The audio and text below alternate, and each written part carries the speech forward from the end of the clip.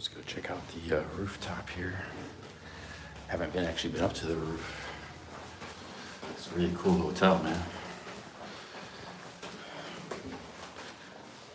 Let's see, here's the third floor. This is where I'm staying.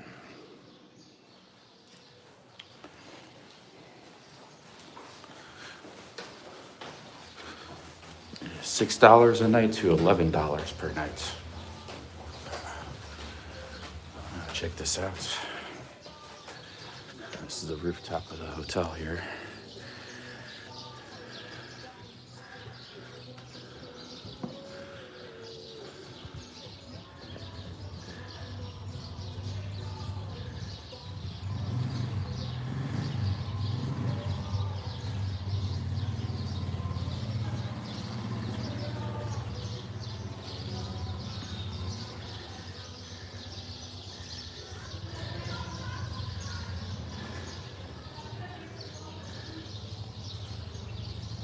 What's up, guys?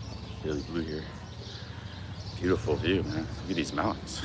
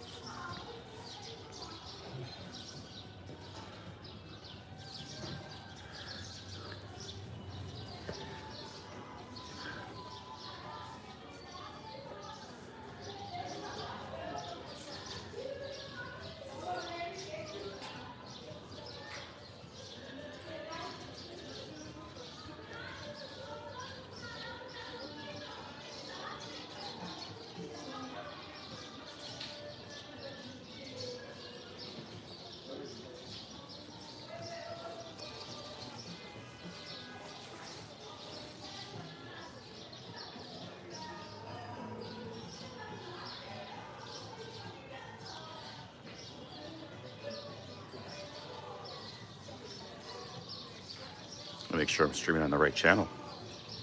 There you go. There we are. This is the rooftop of my hotel. Rajasthan, a lot of the buildings, they all got like rooftops. Something going on in the roof. All right, let's go back downstairs here.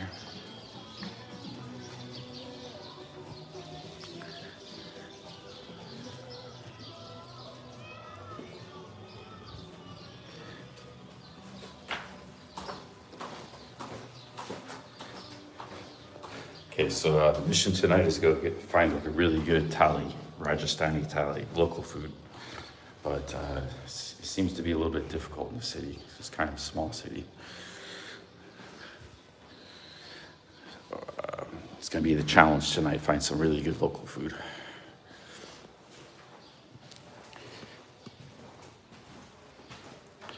Like I talked to that guy in Jodhpur, he said, restaurants aren't really part of the culture. They only recently really started having restaurants around here.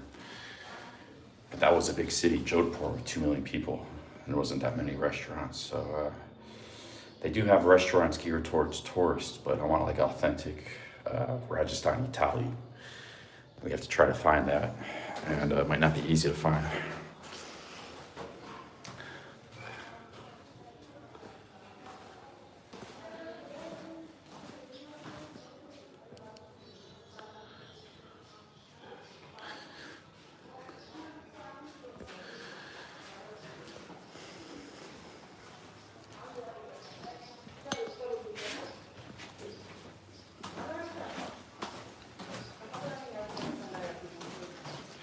If we can't find anything, maybe I find a watermelon.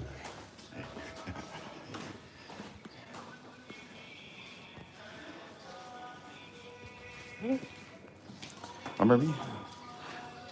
Friendly dog. Monza! Oh, Mon! A gold light karte yaar. I think the balcony should be closed.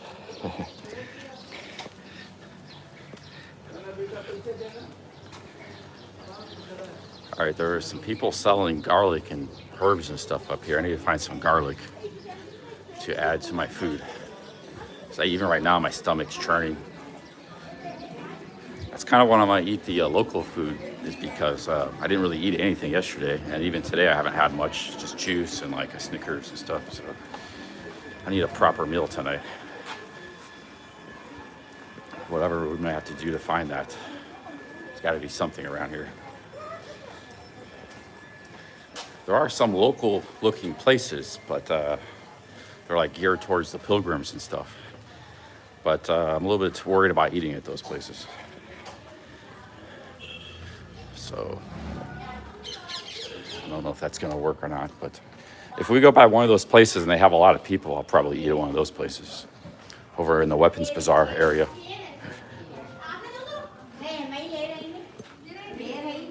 Oh, buddy.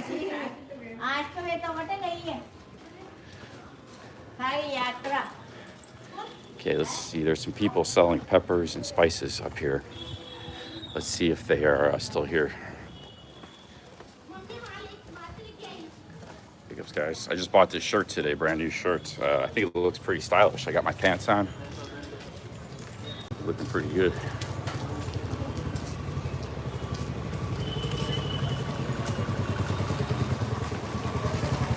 I like this shirt. Yo, what's up, guys?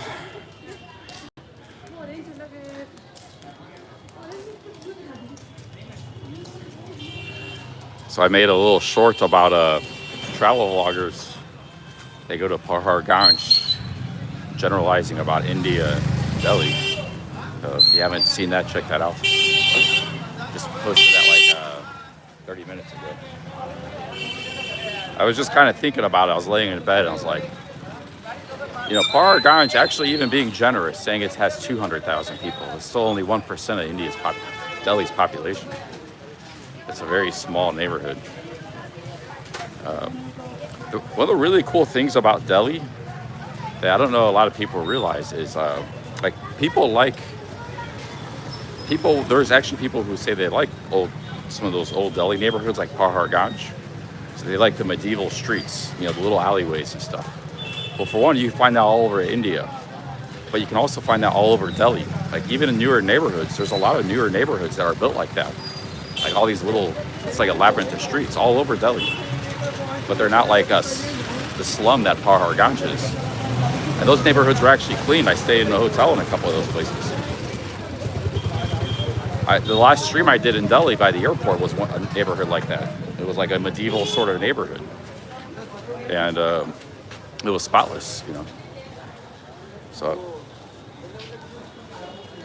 looking for some garlic here. Even if you like those kind of, I like those kind of neighborhoods too. But Paharganj is actually a terrible representation of that type of neighborhood within Delhi itself. That's one of the things that actually fascinates me about India is those sort of, you know, being an urban planning enthusiast, the sort of medieval sort of neighborhoods. Looking for some garlic here. I don't see any garlic.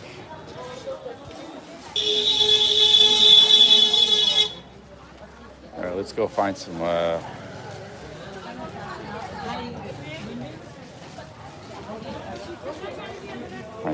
We have to go to Spice Bazaar to find some garlic. I want to eat some raw garlic, man. It's not as easy to find as you might think. What's back here?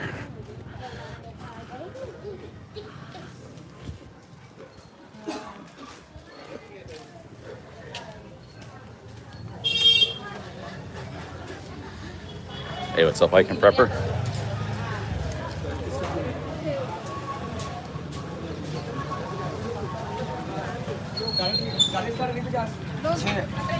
Another thing I like about Paharganj is like there's like one street along the rail tracks you have to walk to get to the Kanat place, which Kanat place is like a nicer neighborhood. This guy's got garlic.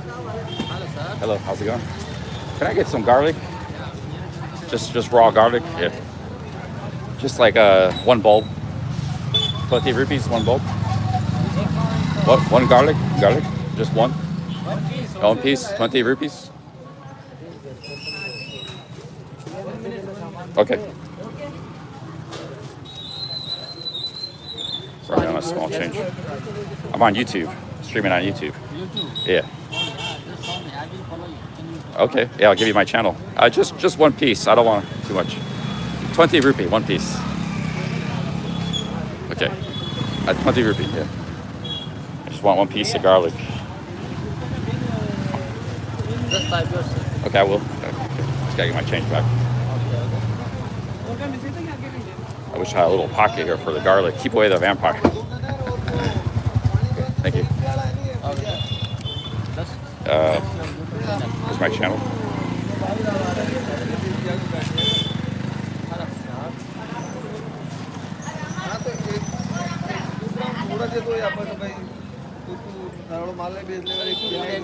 Billy Blue. We have a restaurant. Huh? We have a restaurant. You have a restaurant? Yeah. What's the name of it? Ghatpal Hotel. If you want, you can check. Yeah, I'll take a look. I'm looking for like a Rajasthani thali. Local. Yeah, Rajasthan thali. Yeah, just Yeah, let me see your restaurant. Yeah, I'll take a look.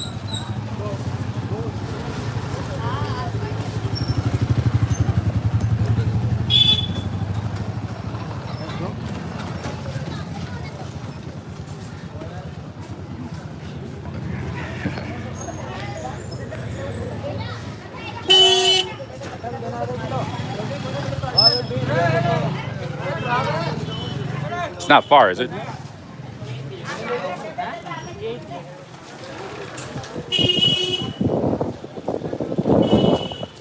Say he has a restaurant. He's gonna show me.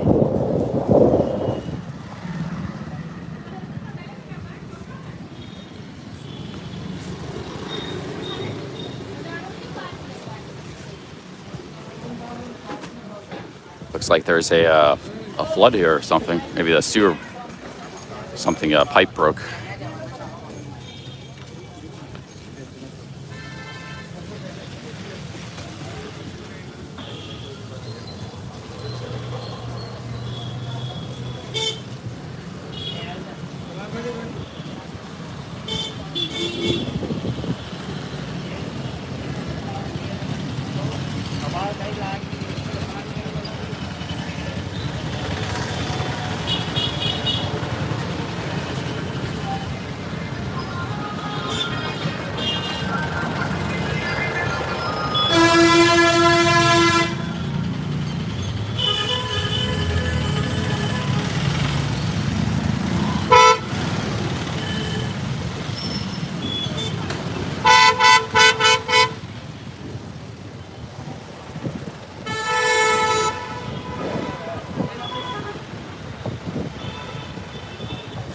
So where are you from actually, sir? Where From are the you from? United States, Oh. USA. USA? Yeah. Oh, United States.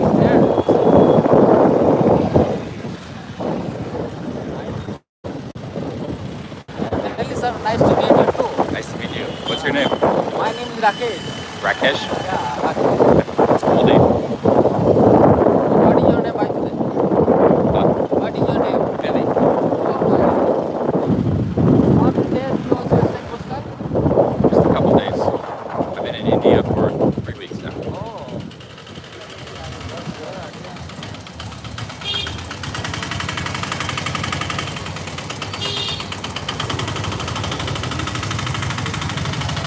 Pretty beautiful sunset over there.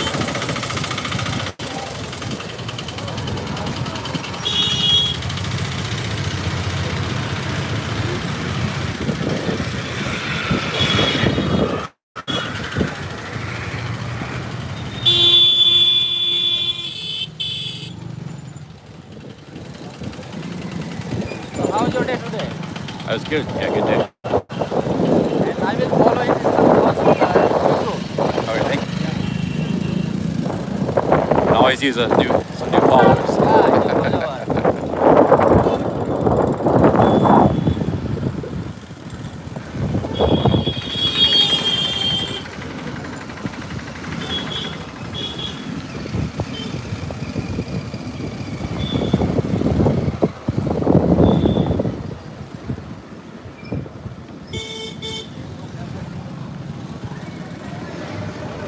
Were you buying spices for your restaurant?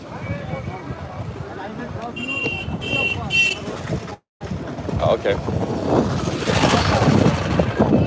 For help.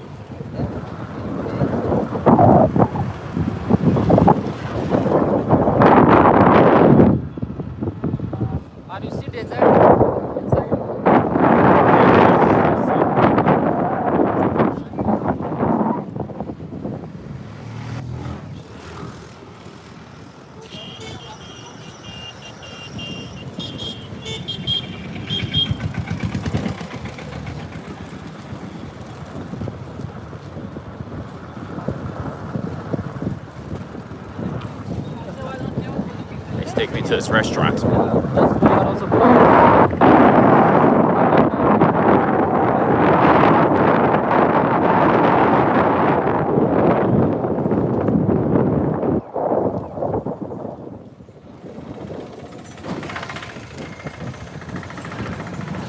Yeah, another flood here. That one. Chapo. Yeah, that's so fun. I was coming out tonight looking for a place to eat. Yeah. Maybe I'll walk. I'll make it easier for you. Let me walk.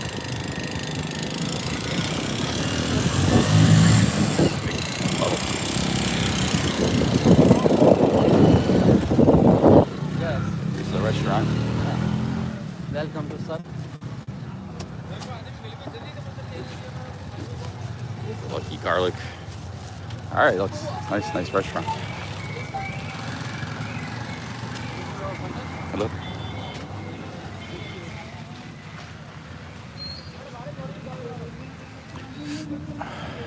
This is a garden here. He was buying stuff for the restaurant. Hello. Hello. Hi. Hey, how's it going? My friend bring me here. Yeah. Where are you from? America. America. You are YouTuber? Yes, I'm a YouTuber. You're the chef? Yeah, you also. Okay. We also recommend this would you like to eat dinner? Okay.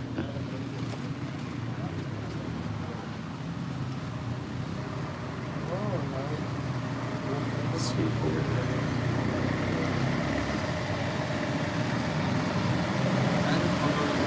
Oh, okay. Thank you.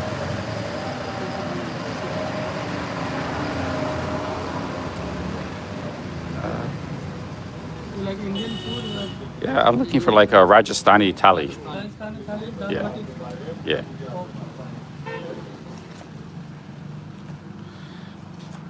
Dal bati banaona. Anything else? I'm not sure. Maybe. Dal bati. Yeah. Thanks. Dal bati churma. Oh, okay. Dal bati churma. I'm gonna walk around. I might come back, but thanks for showing me. I might keep walking around, keep You want streaming. to walk? Yeah. Side. But yeah, just kind of walk around. But thanks, man. I may come back. Okay. Cheers. So what time you come? Half an hour? Possibly, it's a possibility. I'm just gonna walk around a little bit. But what time do you close? What time do you close? Yeah. Like 11:30. okay. Yeah. So you can come. You go and walk around and I make for you. Well, I can't promise I'll be back. It's a possibility. Okay. If I can't find anything else. Okay. Okay. Thank you.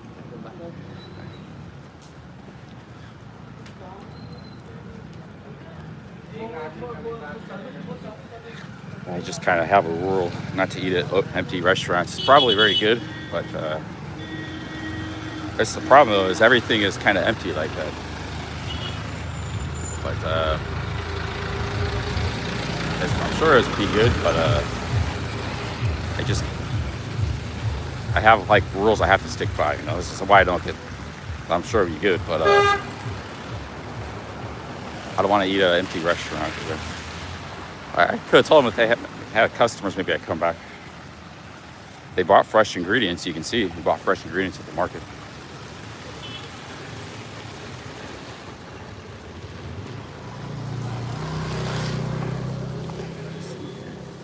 But anyways, we're not in a rush. We could walk around. I found garlic, which I'm very happy to find. And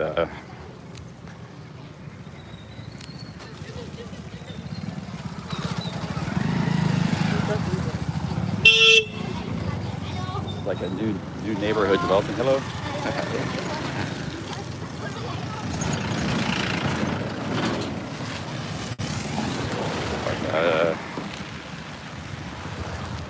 Yeah, I need to see people eating there. Like, I need to see a few people. But sometimes people eat late. Like that one restaurant in Jaisalmer, if you went there too early, they didn't really open until 6 p.m. Some of these restaurants are just opening. They're open till 11:30. Yeah, it's a bit awkward, but I don't know what I can do, man. I gotta, take a chance. But I'm sure it's very good. But I gotta operate by my rules. There's another cafe, but see, a lot of these cafes, they're all open. This is called Ridicule. Ridicule Cafe. But the problem is every place is empty, man. So I don't know where to eat.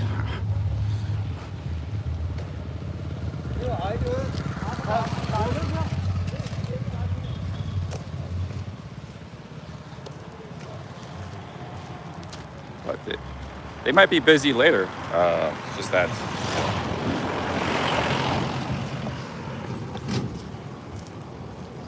Yeah, the camera's shaky. I might need to get a gimbal.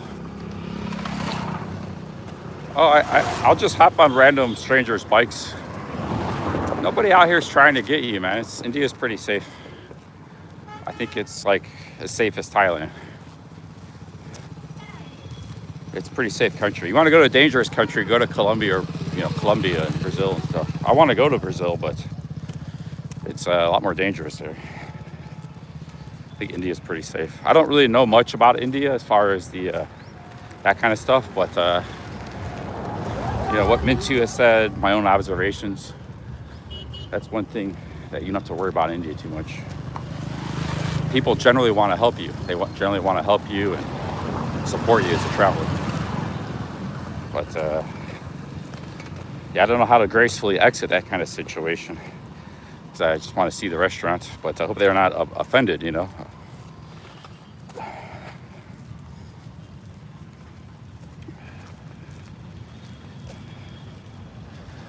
Yeah, find a way to gracefully exit certain situations.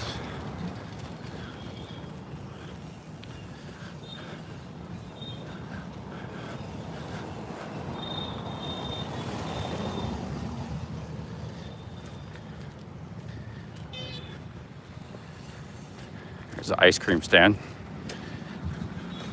I'm gonna walk this way. There's some local places up there too. See, there's places right here to eat too. I just don't see any customers.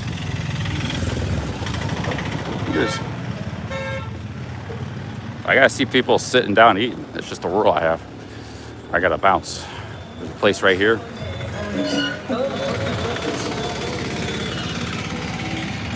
There's nobody there either. So all these restaurants, nobody eating. Another one there. Okay, this place to the right looks like it does have some customers. Sometimes it's hard. Some of these places, though, it's just like they're not actually people eating or customers. They're just people hanging out at the restaurant. So this one's got a lot of tables. It's like they don't really have any customers either. Looks like people are just hanging out there.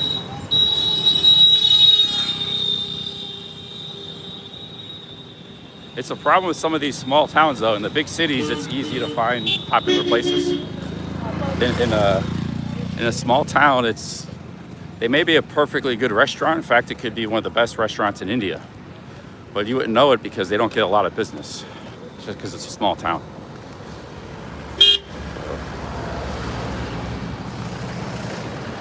Beautiful sunset over here.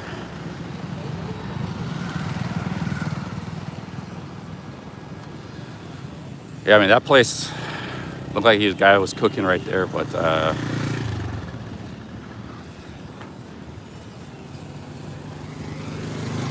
that place I found in Jaisalmer, that was 120 rupees for that. I saw a lot of locals just sitting there eating. So I got kind of lucky to find that. Jaisalmer is kind of a small city too. And outside of that one restaurant, I didn't really find anywhere to eat in Jaisalmer either. So I'm very peculiar about the places I choose to eat at. And beautiful sunset over the hills. This city reminds me of Mexico a little bit. You really feel you're in the desert. Mountains in the desert.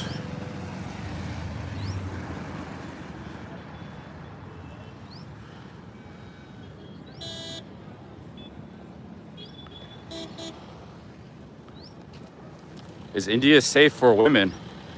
Well, I was just telling people today, most of the tourists I see in this town in particular, but also in general, the majority are women. This town in particular has a lot of women tourists. So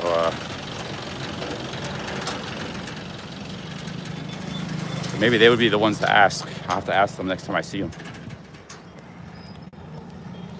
But I think apparently there was, just like there's dishonest vloggers. Apparently there's women like that go to like Bihar and stuff, like really rough parts of India. And then they get harassed and they make videos about it for views. Apparently I heard that goes on too, like TikTok and stuff and Instagram. So.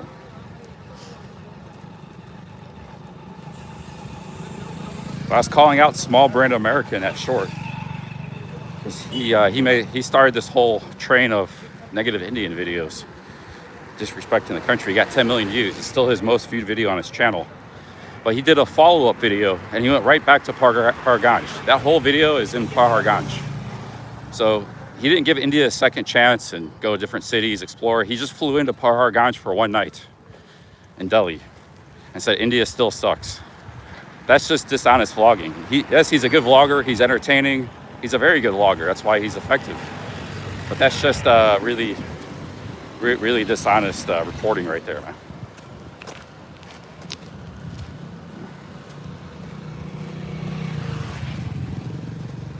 And it's actually really hurting the tourist industry of India. Actually, and it also hurts the reputation of vloggers and stuff in these countries. Actually, kind of. So I'm just calling him out. If he can dish it, he has to take it back. You know, I'm not a hater, but I'm not a troll. But you know, I didn't even use his name in the title or anything, in the tags or in the description. But I did mention his name in the video. So you know, you want to dish out the negativity, you gotta be able to take it back. Maybe I'll be the Twitchy of the travel blogging community, because none of these guys got anybody holding them accountable or calling them out. You know, the Thailand genre, we got 1 million guys making videos and criticizing, but the much bigger travel genre, people with millions of subscribers, they don't have like these Twitchies and stuff. Twitchy was a big guy who was basically calling out travel Thailand bloggers, you know. None of these guys have any of that on YouTube. Maybe they have it like on, I know they have it on Reddit and stuff a little bit, which I don't even agree with the guys on Reddit. They're just, I'm calling out the dishonesty or the bad traveling. You jump into conclusions because of bad traveling. It's like an open debate.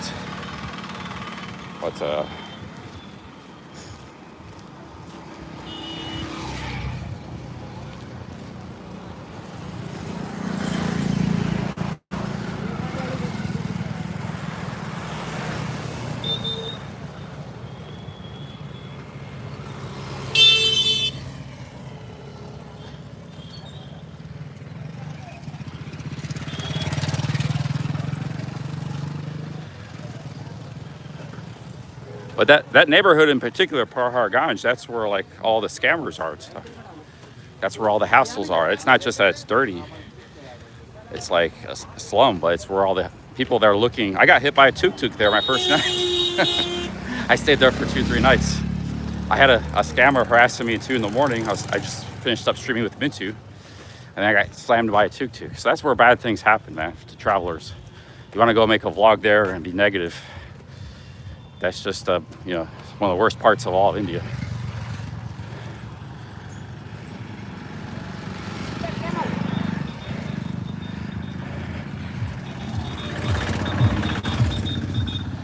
We're out here on the side of the road by the camels. Beautiful night out here. Nice weather. How's it going?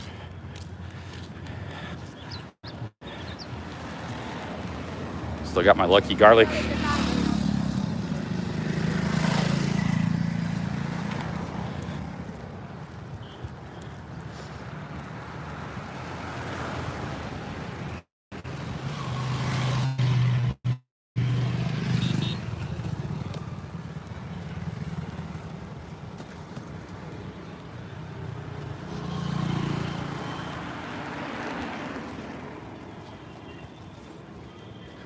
Mintu is a friend. He wasn't looking after me. He's not a guide.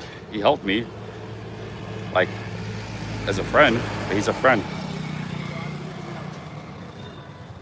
I've been in India 4 times.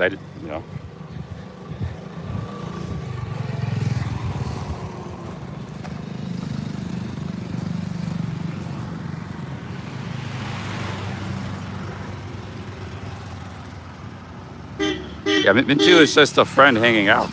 You know, he's not my tour guide. He's not.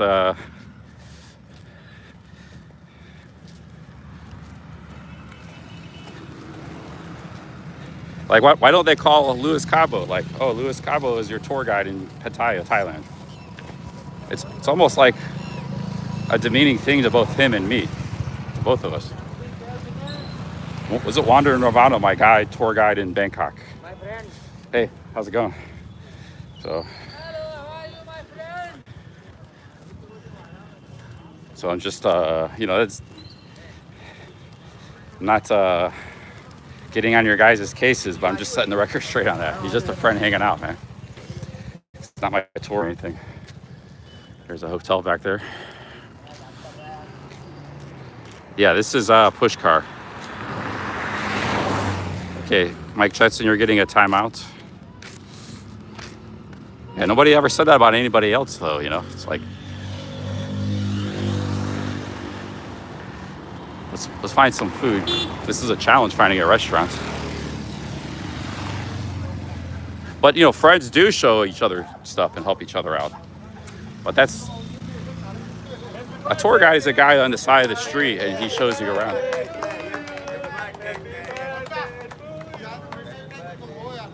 Somebody's birthday. Tour guide is a guy on the side of the street by the pyramids. He helps shows you around and explains stuff to you. It's a very specific thing, you know. It's not a friend. Yeah, the friend might show you stuff. You have conversations. You learn things from the friend. He helps you out. But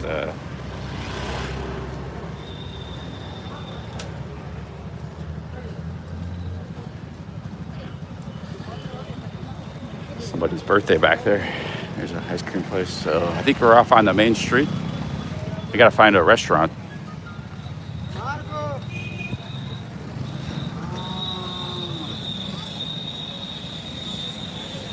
I don't know if some of the restaurants are on roofs. That's where it gets tricky. So it could be like, I see like a restaurant over there. It's got lights. Could be a good one, but it's got it's a rooftop or something.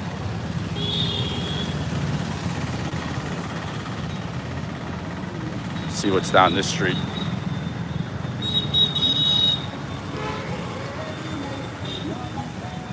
I just bought this shirt today, 500 rupees, $5.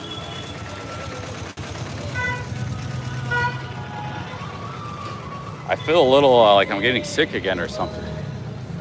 Like, I don't know. I'm really trying to find a good meal. Good Rajasthani meal.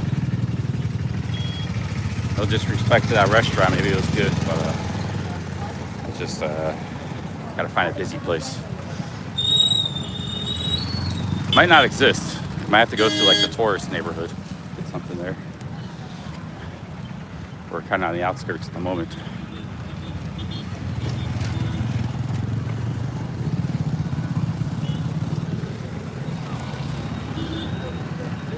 So here's some restaurants here.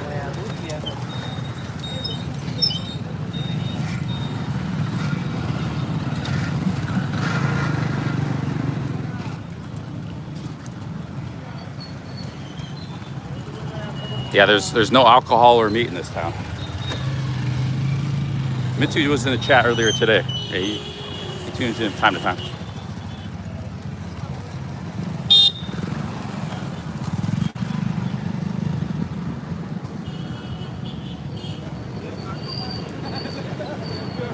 Making chapati here.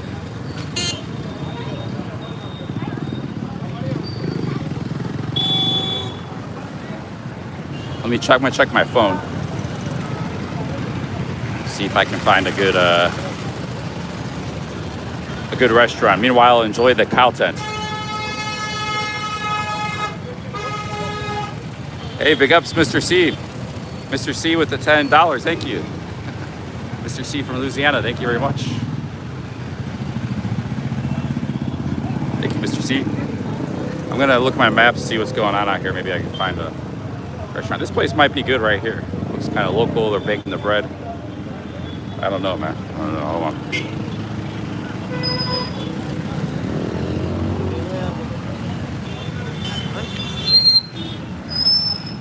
Thank you, Mr. C, man. Massive super chat. Thank you. Okay, we are on the outskirts a little bit. The center of town is where that lake is. So maybe we keep walking north down this major road. We'll find something really good.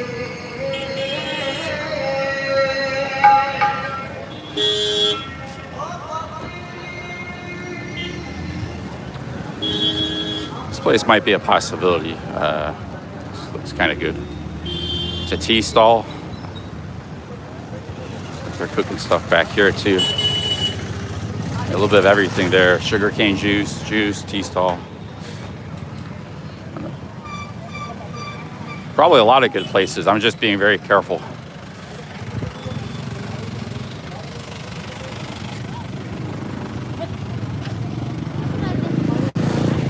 Let's walk down this road. This is one of the main roads. There's a guy selling watermelons.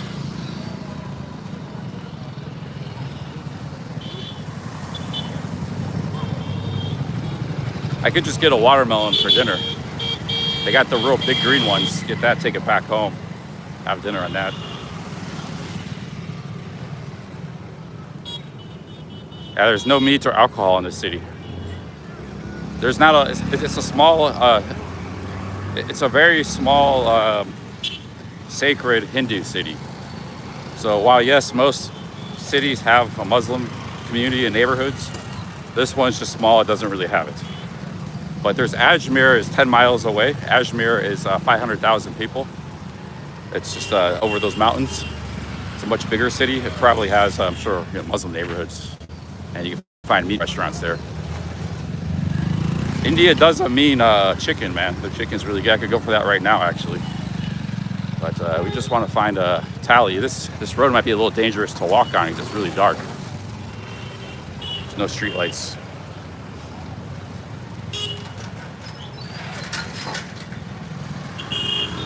I'm going to turn back around and go to the tourist neighborhood, guys. I do see some lights, like restaurants and stuff up here.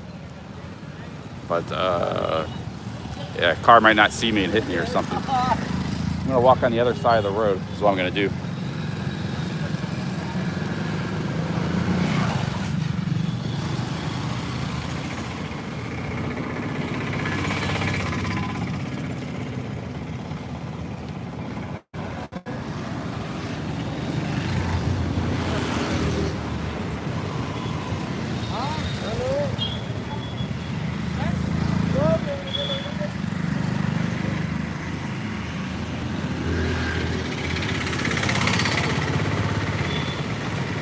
Ralph says, is India actually enjoyable? Or is it an ordeal? I would say I'm having a similar level of enjoyment as I was having in Bangkok. I was in Bangkok 2-3 weeks before I came to India. I left Pattaya and I stayed in Bangkok for 2-3 weeks. So, if anything, I mean, I had some good times in Bangkok this last trip. Enjoyed Khao San Road. Enjoyed hanging out with Alabaster Smidge. He was drinking beers. Sukhumvit. Met up with some people. Enjoyed some of the urban exploration. It's like it's starting to rain. I'm going to turn back around and go to the tourist neighborhood. I'm not really seeing anything up here. It's starting to rain now, too.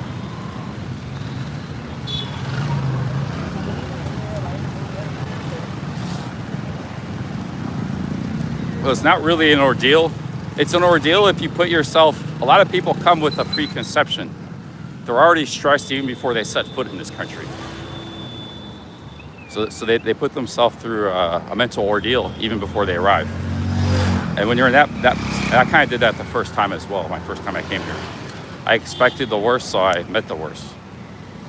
I didn't have a good time. If you come with an open mind, much more likely to appreciate the country.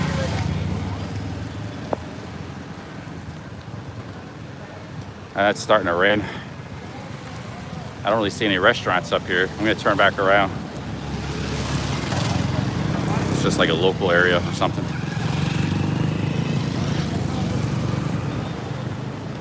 There might be some restaurants, but I'm not gonna find them. Yeah, turn back around.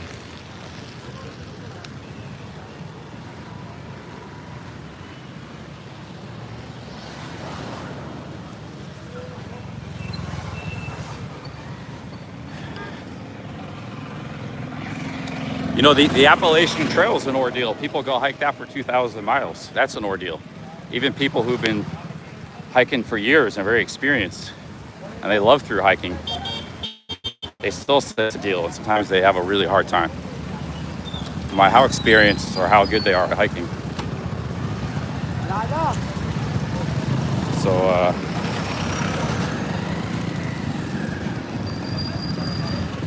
yeah, it's raining right now.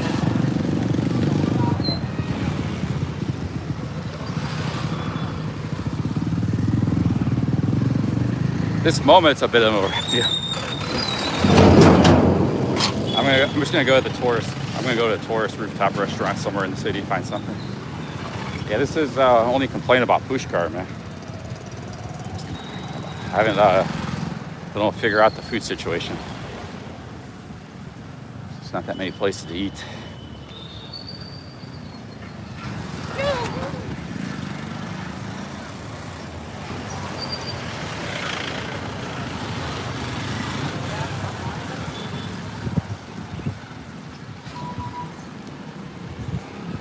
Like, every country has its pros and cons. Like, if you want to go party, you know, this is probably a pretty bad country for that. This country is good for like adventure and traveling really cheap. A lot of different experiences in adventure travel, which was a big reason why people traveled in the past. The main reason. And they also were usually broke.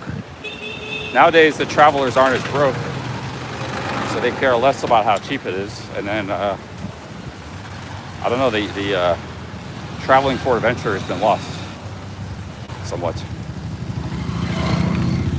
The influencers haven't helped that, like Los LeBlanc. I don't think, I went through Los LeBlanc's category, and he likes to go to beach places, tropical. I don't think he ever made a vlog in India, 10 years of vlogging, you know? He never stepped foot in India once, and he was very influential. It's not just his vlogs in particular, but people would copy him and then kind of set on their own course. And he was the guy who always went to Bali and the beaches of Thailand and stuff, the Philippines.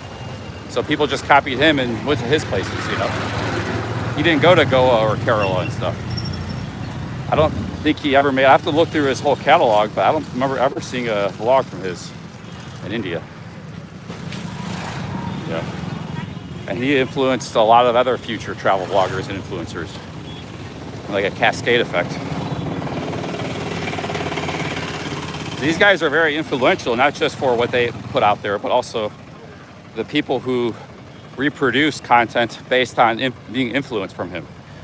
You know, I was influenced by like 6 or 7 vloggers. Bangkok 112, David Bond, Harold Balder, you know, Ryan Boundless, Durian Rider, all these Tire Cheap JC. Those guys all influenced me. Had those guys not been around, you know, I probably would never been on YouTube. So even a small vlogger can have a cascade effect.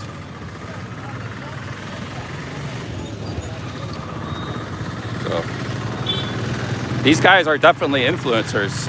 It's not just because of their views. They're influencers in a lot of ways.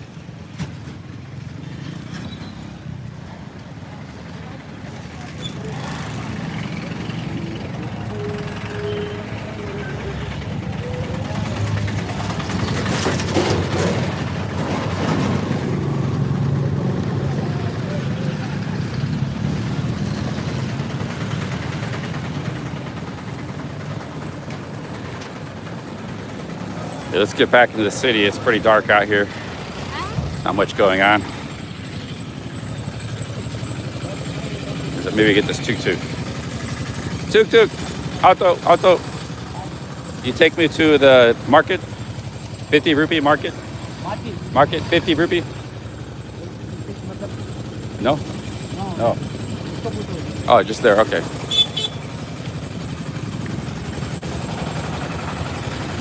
He's got to fix his tire or something, I think he said.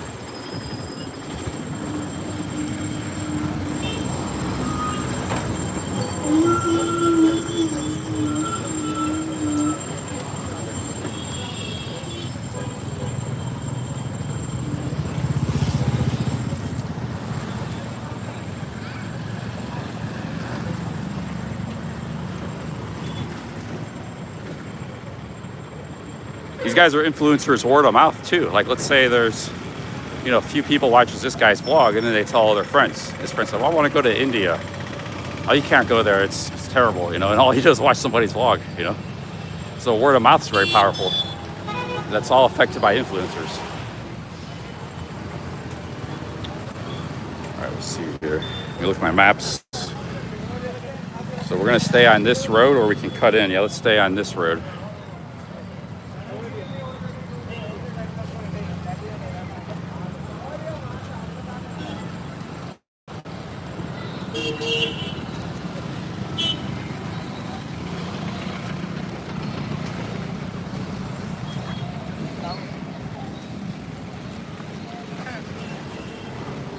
Hello. Hi. Hello.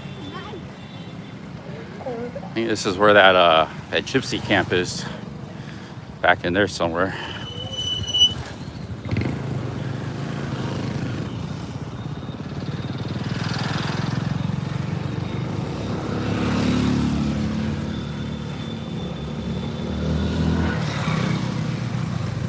Now, me in particular, I'm in the manga genre, just because, you know, I started in Pattaya. So I'm not really that influential. Even if my channel got big, people watch me because, you know, I don't know, they're just the last people left from that channel. The dinosaurs. But if my channel did blow up again, whether it be with India or somewhere else,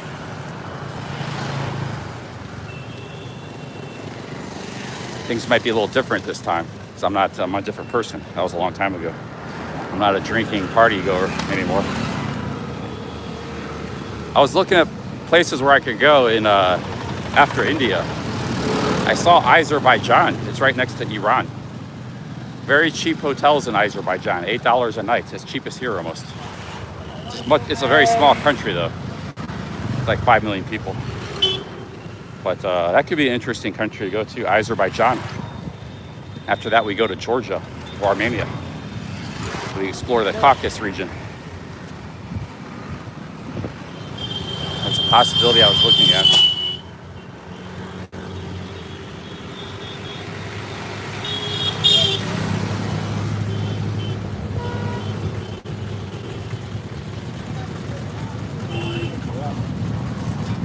This guy's eating a sugar cane discardings. Yeah, there's not really any restaurants, man. I guess I go to a tourist area. Maybe a restaurant. Here's a restaurant here. There's like these little tent restaurants, so nobody's ever eaten them. So I'm a little scared of eating myself.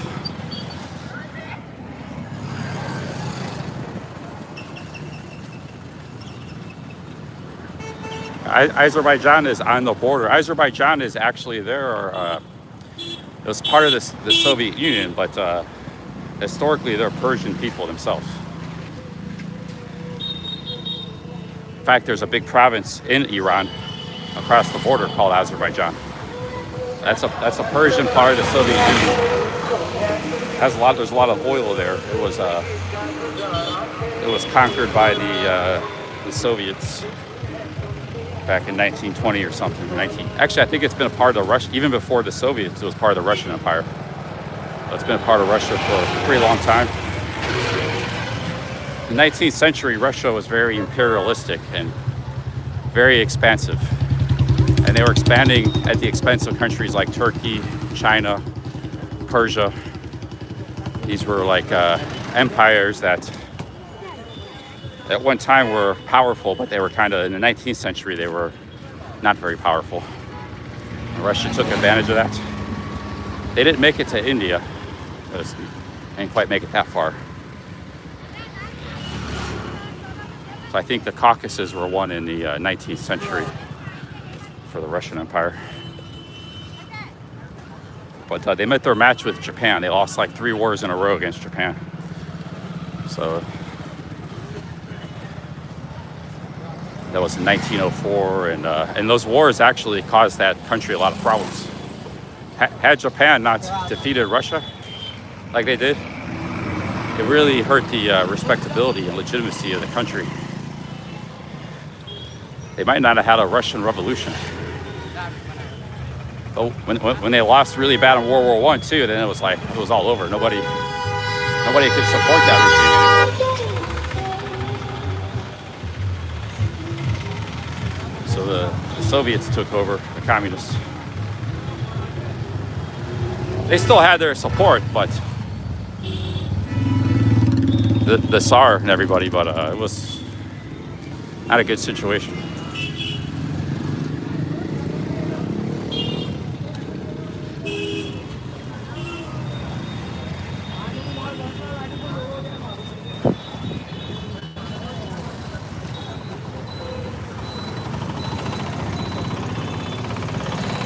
Okay, now we're getting back in the city. Yeah, there was nothing up that way. We're looking for a restaurant we can eat. A lot of fruit. Look at all that fruit available.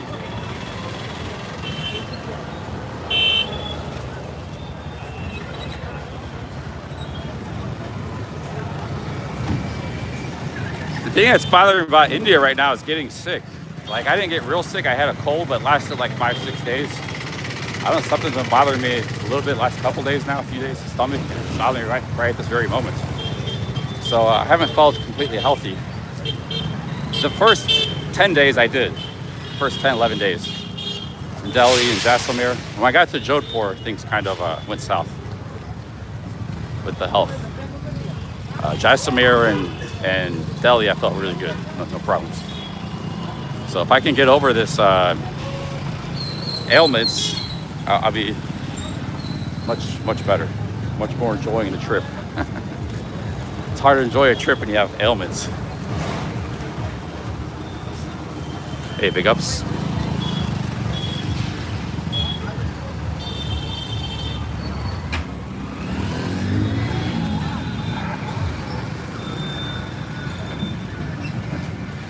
All right, let's go into the city. Usually you would see a restaurant. This is the kind of neighborhood you would see it, kind of like a local road with a lot of shops. I guess the locals just don't eat at restaurants, man. There's nothing really around. Trying to find a place where the locals eat. Excuse me. I ain't seen. I mean, there's restaurants. There's just nobody there eating. I ain't seen a single soul eating at a restaurant. Walked by 20 of them. There's something there. That's just a sweet place though, by the looks of it. Sweets. Yeah, there's no restaurant there.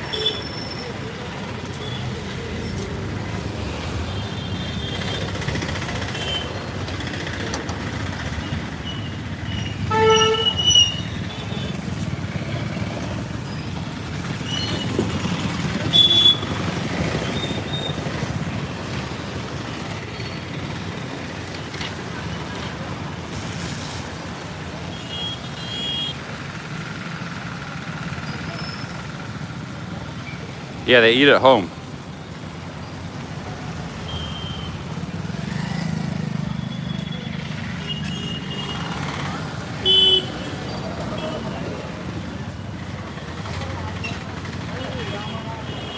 I guess it rained. There's water everywhere. Must have been. Oh yeah, there was. I was in the room. I heard some thunder and stuff. There was a big storm. So there's water everywhere right now.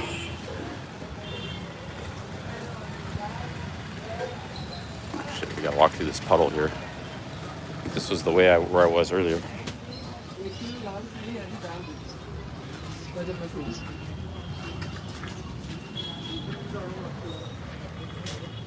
We're back where we started. Oh man, look at this puddle. That must have been a hell of a downpour, man. Water everywhere. We're in the desert too.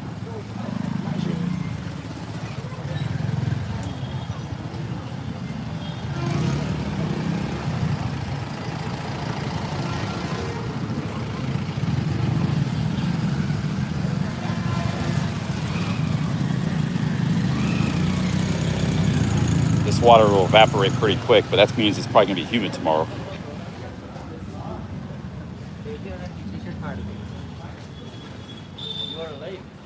Yes, I'm live. Okay, I'm gonna follow these guys. They're walking on the stones.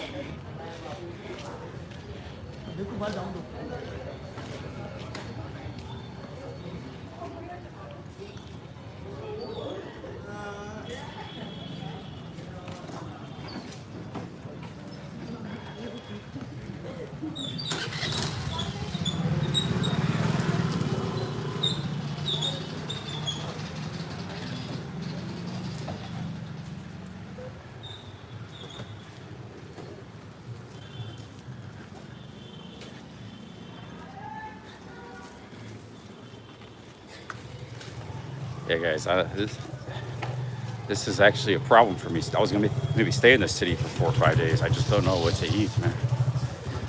It's like a lot of the tourists here are like vegans. They're just eating fruits and stuff all the time. Hey, how's it going? Namaste.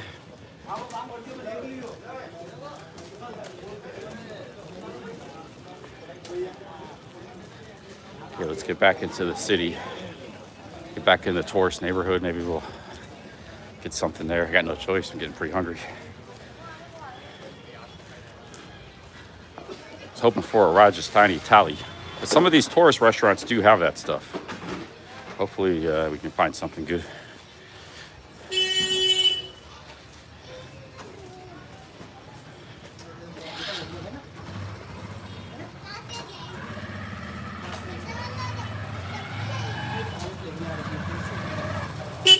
If I wanted to eat vegan tonight, I just get a watermelon. I want like cooked food. I'm still a vegetarian. I want like properly cooked food, you know, like a nice, delicious meal. I would take a good Rajasthani thali, which is vegetarian, over a $30 steak meal. Like, I really like that kind of food, but it's hard to find sometimes because people just eat at home.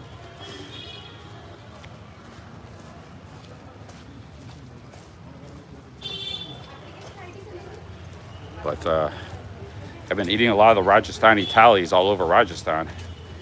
And I really, remember that one restaurant in Jodhpur? Like it's really phenomenal food.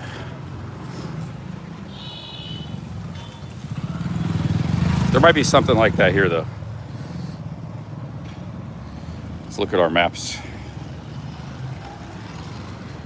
Okay, we gotta turn this way. We'll be in the lake here. I think we'll go down this way a little while longer.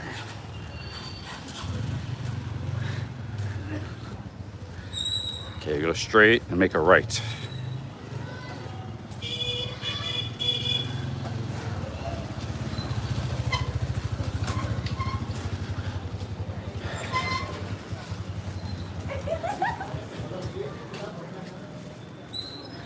Is it Easter Sunday? It's Friday today. Hey, what's up, Jonathan North?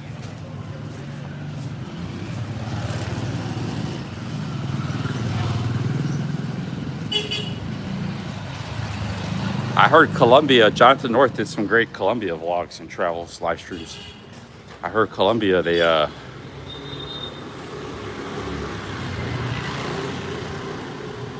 just rejected 600 like Americans from entering the country. They were Americans trying to visit for tourism. They rejected 600. Colombia is like a no-go zone. Not a good country to go to.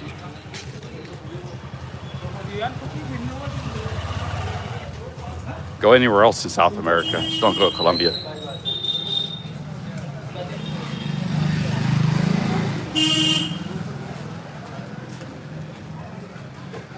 People still have this ideal like Colombia is some great country.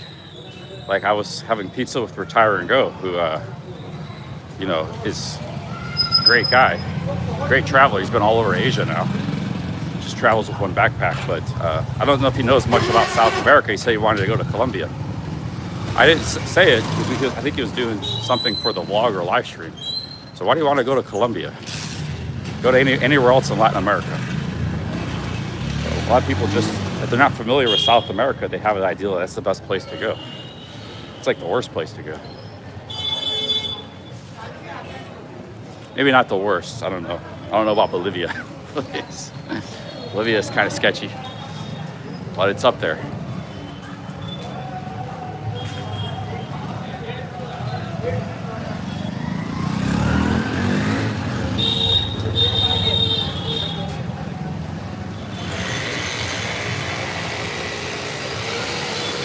Yeah, like my friend Shay, he can't even go. He likes Colombia. Some people do really like Colombia, you know. My friend Shay liked Colombia. He's in Thailand right now, or Hong Kong, or somewhere. And he wanted to be in Colombia, and they didn't. They kicked him out of the country. They were kicking people out. Roberto, he's from Sweden. He got rejected from entering the country. People get robbed and hurt there all the time. Foreigners. And the government dislikes foreigners.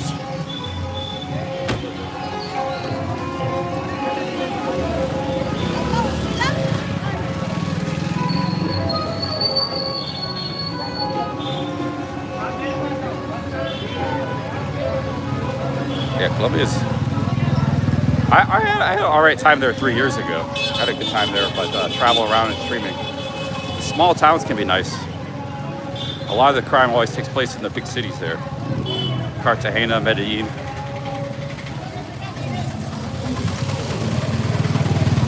I wonder, I gotta check Ace Live's channel. He used to spend a lot of time in Colombia. I bet you a lot of those guys aren't even going to Colombia anymore. Ace Live, Barber World TV. And they were actually really big fans of Colombia at one time, 5 years ago, 8 years ago. Colombia really built up Ace Live's channel. That's where he made his, that was the stomping grounds. Also, the other dude, the guy from Kenya, he's a pretty big travel vlogger. I forgot his name. He was in Colombia too, like 7, 8 years ago. All those guys that like started in Colombia, they don't even go there anymore. So, and they know the country well. They speak Spanish, most of them. Mara, I am Mara. Yeah, I gotta check those guys' channels out because I don't even think they're going to Colombia. If you see I am Mara and Ace, neither of them went to Colombia the last 2 to 3 years. That tells you something pretty big right there. The last 2 years. I don't know if they have or not. I gotta check. And those guys started in Colombia, you know. It's not, go somewhere else, man. Go to Peru, Brazil, Argentina, Chile, Paraguay. Venezuela might be open.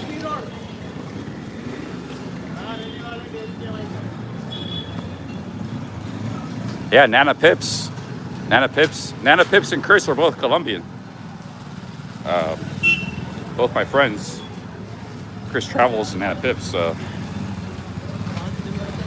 There's a lot of good people in bad places all over the world. And there's a lot of good people in Iran right now. A lot of good people, but it's a bad place to go. It's a bad place to go. What are you gonna do?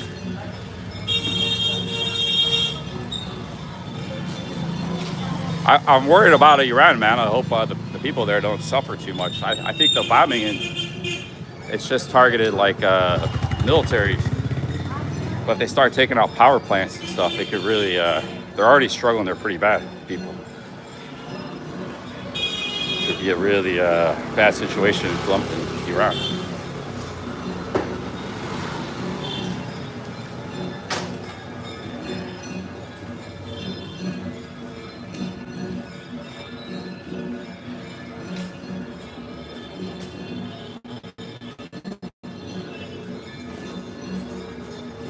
Okay, there's a rooftop restaurant here.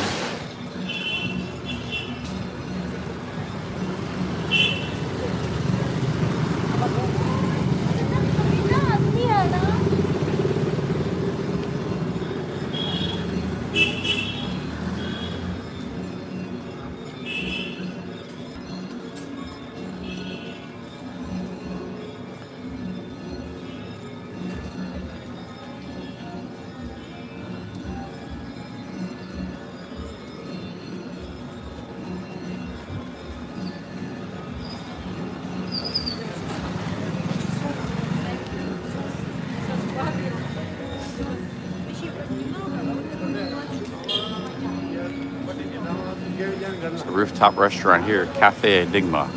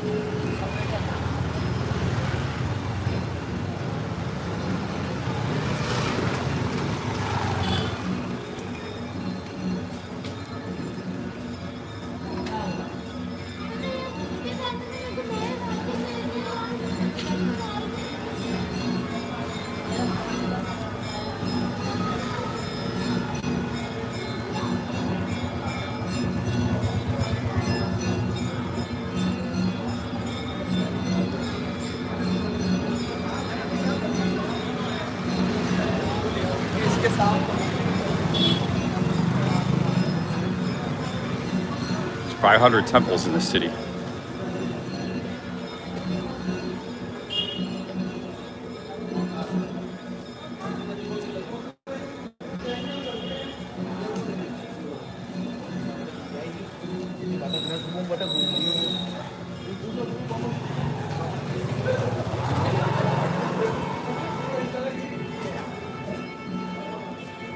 There's another temple.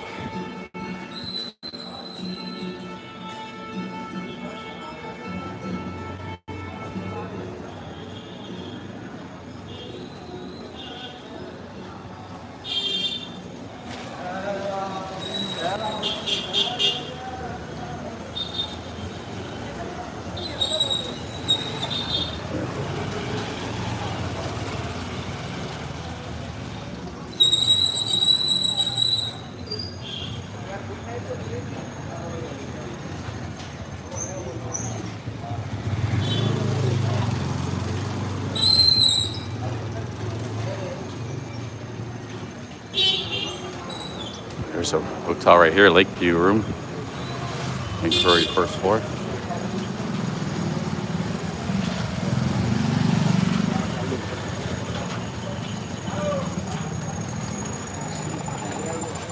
Here's South Indian food. A lot of people eating here.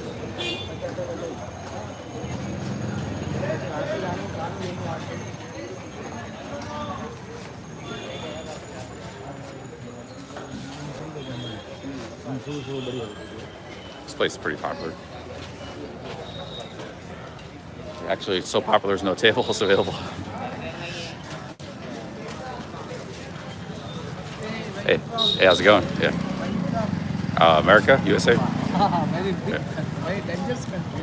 Oh no, it's not too dangerous. Some parts can be. You like betel nut? Yeah. Betel Bal nut? masala. Yeah, betel masala. Like Pushkar, India? Yeah, I have betel before. Yeah. Yeah. Yeah. Oh yeah, right there. Yeah. Brahma Lake for Pushkar. Yeah, Brahma Lake. Yeah, I know. Brahma Lake. Here down we had night fight ceremony. Go down. Okay. All right, thank you. Your name? Billy. Billy. Yes. Enjoy. Thank you. You too. Here down the lake. Oh, okay. Okay.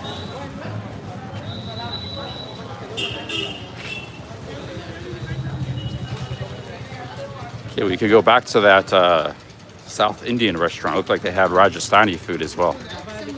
Hello. How are you? Cigarettes. I'm good, thank you. Thank you. Huh? No, I'm okay. I'm looking for food. Rajasthani thali. Thali. Oh, okay. Thank you. 25 shop again on the corner. Okay. 25 shops. All right. Thank you, sir. Okay.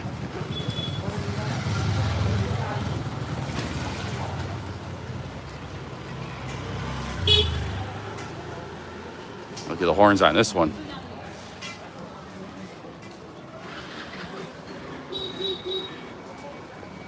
The cows are so peaceful, man. They just walking around. Very peaceful animals.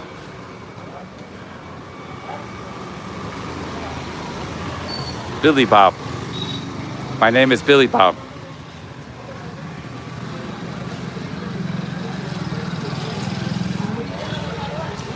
So there's a bunch of thali places over here.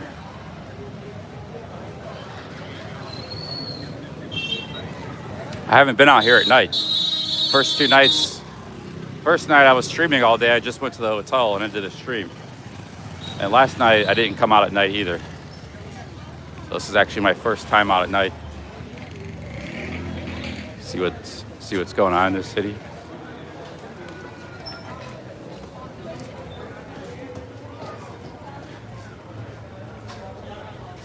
Yeah, one cow did swipe at me a little bit this morning. He was somebody put popcorn on the ground, and what I learned is that cows really love popcorn. Like even one little kernel, they're trying to find it. So I actually fed the cows grass. I bought some grass from one of the ladies, like a big bushel of grass. He would rather get like little kernels of popcorn that were still scattered than eat the grass. And I was a little too close to a couple of kernels and he almost like butted me out of the way. There was another cow going for the kernels too, a smaller cow, and he was butting that cow out of the way. So yeah, you want to feed cows, feed them some popcorn. They really love that stuff.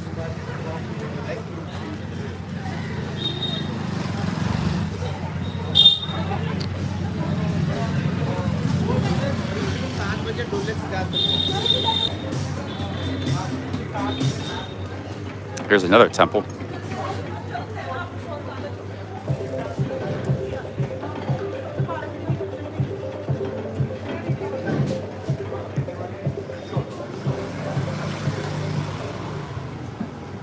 Yeah, David Asher, they have a different tastes and preferences though. There's foods they like more than other types of foods.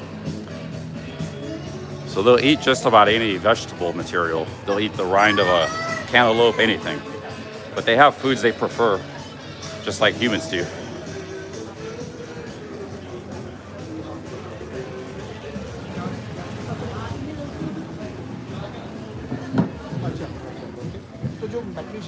You know, they say that the cows in America, they're corn fed.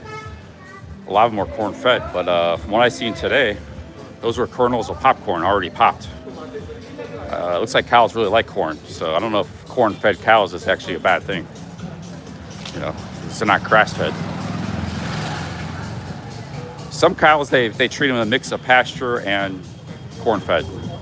So the corn fed, they just bring in like big barrels and they put them there where the cows are. Bring them corn, you know. But a lot of cows in America are a mix of pasture. So they do get some pasture, but you need a lot of pasture to feed a cow, a lot of acres. They don't have enough per cow, so they feed them a mix of corn and pasturage.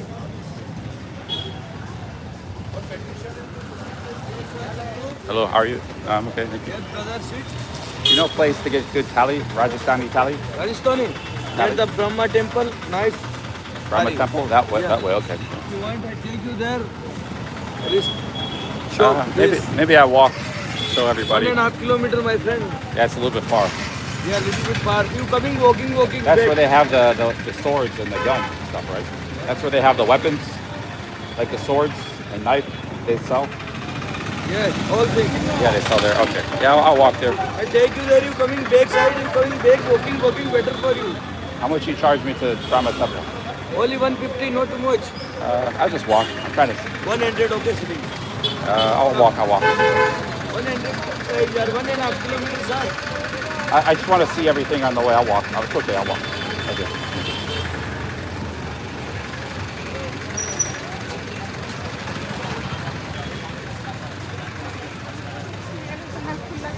Yeah, the Brahma Temple that's probably the place to go. I don't know why I didn't went there first. That's where the weapons bazaar is, where they sell the guns and the swords. I was there earlier today. There's a lot of restaurants there. So he said to go there. Now I know for sure to go there. To get the local food.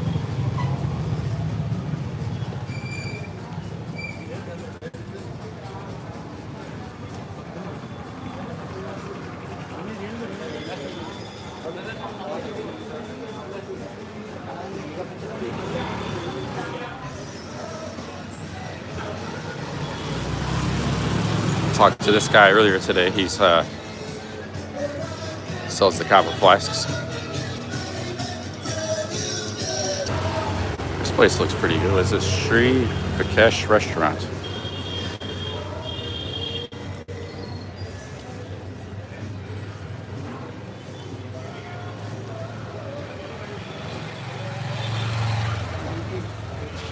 This is a lassi. This is a local lassi.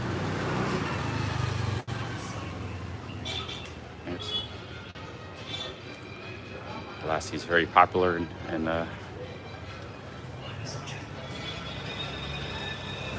Rajasthan.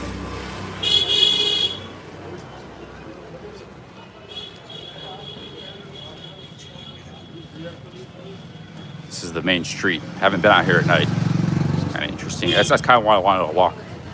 Anyways, I want to see the street here at night. Here's the Funky Monkey Cafe. It's been here since 1984.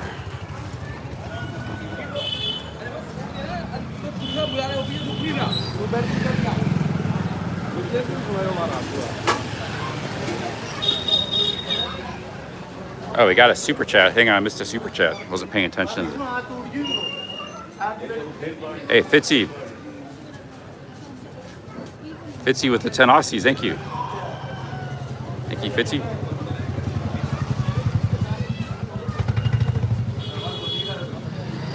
Thank you very much.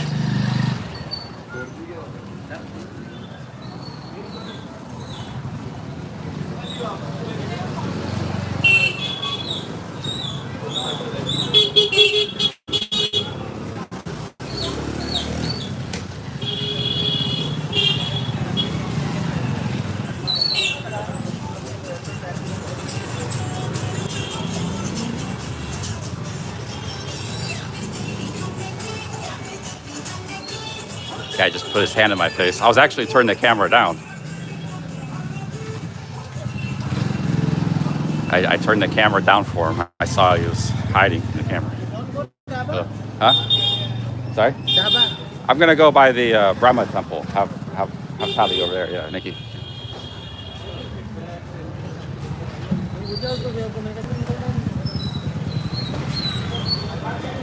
This restaurant looks really busy. Probably pretty good. Looks like it should be pretty good.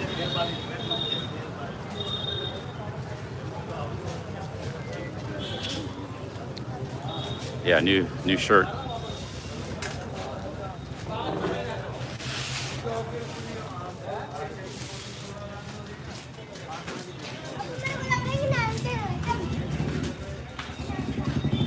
Walking street has changed. Yeah, this is like a walking street. It's a cool record shop, vintage shop. Oh.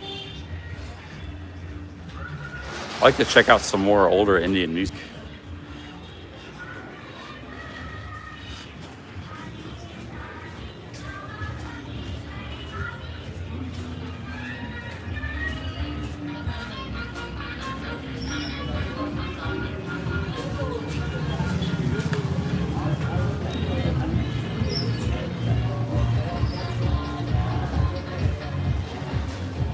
There's the lake here.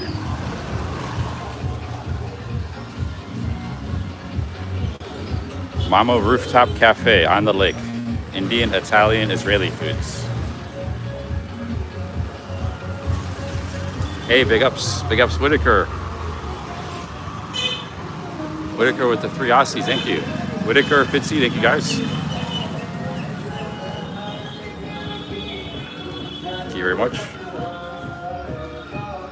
Big up CC, chat. Is Chrissy Boy live right now? He usually goes live around this time. I've been watching him at night. This live stream, cause I'm usually at home in my room, bored, nothing to do, and there's nobody else live, nobody to watch. So I watch Chrissy Boy because he's been live every night. It's actually provides me with companionship almost.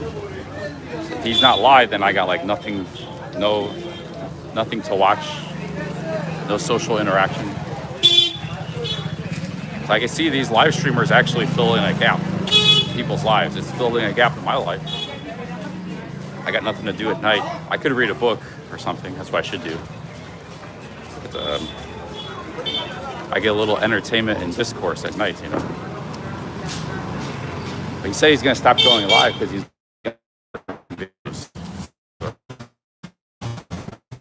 enjoy it while you can.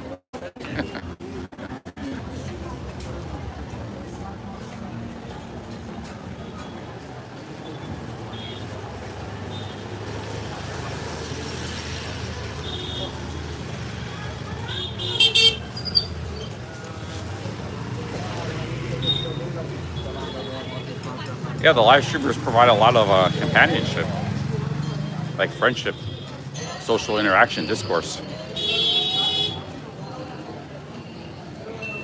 to people. I know they have for me. I'm not just a streamer myself, I'm also a consumer of streams. People might not admit to it, but it's true, because I feel it myself. There's the lake.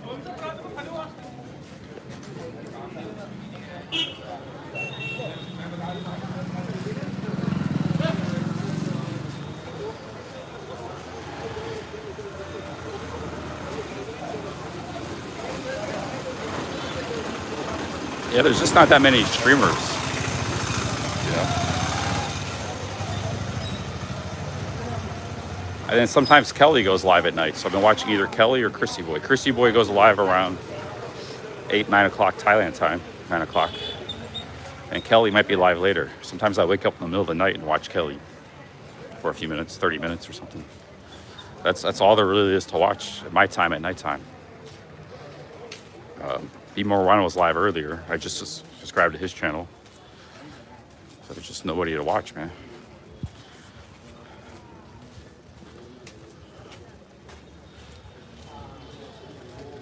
Hey, how's it going? We need some more streamers.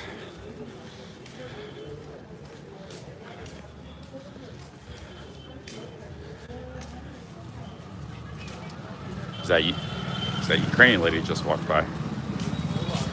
She kind of blends in. She dressed like an Indian kind of.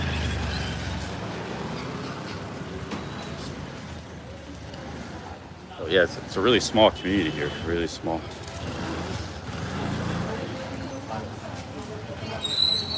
Yesterday I walked around in the morning and in the evening, and I saw like 3 or 4 of the same people 3 or 4 times. Like I kept seeing them over and over, the foreign tourists.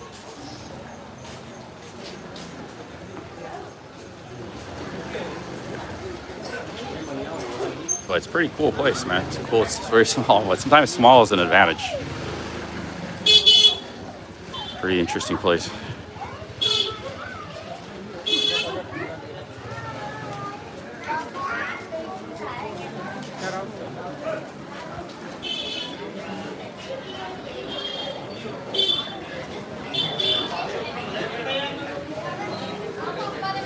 If you want to like meet a lot of people real quick as a traveler, locals and other tourists, being in a small place like this, a small tourist hub, is like one of the best places to go. Especially if you stayed here for a week or 2.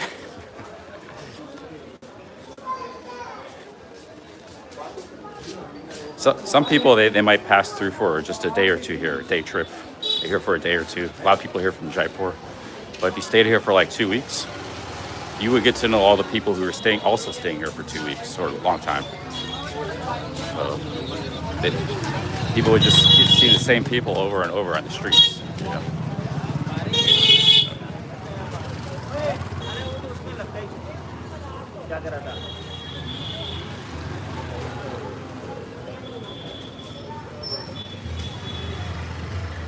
I'm not feeling that great, man. I gotta get a good Rajasthani thali.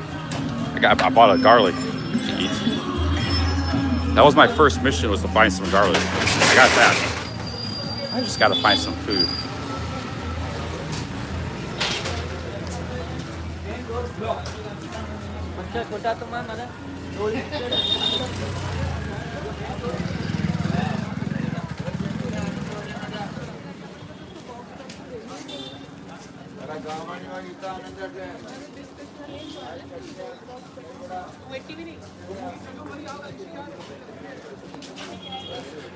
Now we're getting over by the Brahma temple, I think.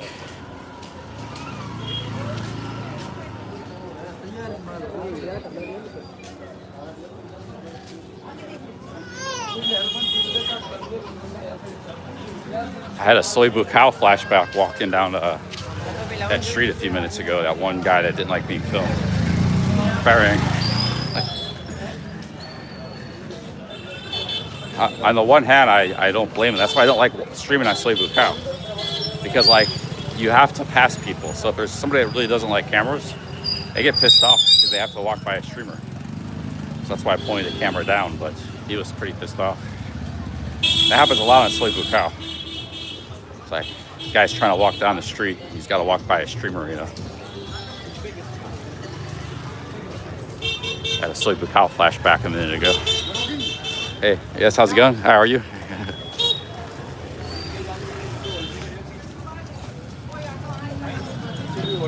Yeah, it's just a narrow street we're walking on, so.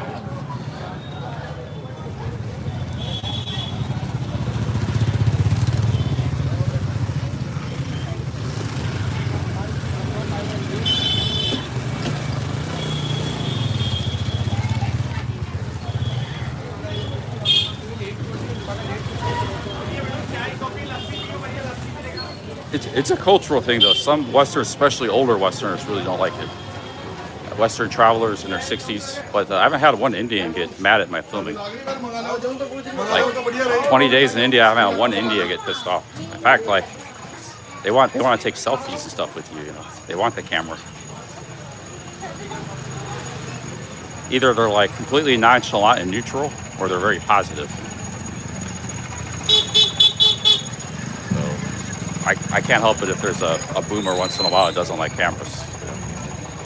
Can't stop what I'm doing. This country generally really likes it and accepts it. So.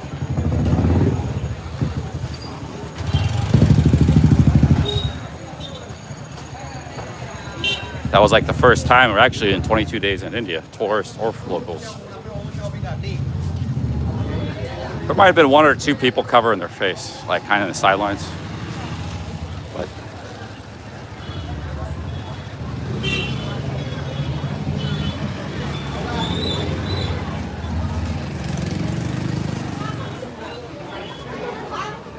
yeah, I think this is where the Rajasthani thalis are. I'm trying to bring more vloggers to India, man. More vloggers and streamers. I'm trying to get the word out. Actually, I have altruistic motives what I'm doing as well. I want to see India get a big tourist industry. People can leave Bali and Thailand, spread out a little bit. They can come here too.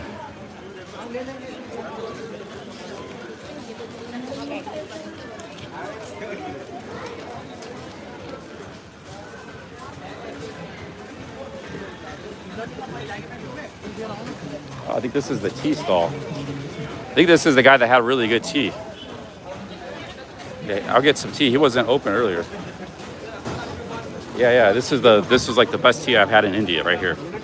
I was looking for them earlier, but they weren't open yet. They got ginger tea.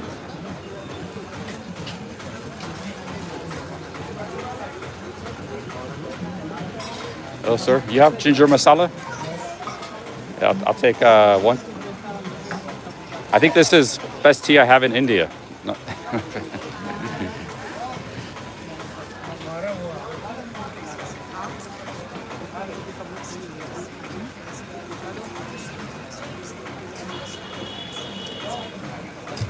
See, there's a ginger, so it's ginger masala.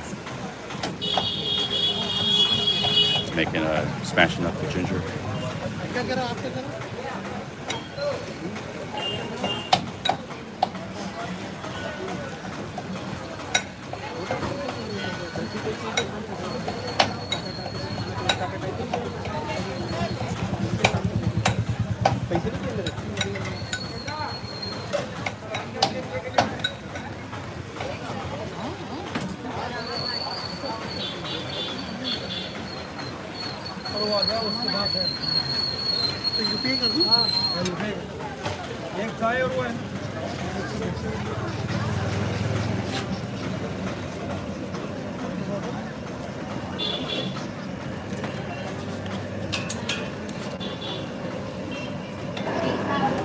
क्या हुआ 200 पूरा plate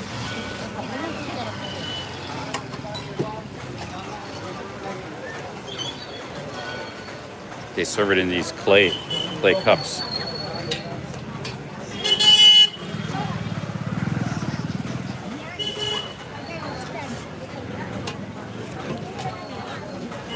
₹20. Thank you.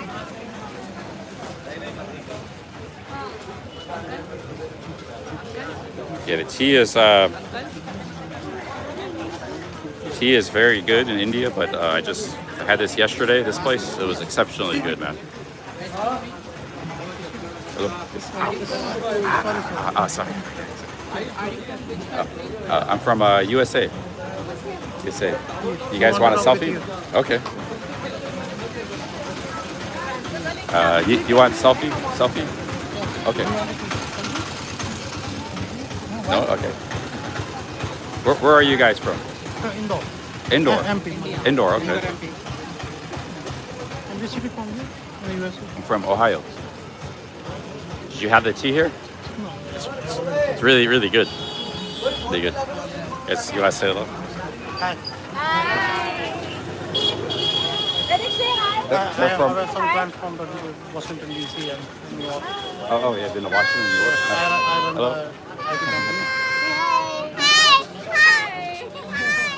I heard Indore is the cleanest city in Yes, India. yes, yes. Yes, Yes, very clean. famous. Yeah. Famous in Maybe I've never been there. Maybe I should go there. You can visit for it.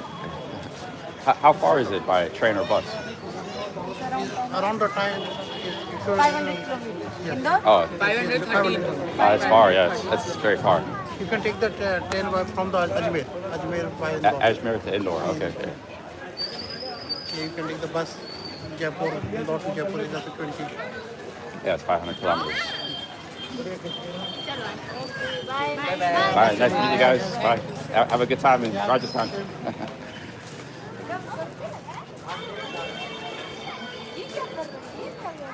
Yeah, they're from Indore, which is like about 500 kilometers south of here. But people come here from all over India because it's a very sacred place.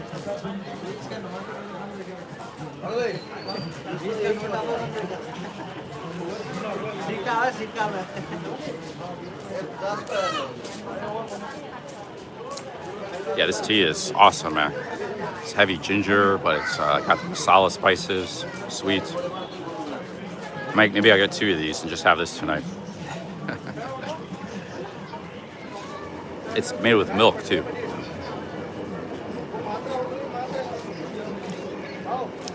They got this other thing around here in Rajasthan. It's homemade potato chips. That's what I had last night for 30 rupees.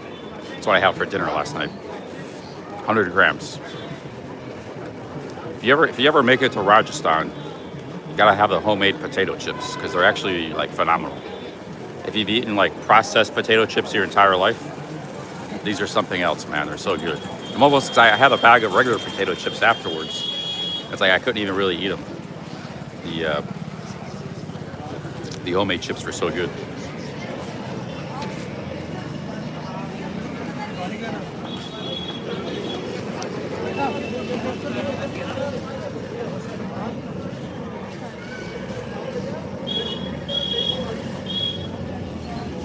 They serve it in these clay cups and they just throw them away.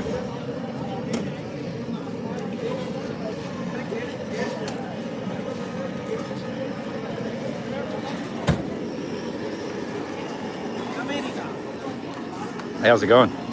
Yeah, you served me the tea yesterday. This is best tea in India. Yes. Best I've had. Very good. Huh? It's very good, yeah. You like it too, right? Yeah, I love this tea.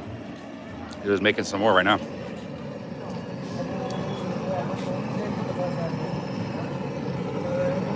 So they boil the milk and then they add the tea and the spices, I guess.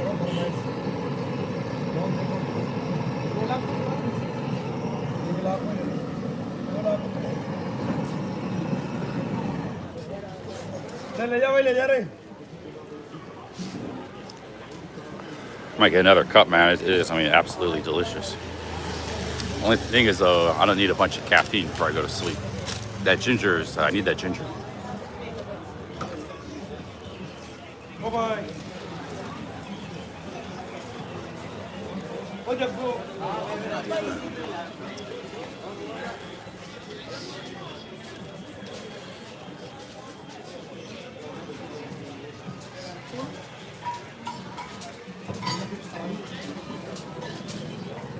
I'll have one more.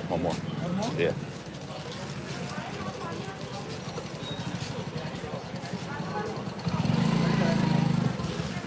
Well, there's food in that. That's milk, dude. It's milk and sugar.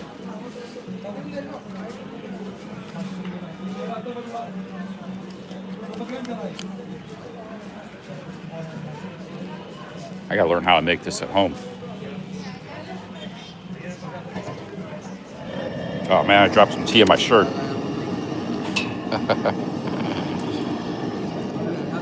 Shirt's not gonna be white for long.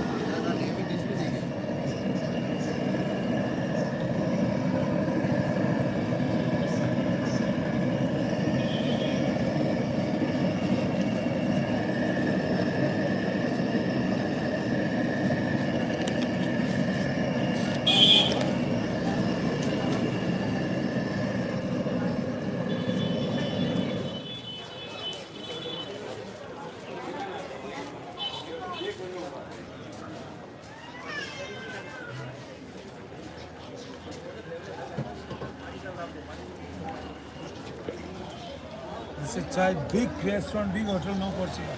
Only for here. Yeah. This chai, Not in the restaurant, only here, yeah? only for this. How many years you make this chai? How many? 10 years. 10 years? Yeah. 15 years after in the first time in the start, this is lassi. Oh. Sweet lassi. Oh, sweet lassi, yeah. Yes. This is Pushkar famous. He's not open. He's different guy? Yeah. So lassi and tea. Condensed milk, butter malai, rose petal, all mixed. Is he here tomorrow? First time for me. Oh, okay. Is he here tomorrow or Yes. lassi? Every day here. Oh, every day. Okay. My shop. Okay. Stay here. I got another cup.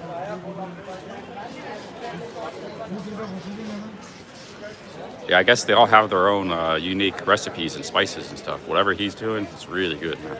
I've had some good tea in Jaisalmer and all over.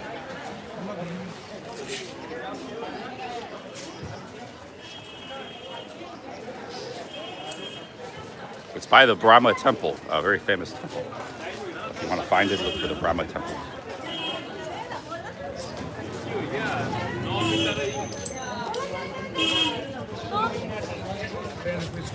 That's the Brahma Temple, right? Okay. Yes. He's near the Brahma Temple. Where my temple? Very famous. If you're from India, you're watching. You got to try the tea out. You online page? Live on YouTube. Online. Hey, cake protection with the 5 British pounds. Thank you.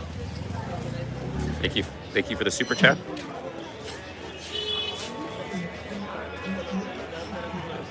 Hi. How's it going? Yeah. So thank you, cake. Ah, man, might not even be hungry after this.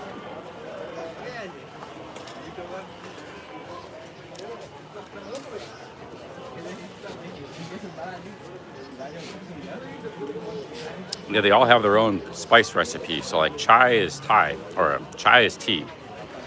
Chai is tea. Masala chai means with masala spices. And the masala spice can be anything. It can be like 15 different spices. And then there's ginger masala chai. This is ginger masala chai. So it's, man.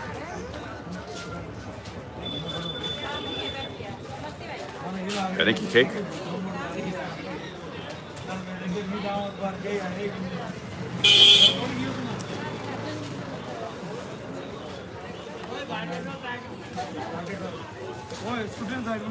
Essentially, it's just made with milk, sugar. I don't even think they use water. It's milk, sugar, tea, and spices. That's it.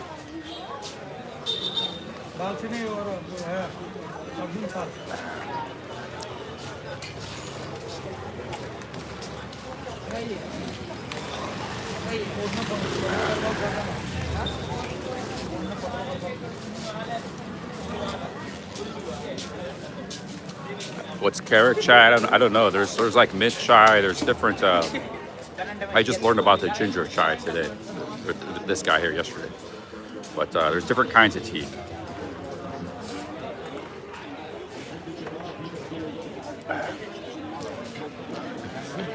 Yes.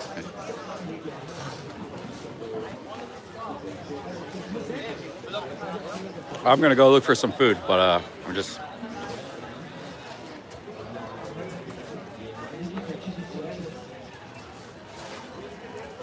Yeah, see, there's the ginger, sugar. They got the milk. The milk, they have like bags of milk. It's not sweet condensed milk. They got like these bags of milk, and I saw them put it in the pot, and they boil it at a very high temperature. Here's a restaurant here, Navarta Garden restaurant. Looks like they got thali here.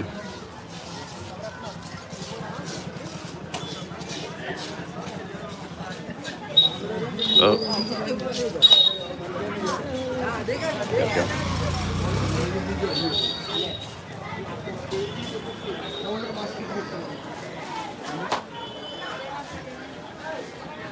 Oh, this is the Brahma Temple, the only one in India.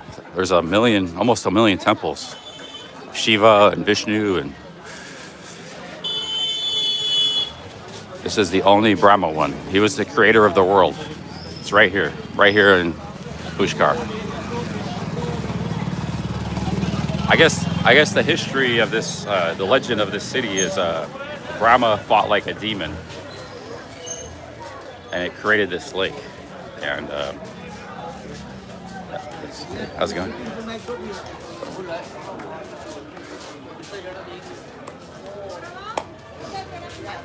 But he was also known as the creator of the universe, Brahma.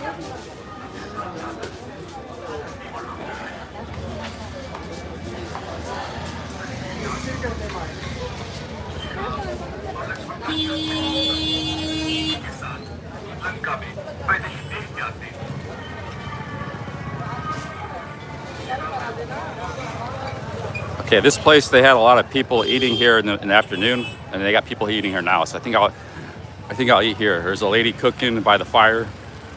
Chapati. Looks like a good thali place. So I think I'll eat here. Both of these places, actually. There's two places.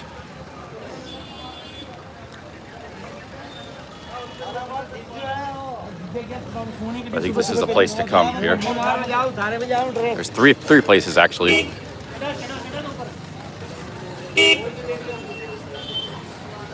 This is a place to come right here for thali.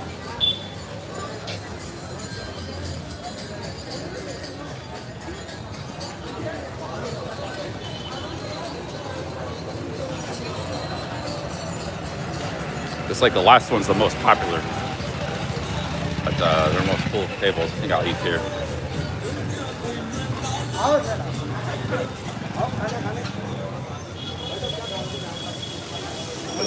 Namaste.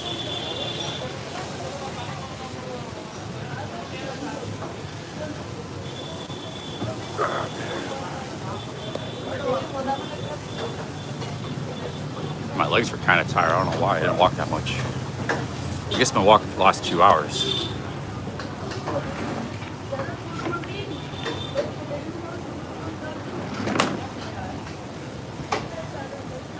Can you get the Rajasthani thali? You want it spicy? Yes, very spicy. And,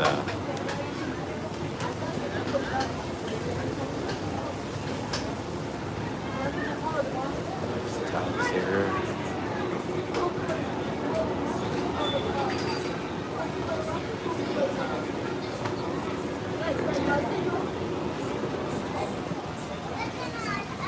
Is it good? It's good.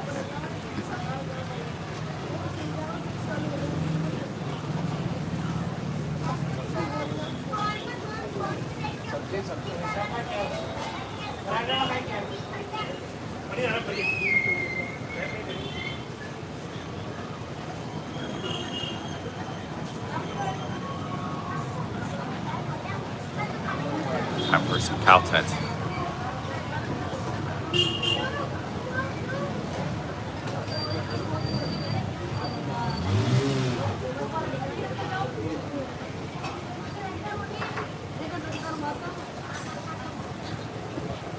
This churro was 500 rupees. I just got this today.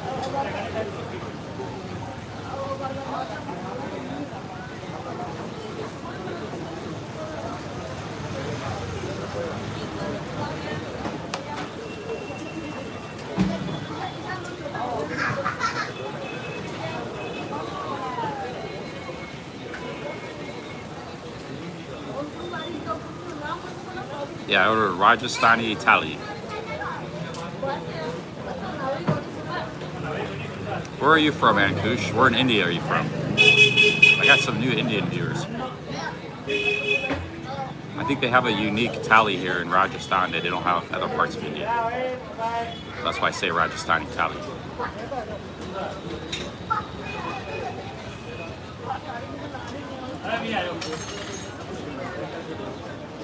Yeah, I was eating it a lot in Jaisalmer and Jodhpur.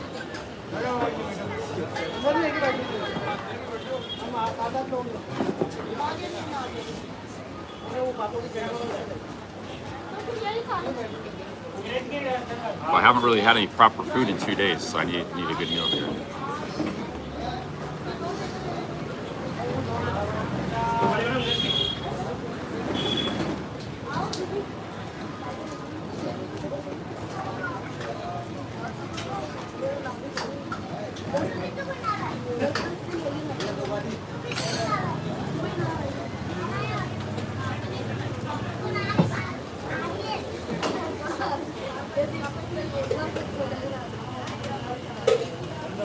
What is my purpose? I have a few purposes. Oh, Ankush is from Indoor. Nice. Near Indoor. I'm kind of stuck here for one. I don't know if anywhere else to go. I can't go back to Thailand, but yeah, I'm happy being here. But yeah, I'm kind of stuck here right now in India.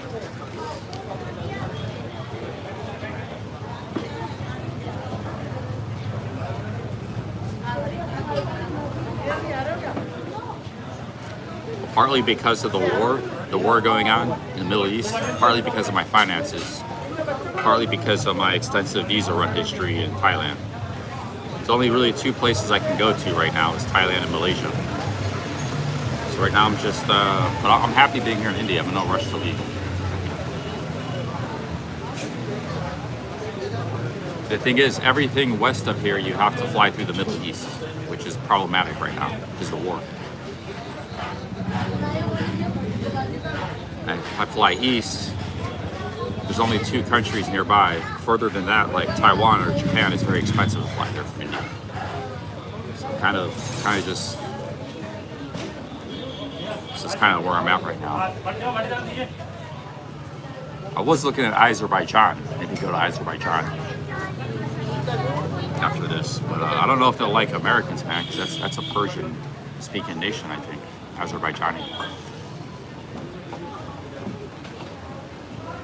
You have to get a visa before you go there too. But it's very cheap there. It's like $8 a night for hotels. It'd be interesting to go there.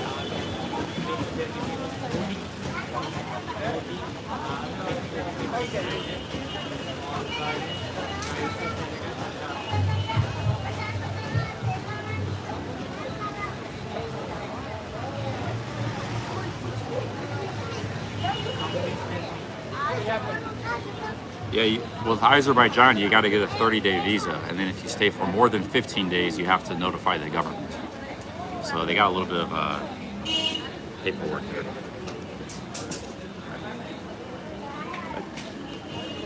Wow, look at this, guys. This is a feast. There's a lot of food. I haven't had this yet. This is a local thing.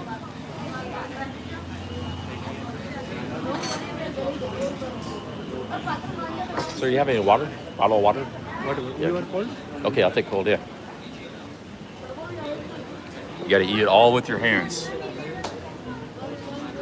So the thali here is different than Jaisalmer. They got these balls. I don't know what these balls are. And they got the dal too. You got all of this, man, for like, I don't even know what a lot of this stuff is.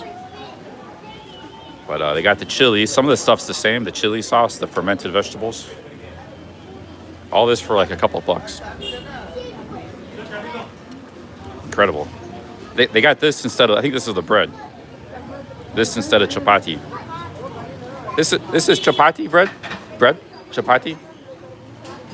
Chapati? Yeah, okay. Yeah, see, it's in butter, ghee. This is like the bread. It's in a different style than other parts I was in. It's gonna be a mess. Yeah, their thali here in this city's different, man. I don't even know how to eat this.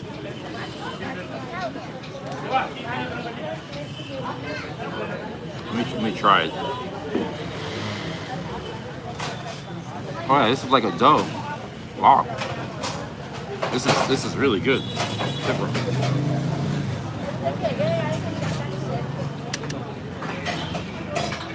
These are pickled vegetables.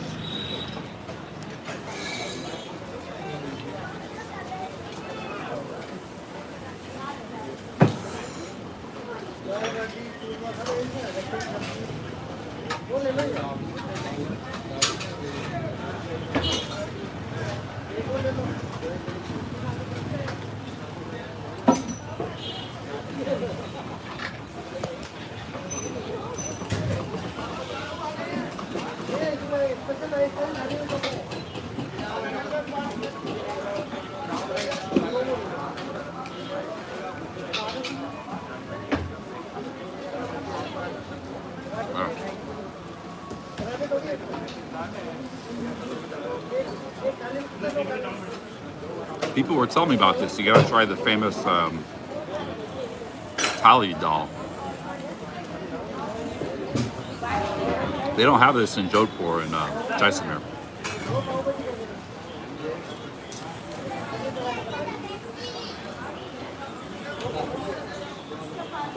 I don't know what this stuff is either. Oh, it's sugar. It's just sugar. It's a bowl of sugar. I guess they use it for the seasoning.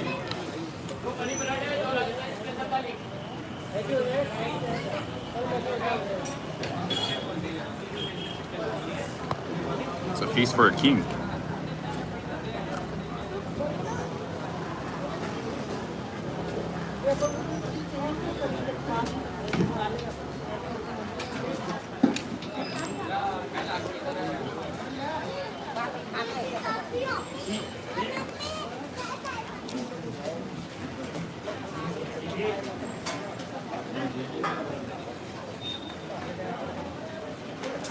I think you're supposed to put it on this plate or something.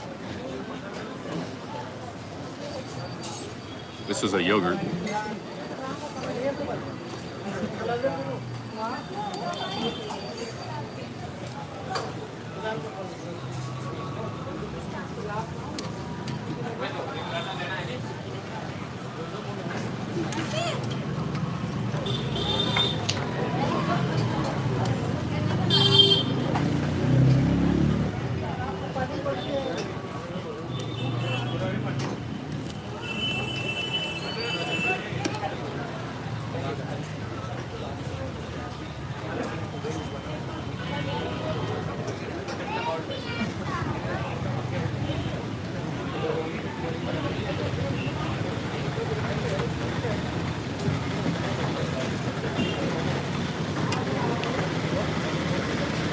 I'm guessing not too much. A couple bucks, maybe.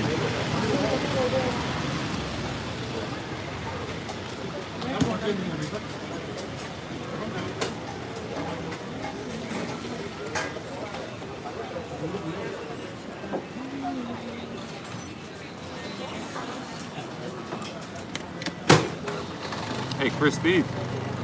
Chris B with the 5 British pounds. Thank you. Thank you, Chris.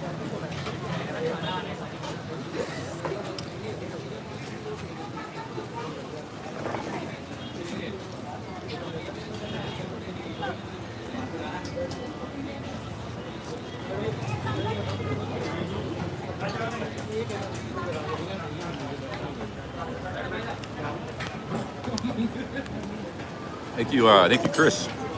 Thank you, Chris B. The Brits have been coming in strong lately. Dr. House, London Manny, Gold Ink. We got the Aussies and the Brits. I think the Americans are still sleeping. Most of them.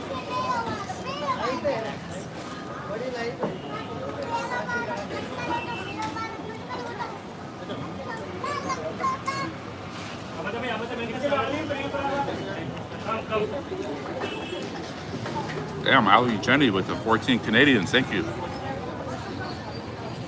Thank you, Ali Jenny. Get some sweets after.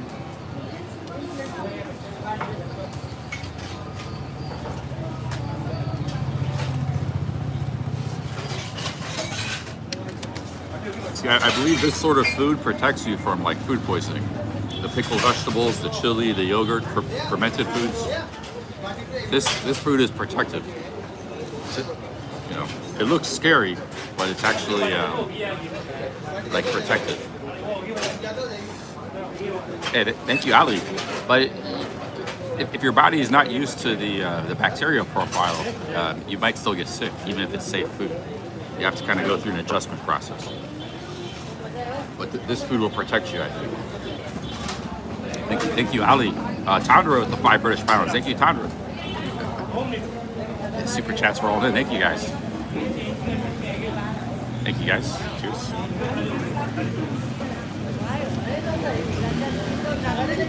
So, this is like, imagine cornbread. Like rustic cornbread, but not made of corn, made of something else.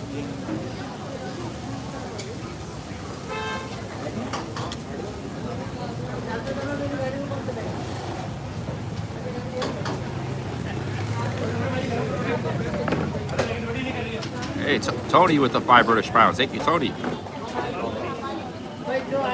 Thank you, Tony, Tandra. Thank you, guys. Ali, Jenny.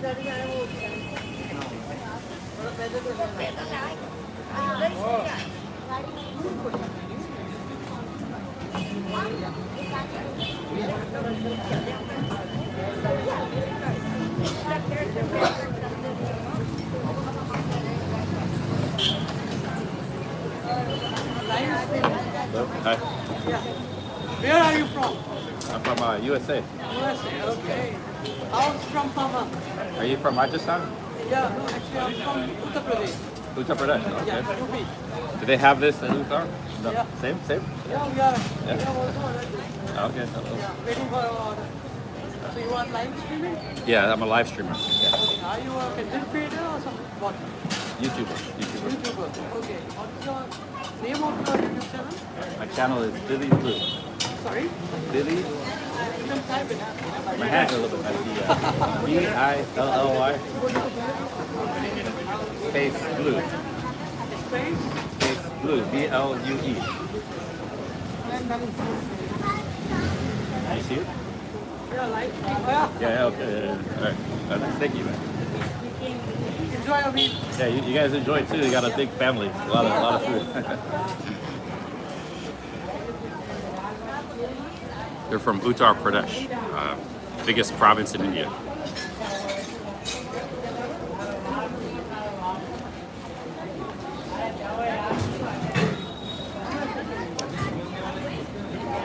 I like to go to Uttar Pradesh. It's past east of Delhi. You have to go past Delhi.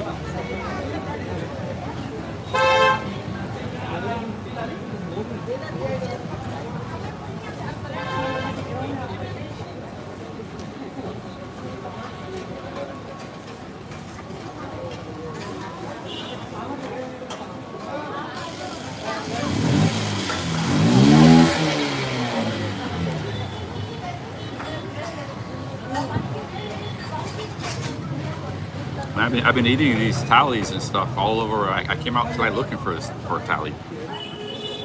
Hey, Fitzy with the 5 Aussies. Thank you, Fitzy. Come on, Aussies, don't let the Brits beat us on the super chats. Thank you, Fitzy. Yeah, I've been eating this food. I haven't got sick from this food, so I haven't been sick in India from the food once yet. 4 trips.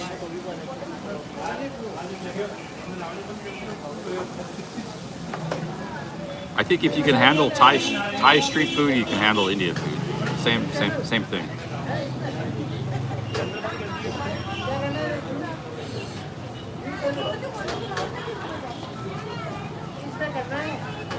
Oh, soup just behind me. They're in the chat right now. Yeah. That's them in the chat. hey, Whitaker with the 8 Aussies. Thank you, Whitaker.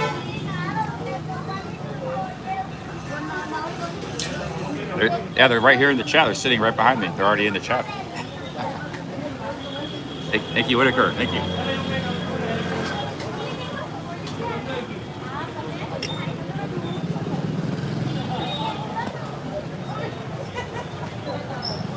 I can't eat all this food. It's too much food.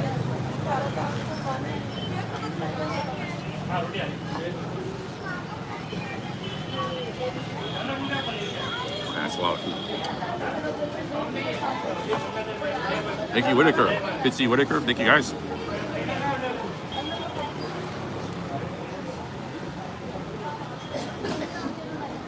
Hey, big ups, Maddie, with the 5 British pounds.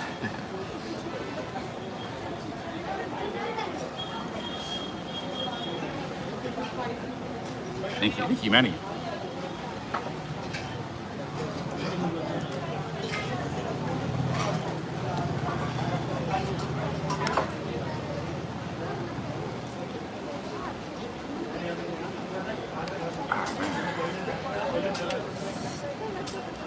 I can't eat like half of this. Oh man. Cake with the 5 British pounds. Big ups to any family behind Billy. Thank you, Cake. Big ups to the Indian family.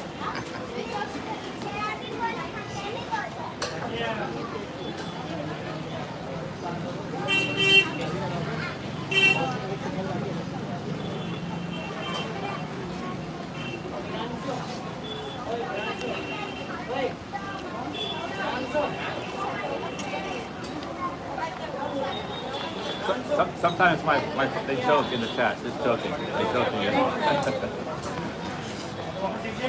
Hey, Nathan with the €5. Thank you. Thank you, Nathan. Man. Thank you guys. They're watching me right now.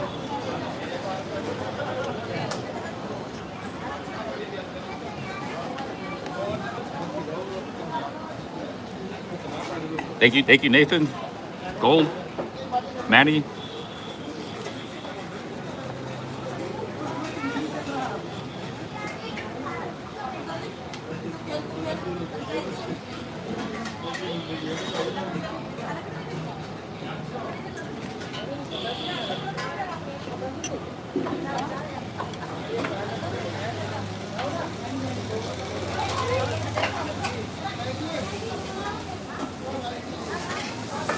I gotta wash my hands. There's a sink over there to use get that garlic.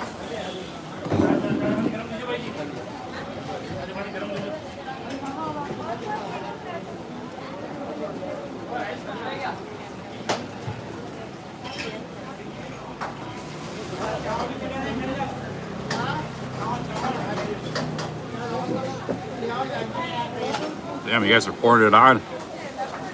Mr. C with another $2. Thank you, Mr. C.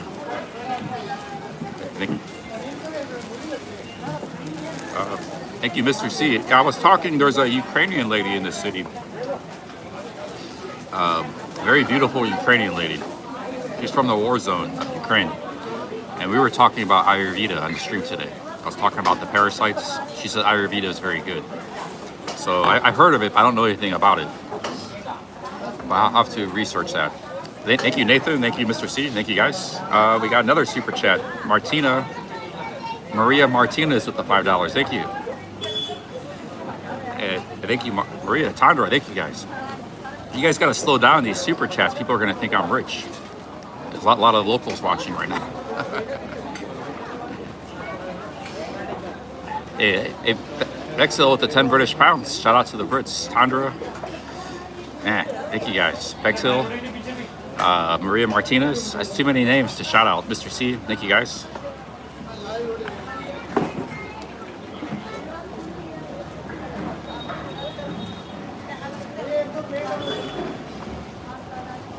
Yeah, I need to get that garlic, and then so what do I do with the garlic? Oh, here it is. So we get the garlic here. Hey, Tony with the Colombian pesos. Oh, thank you, Tony. I appreciate that, man. I was just talking smack about Colombia today. Thank you, Tony. I take that back. I got some garlic here. We're gonna eat some garlic. Hey, thank you, Tony. Oh man, Sonia.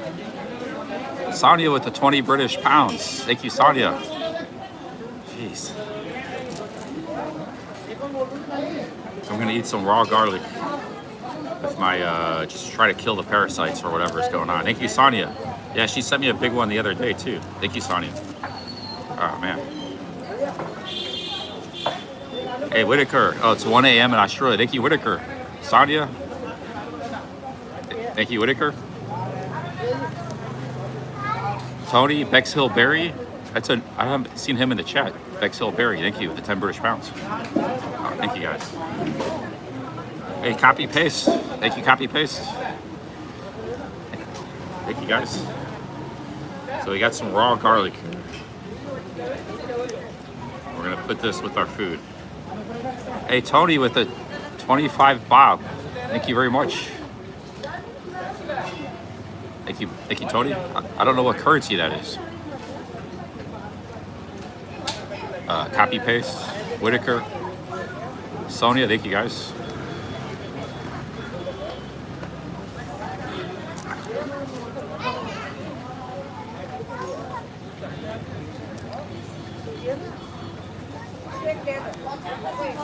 Garlic, you gotta take the skin off. Hey, Tandra, another 3 British pounds. Thank you, Tandra. This is one of the biggest super chat trains I ever had. Oh man, Ross. Tandra, Ross with the 1,000 Thai baht. Oh, geez, thank you guys.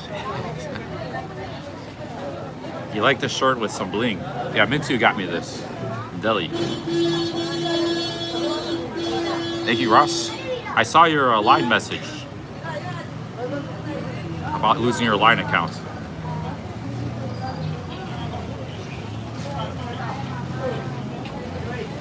Thank you, Ross. I don't think it's silver. I don't know. I think it's just metal. I don't think it's silver. It's like steel, maybe.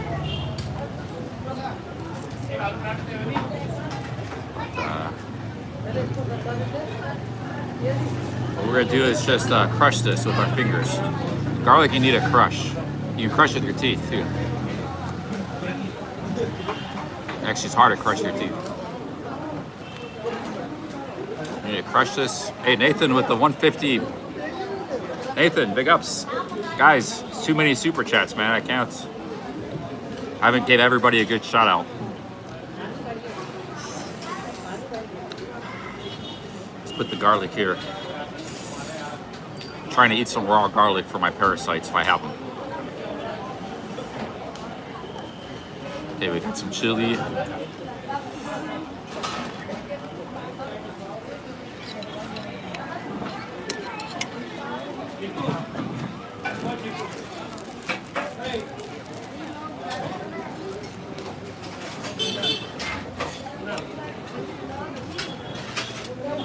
Yeah, this is incredible. We went from like 30 bucks to 200 earnings just in like 30 minutes. Excellent Barry, thank you. Oh wow, man, thank you guys. Thank you everybody. Awesome dono train. Thank you very much. I'll keep exploring India, man, if you guys really enjoy this. I'm not in a rush to leave anywhere, so you guys have been really taking care of me in India. And like I said, my expenses are very low, so. Thank you, Barry. Thank you, Tony. Tony with another 200 yen. Nathan, I missed Tony's super chat. Thank you, guys.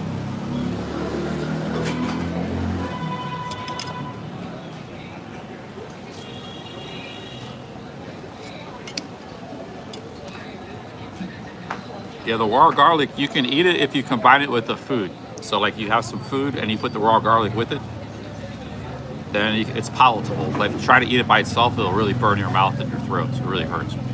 It's very potent stuff. Oh man, Tandra with the 50 British pounds. Happy Easter. Thank you, Tandra.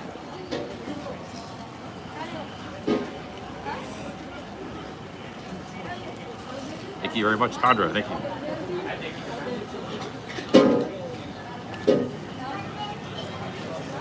Thank you, Tandra. It's too much, guys. Thank you very much.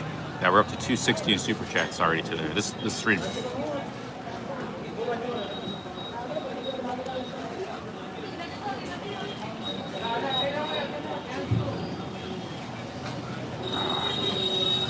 Okay, thank you, Tandra.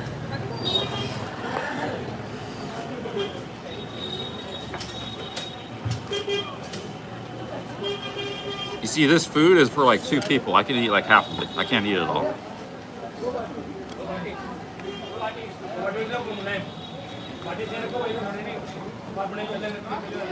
World Traveler with the $2. Thank you, World Traveler.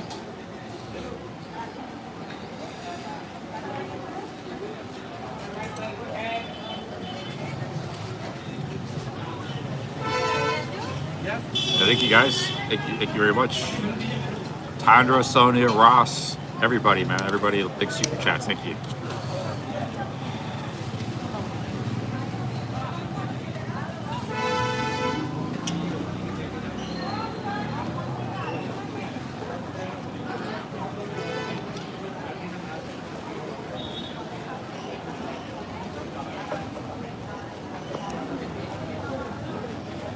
Ross says, I'm getting very gray quickly. Seems like every time you shave your head, it gets more gray. It runs in my family. Like, we have a good hairline, especially on my dad's side, but they go gray and white very young. They don't go bald, but they go white.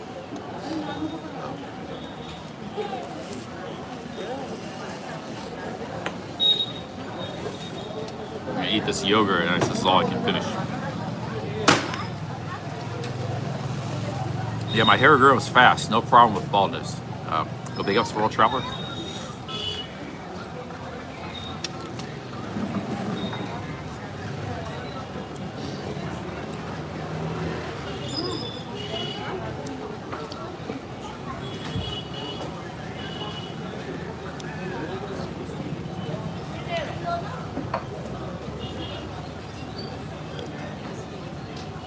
Whitaker says, was great by 40. Tony, the 50 Philippine pesos. Thank you. Thank you, Tony.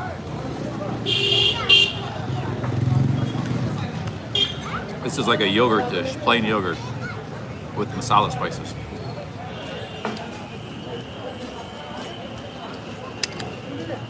I'm gonna eat some more garlic.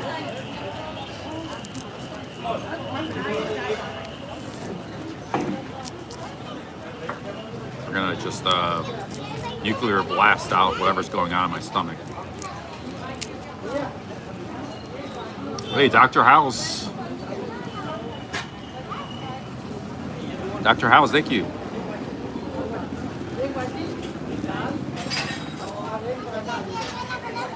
Thank you, Dr. House. Yeah, lemon soda would be good. This water is really good. It's cold. It's half the copper water.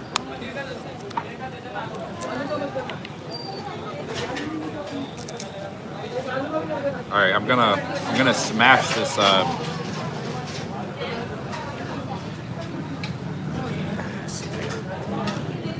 You're supposed to smash the garlic before you eat it because it releases the allicin, which is a very potent chemical. Makes it more bioavailable. Plus, it makes it easier to peel too. Makes it easier to get the skin off.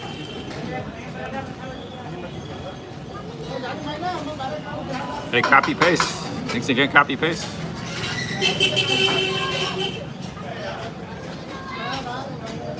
April 1st, we had a good day. I made 140 that day. I didn't stream April 2nd.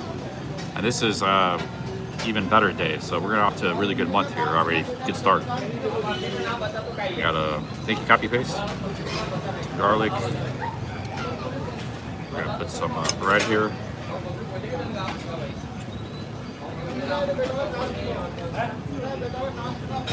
Some lime. Some onion. Some chili paste. Hey Tony, thanks again. Thank you, Tony. Thank you, Tony. Thank you, copy paste. Now we're gonna scoop up some dal. So we got all of that, one bite. Garlic.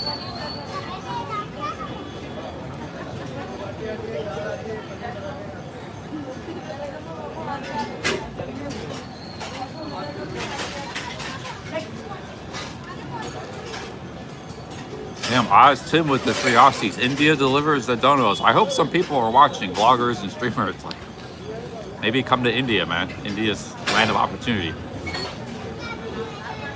Come collab. We'll shout out. We'll make it work in India.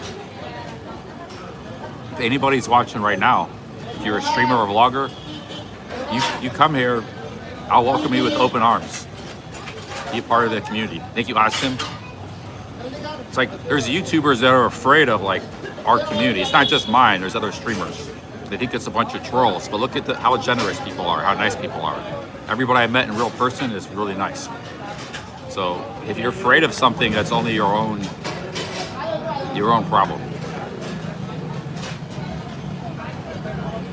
Yeah, there are some trolls that mess around and do some crazy stuff in our community, but they've been around for a long time. Everybody knows who they are. It's no big deal.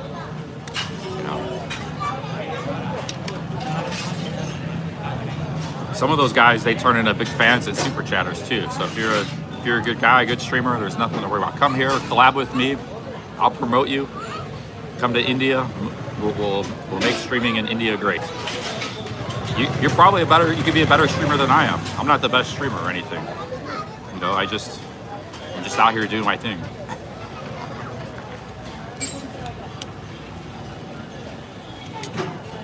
I'll help you with, I'll be your Mintu. You know, I had Mintu help me in India.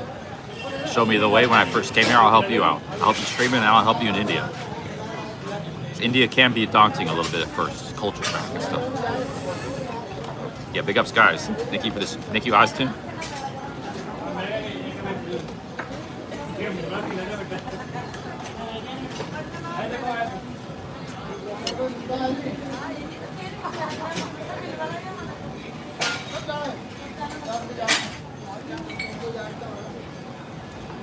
All right, guys, I had a lot of garlic, I had a lot of ginger in the tea, I had a lot of chili, ice and yogurt. Hopefully we killed the parasites. Pepper, onion's good too. Something's been bothering me the last few days. I don't know what it is.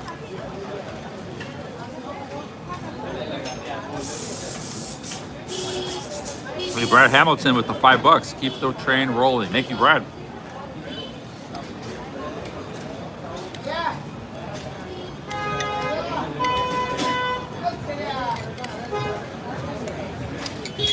Thank you, Brad. Thank you very much.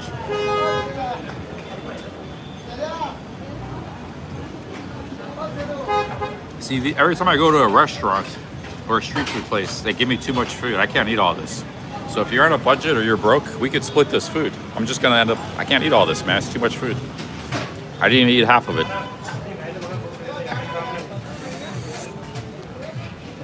So I finished one of those. There's like, it's just too much food, man. That happens every time I go to a restaurant in India.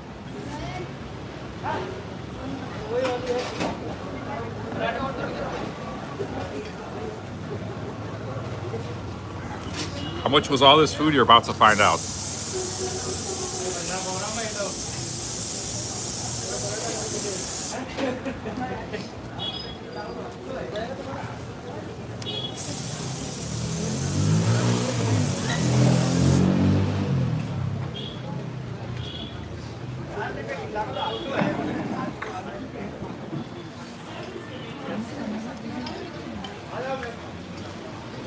It's good. How much?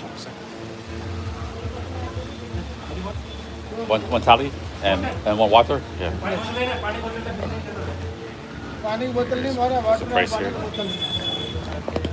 It was $3.70. $4.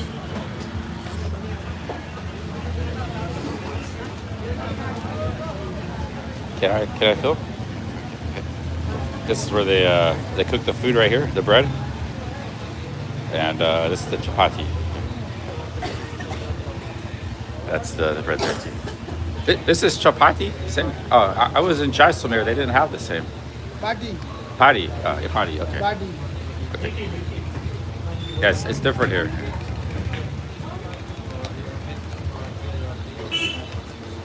Thank you. Okay. Nice to see you guys. Bye bye. Bye bye. It was $4 for all that food. That was a little bit more expensive, but it was also a huge portion. I think that family only had like 10 people were eating 2 of those. That was enough to feed like 3 or 4 people. So that's why people eat in groups. But what am I gonna do? I have to eat, you know. They served me up so much food. That was for like 3 or 4 people. Now, I had the same thing in Jaisalmer. I was eating 3 nights in a row. It was 120 rupees. It was also a lot of food, but not as much as that. So it's still a good price. It's a little more expensive here. This is, you know, it's kind of a tourist area and stuff. A lot of Indian tourists. But hey, Sonia, thank you. Thank you, Sonia. Another 5 British pounds. Thank you very much. But guys, I'm gonna walk back to my hotel. I don't feel right, man. My head and stomach just kind of feels weird. So hopefully tomorrow, hopefully that meal will, the garlic and the ginger will fix whatever's going on. If not, I might need to get some medicine or something.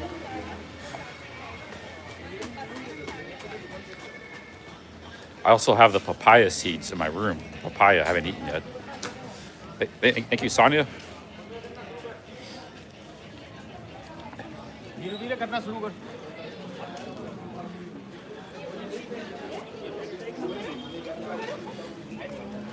No, I've been feeling like this for the last 10 days. I had a cold, then I had like a weird, just feeling off after. Not the cold, but something else after that. I don't know how to describe it.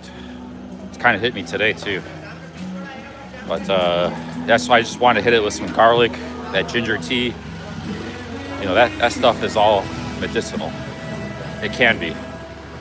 It's not guaranteed to do anything for you, but it might do something. It can't hurt. Hey, Tony with the 2 British pounds. Thank you. Thank you, Tony. Oh, Deepak is in India. He's in Amritsar. That's where the Golden Temple is. I was there a couple of years ago. I did a vlog there, one vlog there. I was there for 3 days. I'd like to meet Deepak. Deepak's a lot bigger streamer than I am. So, yeah, hanging out with Deepak would be cool. He's from India. He's Indian. He's an Indian streamer. Ice Poseidon met him in Delhi. Yo, big ups Tony. Yeah, I mean, if I hang out with Deepak, we cross paths and we work together. You know, for you guys like Fat and Broke and some of you streamers out there, maybe in the Thailand genre, Chris Travel, some of the other guys, you should really consider maybe coming out to India, making like a team. Me, Deepak, you, whoever you are, we could do some good work out here, man. Travel around, hit the trains, do some good streaming. Deepak speaks Hindi, because he is Indian. Thank you, Tony. Tony, Sonny, thank you guys.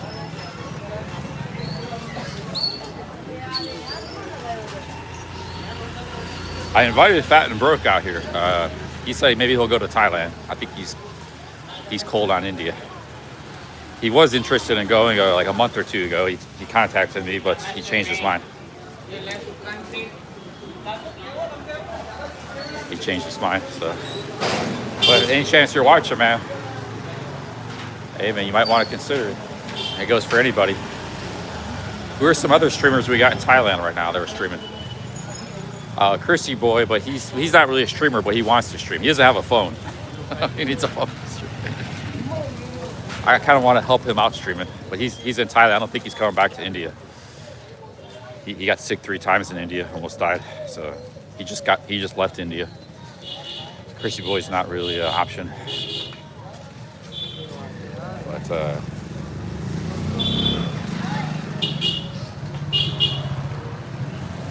yeah, I think Chris is in Cambodia. I mean, Chris could come to India. I don't know if he's ever been to India, but me, Chris, and Deepak would be sweet. Chris was in the chat here like a month or 2 ago. He was talking. He's on like a non-drinking thing, which India is great for non-drinking. He's quit drinking and he's on a health kick going. All right, guys, I gotta get back to my hotel. It's getting quiet out here. All the shops are closed. Everything's shutting down. This is a no drinking town, no alcohol. Only thing left is the cows.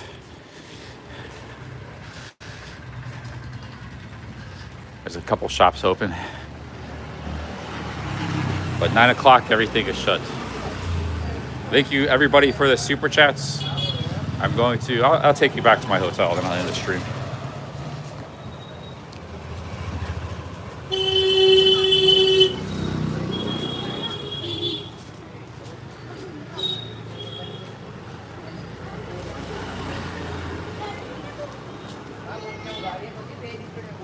So I don't really have anywhere else to go. Only where else I can go is Malaysia or maybe back to Thailand. But people are bored of the Thailand live streams, and I was spending a lot of money there.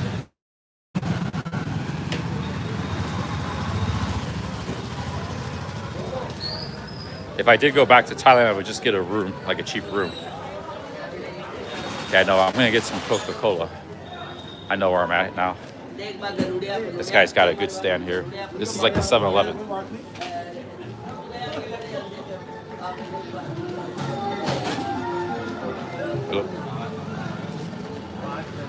All these snacks here, they're like 10, 20 rupees each. These are really good. This is a China. I get those a lot, but I don't want any more food. I just want Coke.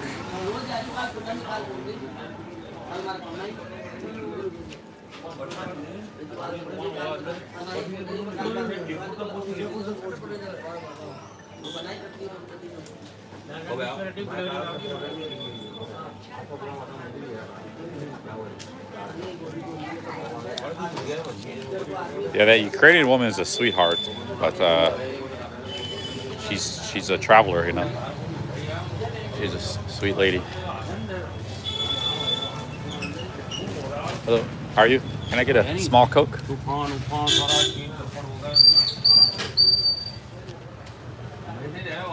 All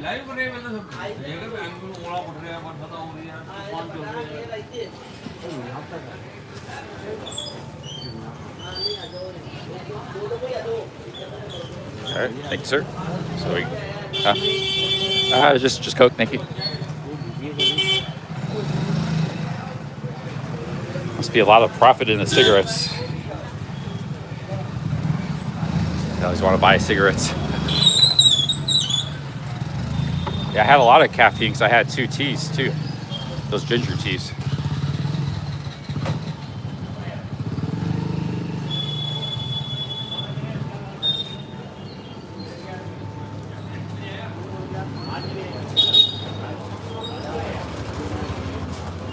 I still got some garlic left.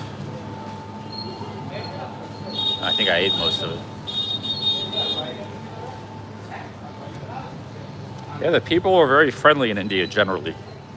Like even the guy buying the Coke from me, he was like, they do this thing, like, oh, hello. That's like a very touching thing they do when they say hello to you or something. Like they put a hand to their heart. The people are actually very, very friendly. Here's a temple. Very friendly in India, you know. But there is a lot of, you know, there's quite a bit of hustles and things like that, which you just got to kind of deal with as you go along. Not a big deal. And I think this country is pretty safe. Nobody's out to get you or like rob you or anything. I'm walking around with an iPhone 17. It's a $1,000 phone, just brazenly out in the open. You know.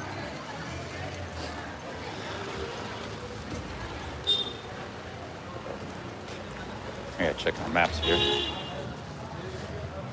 I think it's a little bit. The streets are a little bit like a labyrinth here, a little bit confusing.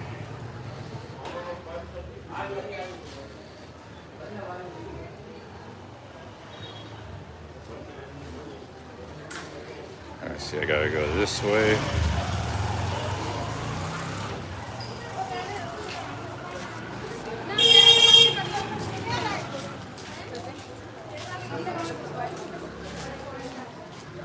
Hey, Auntie Ming, the 5 British pounds. Thank you. Thank you, Auntie Ming.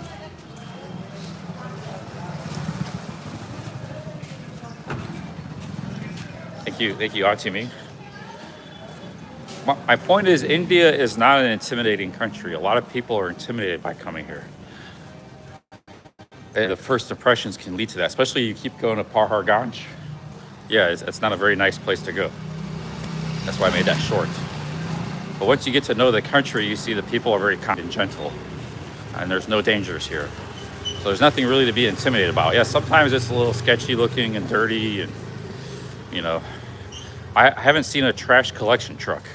So I think the trash thing is really, the locals sometimes they try their best to keep stuff clean, but they don't have like good trash collection.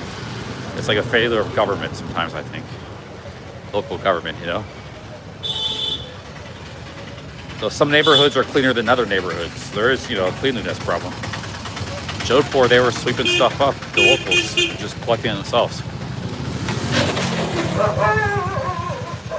But yeah, there's nothing to be worried about or intimidated here. Come here. If you're a vlogger or a streamer, you know, come here. It's very cheap. If you're a struggle tuber, this is a land of opportunity.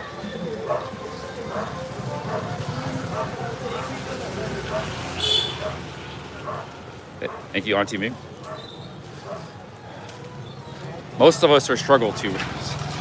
That's a new word I learned recently. Yeah, I gotta look at my maps again. Find the, I don't know what this street is. Am I back on the main road? I think I'm back on the market.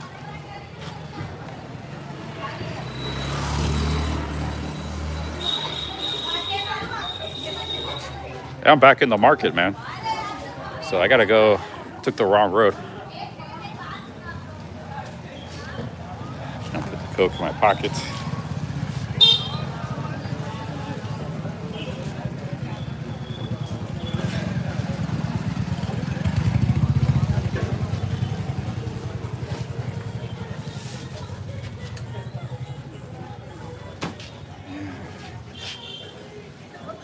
Okay, so we gotta get back to my hotel. It's a little bit confusing.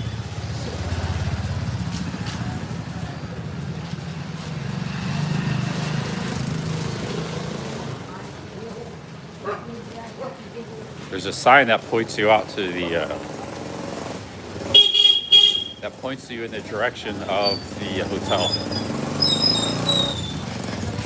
But at nighttime, it's hard to see.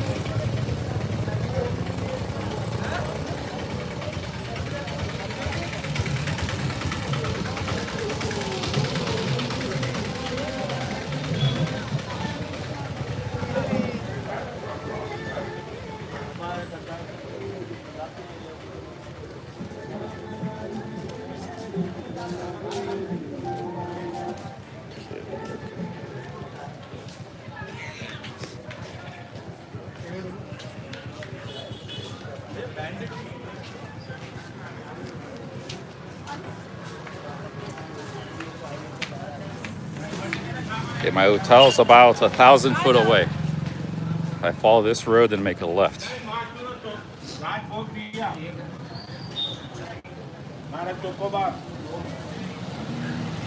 But I will say, not all is rosy. Like, the food issue is a real serious thing. Some people seem to be able to handle it, some can't. You won't probably know until you get here. And if you're getting really badly sick from the food, I don't know what to tell you. Like, it is a risk here. It affects some people, others it doesn't. Gabriel Traveler said he never got sick from the food here. He's been here like 20 times. Other people, they get sick like left, right, center. So I don't know what to tell you on that one. I guess you just have to take the risk. But I warned you though, in case you do come and get sick. Don't be hating me and life.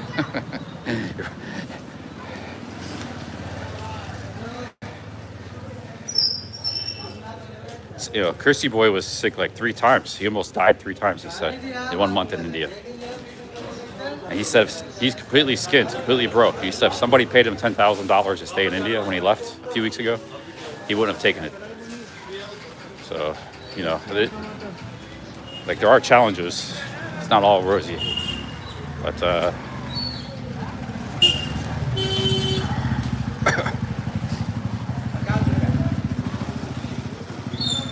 I guess you won't know if you can handle the food or not until you come. I saw a Chrissy boy. I looked at his India vlogs a year ago. He was eating a lot of street food.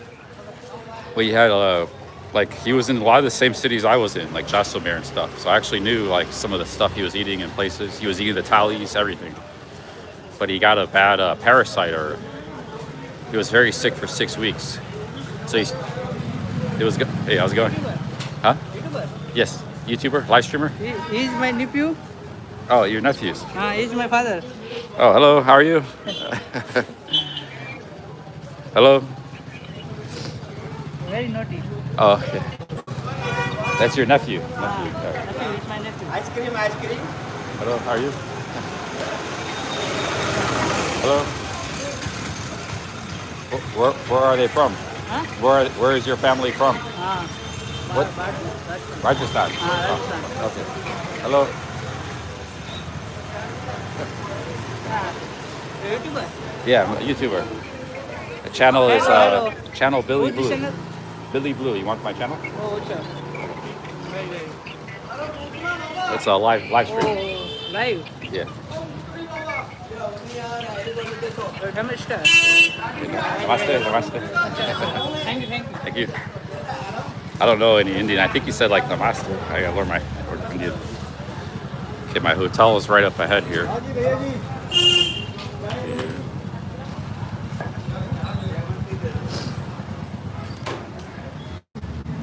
Yeah, right up this alleyway.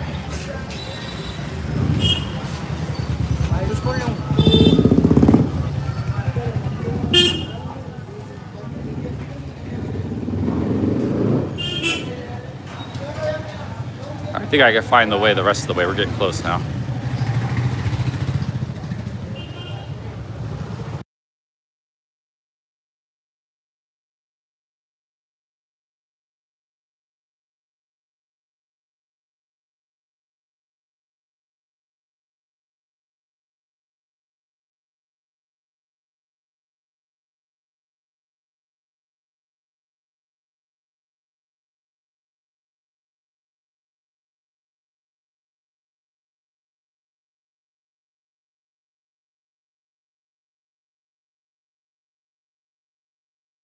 I got muted. Sorry about that. Accidentally muted.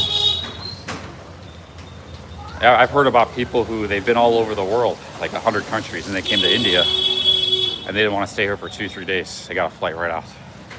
So, but you know.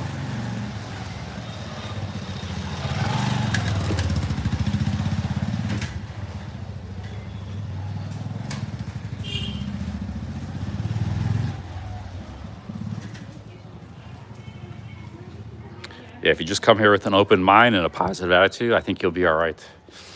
As long as the food don't get you.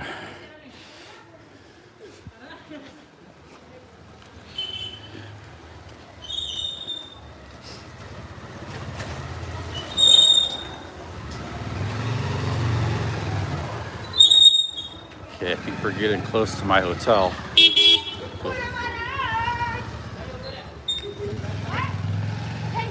Hello, hey, how's it going? You want to vlog? Now you're a vlogger, are you? This is Raj. I am ready for the show. This is.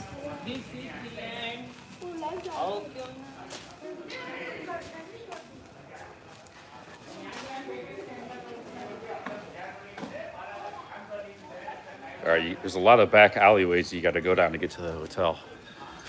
Let's see here. It's here.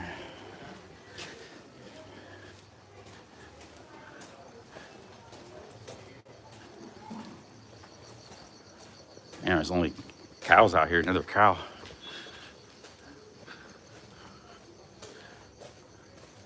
Cows and soy dogs.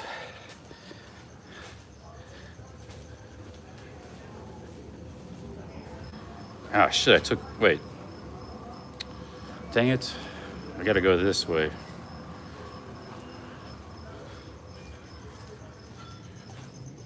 We gotta go back.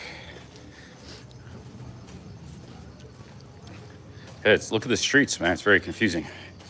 I'm trying to find my way back. In the daytime, it's not a problem. There's a sign that points you to the hotel. Nighttime, it's a little tricky.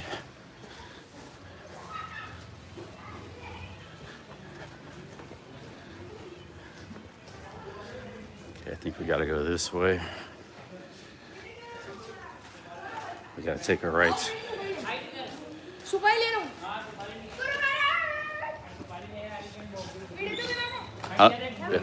Oh yeah, I'm good, man. Thanks. Cheers. I am Pushkar Pandit. Namaste. I am Pushkar Pandit. Ceremony. Okay, we're getting close now. Right up here.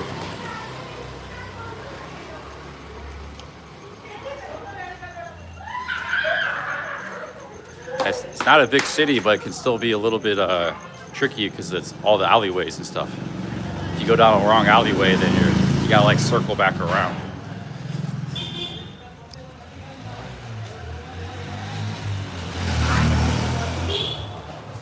Okay, I see the sign for it now. It's right up here.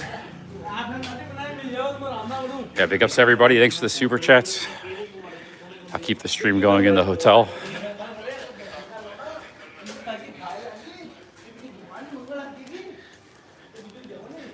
We had a real crowdfunding night tonight. Crowdfunding side of the game.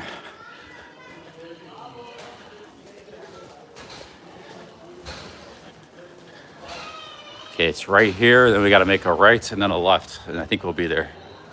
Yeah, right here, then a left. And you see how tricky it is to find nighttime. Now one more straight, then left up here. I think it's around the corner. Yeah, this is it right here.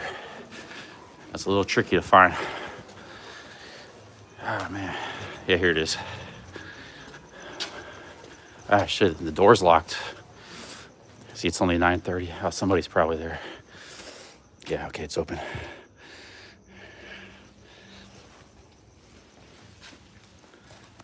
Hello, good evening. I ate a big thali. Yeah. Rajasthan thali, yeah, a lot of food.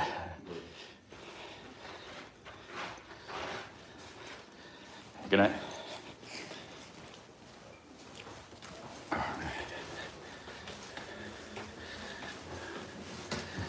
This hotel is pretty awesome. You can see here.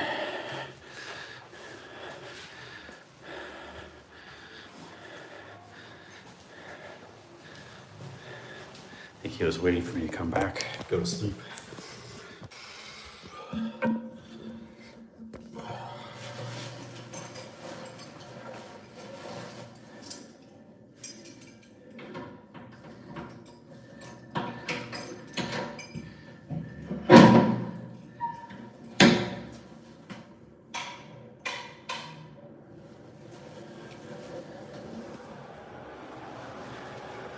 So this hotel is a beautiful hotel. Look at the paintings on the ceiling and everything.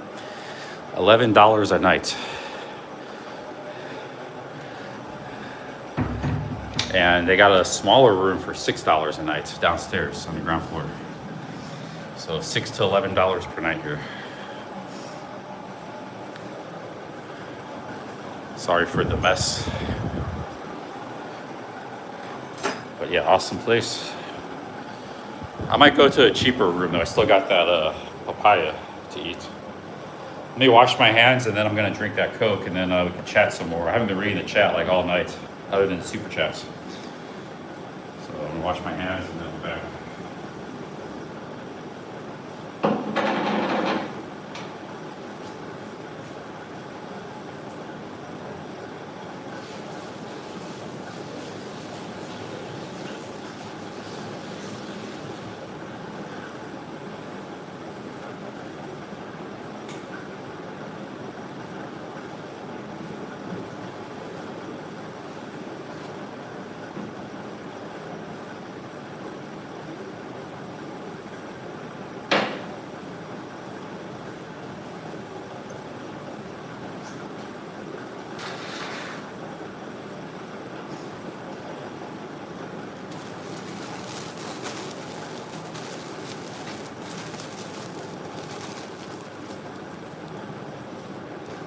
Starting to look like a James Bond villain.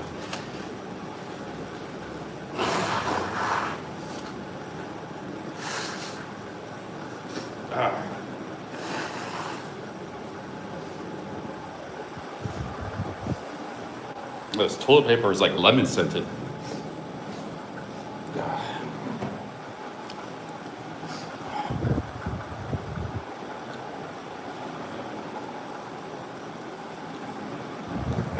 Dang it, just dropped my Coke. It's gonna be all shaken up now. Let's get some AC going here, cool things down for a few minutes. Now I'll probably turn it back off. Oh, it was already on. I didn't leave the hotel with it on, did I? Oh no, I think I turned it off. I haven't even been running the AC at all. I just turned it on a little bit.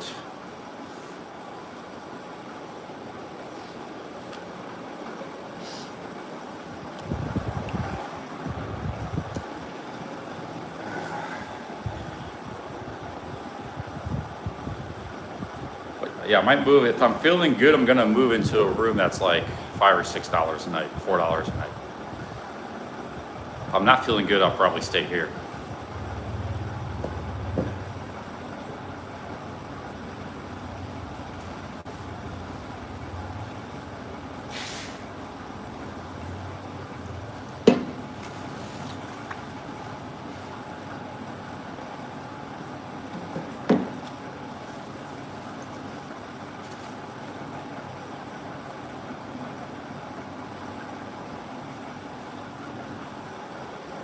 Yeah, that toilet paper was complimentary. 2 towels, toilet paper, and soap. Some hotels I've been at, they don't give you towels. It's like they expect you to bring your own towels, some of the cheap hotels. I remember backpackers used to recommend travel with your own little towel, like a little one. You know, like a little, just like a little hand towel, because for that very reason. Like a lot of hostels wouldn't give you towels either. Nowadays, I think they all give you towels. So that was like advice from 25 years ago. But that advice is still kind of pertinent to India. You might want to bring your own little towel. But this hotel did have towels.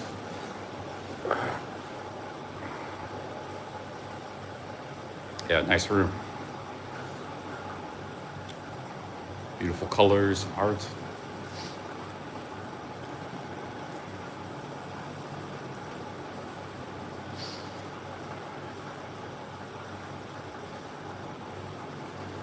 I have a handkerchief. A handkerchief in a pinch can be used, or I mean, a bandana can be used as a towel in a pinch.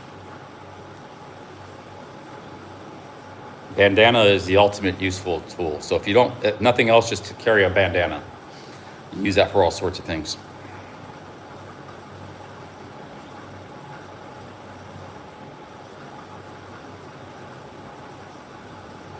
Just any old $1 bandana. It costs like $1 or $2. You can get it at Walmart, or it's the ultimate travel thing. You can do anything. Timmy says, please shave tomorrow.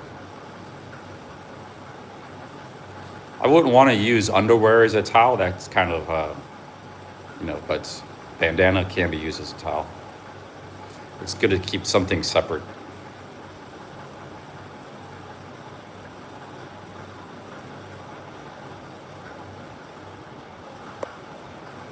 What's up, Sean the Prawn?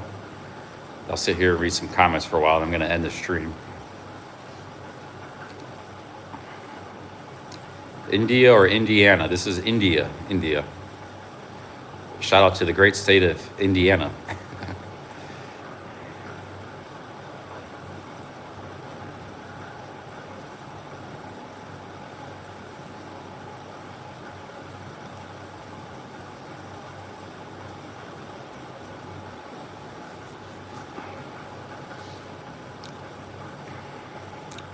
Yeah, I could move into the $6 room downstairs.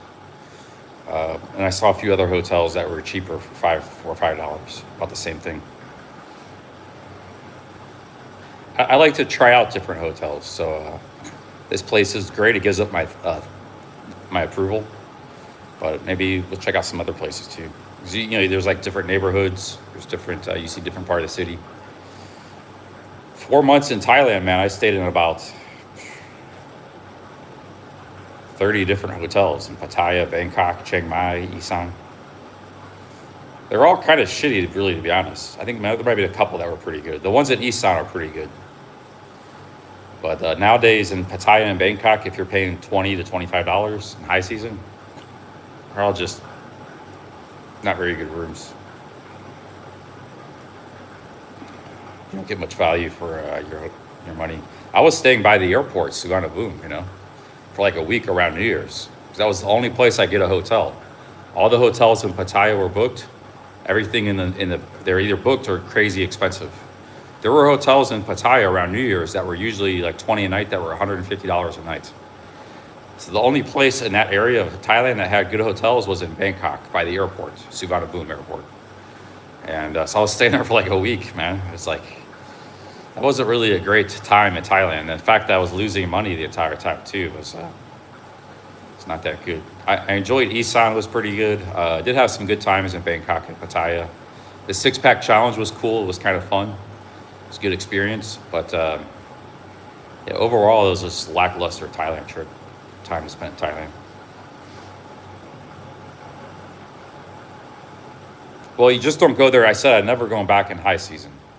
December, January, and last into February. There were just so many people there, so many Russians in Pattaya, man. And it's just, the traffic was terrible, the prices were high. If I go to Thailand in high season, it'll be Isan, places like that. But I like Thailand. It's more of a low season place for me. Like now it's probably starting to get pretty good there, good place to be. But I think they have some kind of price fixing scheme with the hotels. Because, what I see in a lot of countries that are cheap, like India, there's a lot of variation. There's hotels that are $100 a night, 50, 20, 10, 5, 3, 15. It's like there's no variation in Pattaya. And in Bangkok now, it's like $20 is the cutoff. Boom. It's like you have to spend 20 a night. It's like they have a price fixing cartel with the hotels there. And, but, I used to not even stay in hotels. I would just stay in apartments. So you gotta stay in an apartment if you want to stay in one of those two cities. Don't even bother with hotels. For a couple nights is okay, but you don't want to stay there for weeks and months. Hotels. Isan's good for hotels. Isan has nice hotels for like $13 a night, like nice like this, very nice hotels. But they got some kind of price fixing scheme going on where they don't let the hotels undercut the market. It's like you have to pay 600-700 baht. It was like that kind of 20 years ago too. Remember, the hotels were always 500, 600, 700 baht. So there's something strange going on with the hotel pricing there. You know, because there's competition. You know, some hotels could undercut the market, try to get business. But I think too that they get so much business, they don't have to drop their prices too. Like those cities are so popular, they don't have to lower their prices. So yeah, it's just not a good place to stay in hotels and travel. If you're gonna go there, get a room, get an apartment, you can cook your own food. If you're gonna stay for a month or two. There's just so many people.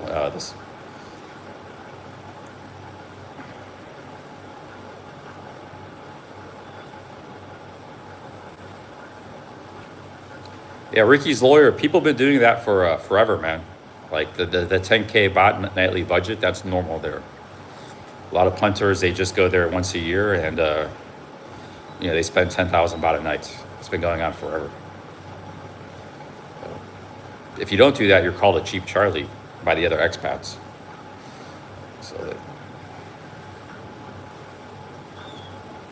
But people go to different countries for different reasons. There's people that have a great time doing that. They have a lot of fun. Other people that just want to travel. Like Wander Nirvana is a huge cheap Charlie, He travels around the country, but he said, like, I was hanging out with him. He said he's a huge cheap Charlie. He don't spend money on anything. So I can't, Tequila Joe, B More, Raj, Jeff Lepard, those guys are like all my age. They're all huge spenders. So, and they have a good time. Other guys like me, Wander, we're cheap Charlies. So Jonathan North, he's a cheap Charlie, kind of, I think. So everybody's different. I will say though, if you're not a cheap Charlie and you're a big spender, this lifestyle is not sustainable unless you're rich. Like you better be making a lot of money or or have a lot of money, or you're going to be coming here just once every couple of years or something for a few weeks. That's you could spend a lot of money if you want to. Some countries are actually very dangerous for big spenders. Like Japan is like that. Japan, if you don't know what you're doing and you're a big spender, I mean, you could spend a fortune. It's unbelievable how much you can spend there. It's just a taxi could be $100. If you don't know the trains, or you don't want to take a train, so everybody takes the trains. So there's pricing that's for the billionaires and the 100 millionaires and the businessmen, and they're jumping into that world as a tourist. They're basically spending the money that very rich businessmen spend, which there's a lot of in Tokyo. Tokyo is like 40 million people, and it's look at all the great corporations. So there's literally tens of thousands of businessmen who will spend that kind of money, guys who make millions and millions out of that population. But it's a tiny fragment of the population. Now as a tourist, you're jumping into their world. You're going to their sushi restaurants. You're doing their transportation. You're going to their bars. You're going to get rinsed. Unless you're rich like those guys and can afford it, So, but some countries like Vietnam and Thailand, you can't spend, or India, you can't spend money here. Like, there's nothing you spend money on. Everything is cheap. So, if you're a big spender and you don't want to be a spender, I say go to Vietnam or India. I think Vietnam is changing. They're getting wise to the game where they're getting like multiple levels, tiers of pricing for the more expensive tourists. But when I was there 8 years ago, like there was nothing to spend money on. Everything was cheap. You had your room, your transportation, your food, and that was it. India's the same way. The beer in Vietnam was like 50 cents a can, a bottle. Even if you're a big drinker, you're not spending much money there. So, but some countries, they know there's people, either there's locals with money, like the businessmen in Japan, or they know there's travelers who have a lot of money to burn, and they make it possible for them to burn it, So that's places you gotta be careful of.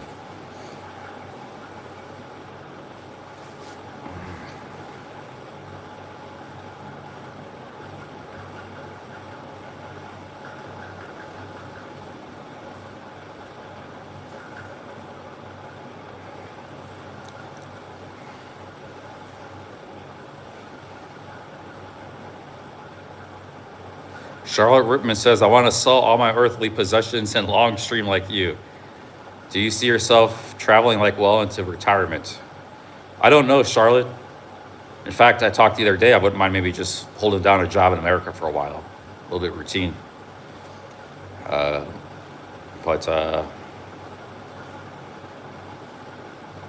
Yeah, Charlotte Rittman, you know, I could help you out streaming. I'm always willing to help out streamers.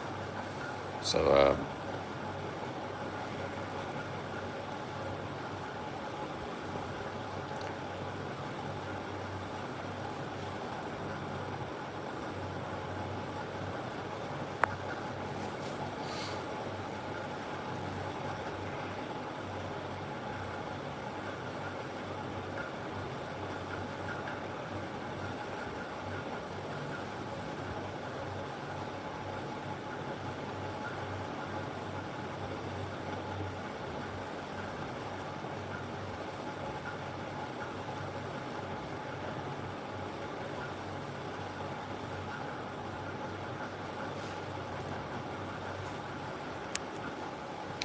Oz says you need tax credits for Social Security.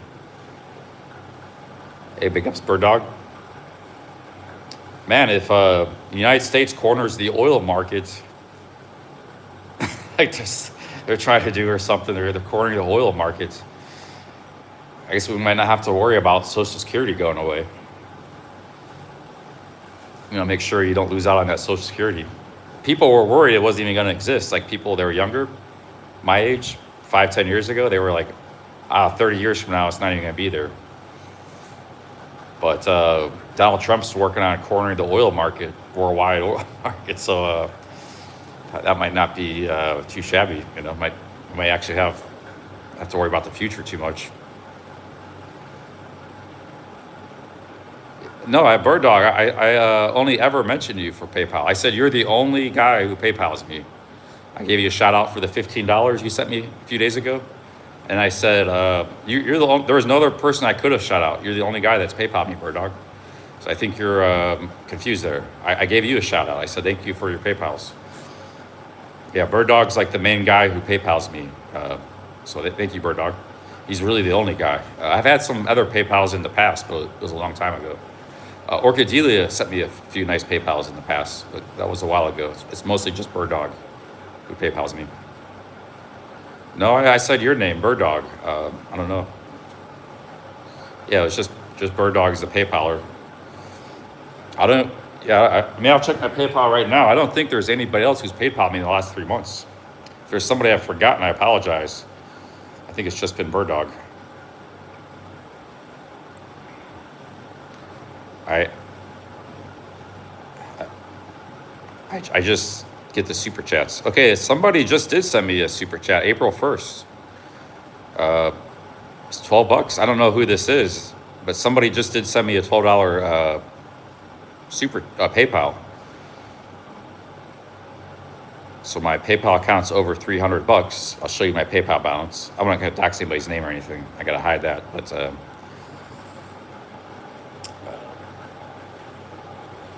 just show you my balance here. Okay, so here's my PayPal balance. Let's see here. Somebody did just send me $12. So thank you, Chris. Sent me the $2. Chris, thank you very much. I don't know who you are in the chat, but much appreciated. But yeah, the PayPal is another potential revenue source. Okay, let me scroll through my PayPal here. I took out some money from the ATM. And then we got Bird Dog here, 15, Bird Dog 10. I had two PayPals from Bird Dog in March. Let me click on show all. Yeah, there's nobody else except for Chris, who that just came in recently. Maybe I didn't check my PayPal in a few days. I don't check it very often. Yeah, Bird Dog, you're the only one, man.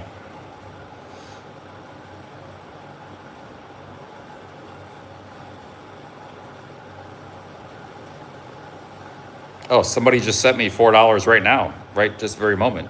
Thank you. You know who you are. Thank you for the $4.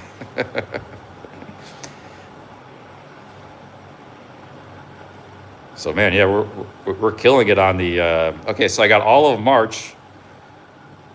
Bird Dog sent me 2 PayPals in March, and he sent me a PayPal in. I got no PayPals in February. He sent me 1 in January. So yeah, the last 3 months it's just been Bird Dog. He sent me 2 in January, 20 and a tenner, or 5 and a 20. So, and go back to December. Oh, there's a guy that sent me 4. The guy that just sent me 4 now, he sent me 4 back in December too. And I had a couple nice Christmas PayPals in December. And I from Mr. C. So December I actually got quite a bit of PayPals. Damn. Yeah, Christmas. Yeah, there was quite a bit. You have to go back to December.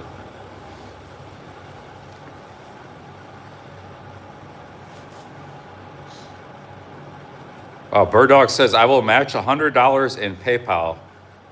Who wants to do it? A lot of people don't know what my PayPal address is. Bird Dog, it's smedlock@gmail.com. That's my PayPal. That's very generous of you. I don't know if anybody's going to take you up on that, but we already made $300 in super chats today, according to YouTube. We had a massive super chat train.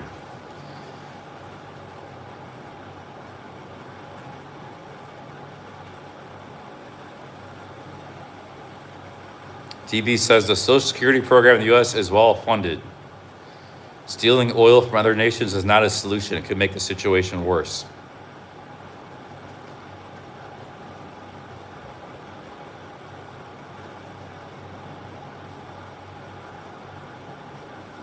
Yeah, Jay Easy said that's my PayPal, and it should say CCC with the CC logo.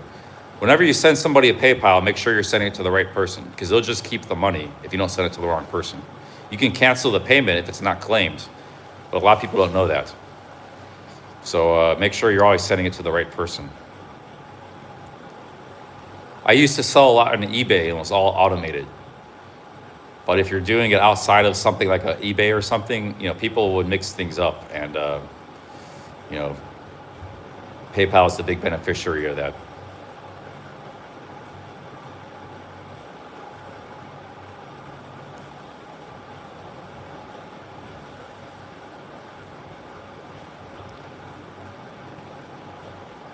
Yeah, I was looking at a video about Iran, the geography with all those mountains by the coast, the Zagros Mountains.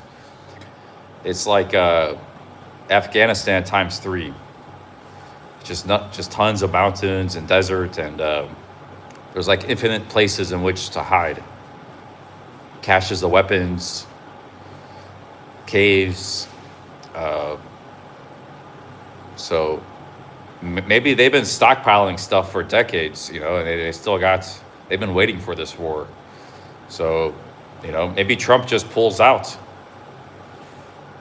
They look like they're getting strong with weapons and stuff. He'll come in and bomb them again. But I don't know nobody else seems to want to handle Iran. I don't know what the answer is there, man. Maybe it's, you know, I didn't think Trump was going in to invade and take over the country. He's just trying to stop him from getting a nuclear weapon. But, you know, it's kind of more Europe. He's saying it's more Asia's and Europe's problem. Asia depends on the oil. Europe is nearby. The Middle East is nearby. Saudi Arabia, Qatar, they're their neighbors, and they're heavily affected by this. And those countries don't get along with Iran either. It's Israel's problem. It's Qatar's problem. It's Dubai's problem. It's Turkey's problem. It's Saudi Arabia's problem. So it's Europe's problem. So America could just withdraw and be a hermit kingdom, you know. That's what they might end up doing. But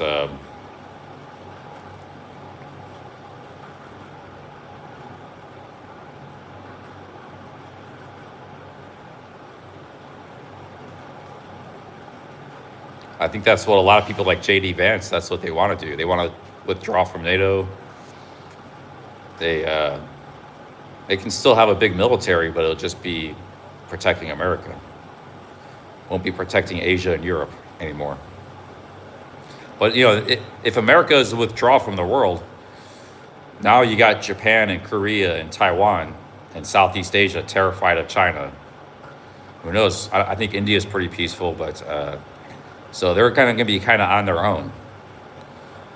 You know, people are going to be terrified of Russia. They're going to be terrified of Iran. So, you know, that could just lead to chaos in World War III, like constant war all over the world.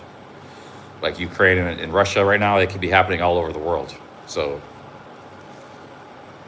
you could say America should withdraw and be isolationist. But at the same time, you know, we haven't had a lot of wars in the world since World War II. So there's like an order to things that maybe that would all go haywire if America just kind of isolated itself, left the world to itself. Like the British were kind of running things in the 19th century.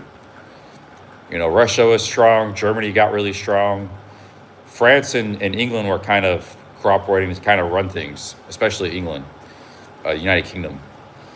And there wasn't really any wars after the Napoleon Wars. There was like 100 years before World War I. The Victoria years, there was a lot of prosperity, the Industrial Revolution. Not everything was great, but there were some massive tragedies and problems. But it was a solid 100 years from the Napoleon Wars in 1815 to the World War I. It was like a solid 100 years, and Britain was running things. So sometimes like one empire kind of running things does work out pretty good. But then when you have like a bunch of strong nations disagreeing with each other, that's when all hell breaks loose. World War I, World War II. You know, Germany got to a point where they were stronger than England militarily.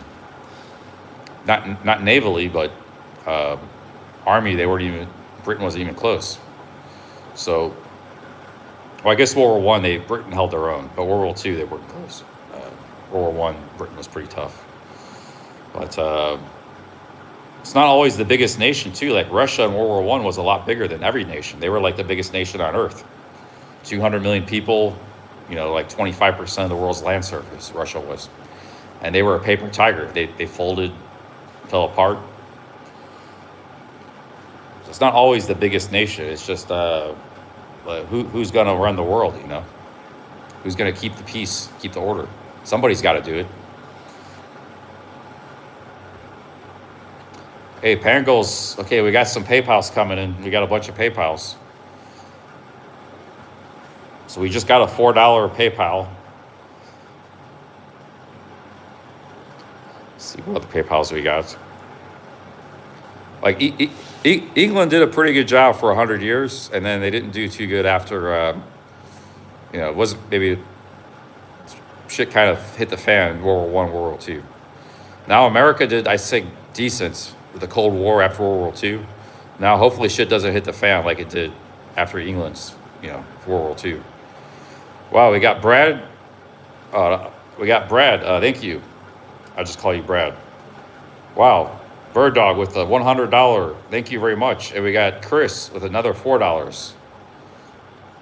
Bird Dog with a $100 PayPal. Thank you. My PayPal just went to over $400. Wow, thank you, Brad. Thank you very much, man. And we got some smaller PayPals too. Chris and a few other people. Thank you, guys. So I'll show you my PayPal balance now because it just went up a lot. So here's my new PayPal balance. Thanks to the PayPalers. Boom, look at that. Yeah, Bird Dog, thank you very much. On top of all the super chats we got today.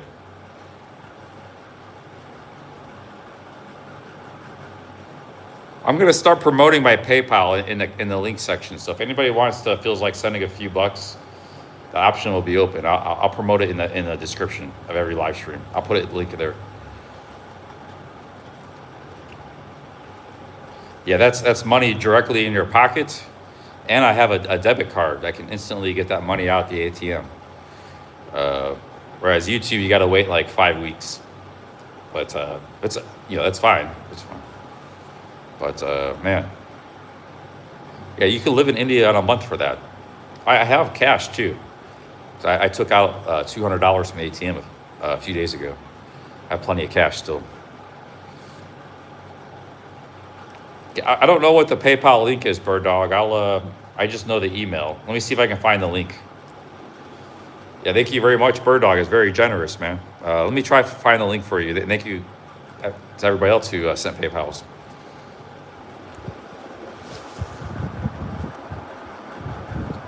I don't know what my PayPal link is. Let me see if I can find it. Hey guys, I don't want to talk too loud. I gotta try to be quiet. Sometimes there could be somebody sleeping or something. I think these walls are very thick. Maybe I hope I'm not disturbing anybody. Sometimes I get carried away talking loud. I gotta try to keep my voice down.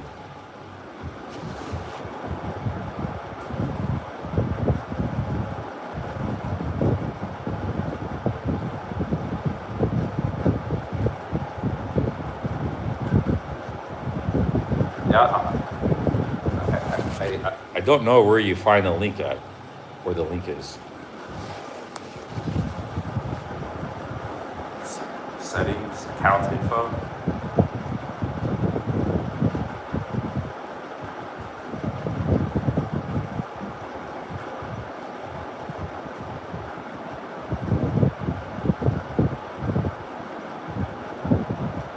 Man, I don't know. I don't know, Bird Dog. I know you asked me that before, where the link is. Let me do a Google search. How to find my PayPal link. This is the kind of stuff artificial intelligence is for.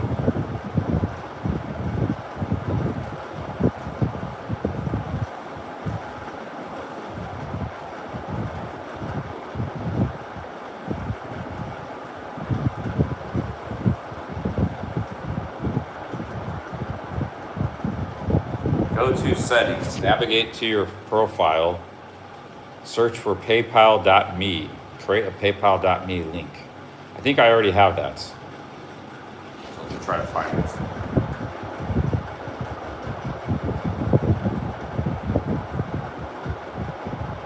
Okay, I'm in the settings. I don't see it now. Some things you have to do with your laptop. I might have to do in my, but this laptop is like pure. It has no login to anything. So if it ever got stolen, there's nothing they would get from it. They can't log into my Google or Gmail or PayPal or anything. Only my phones have that stuff.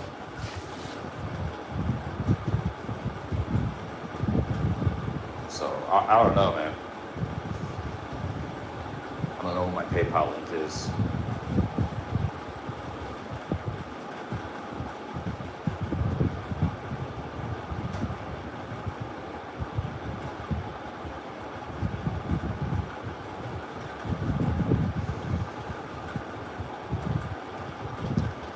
Let's go to the Help Center search.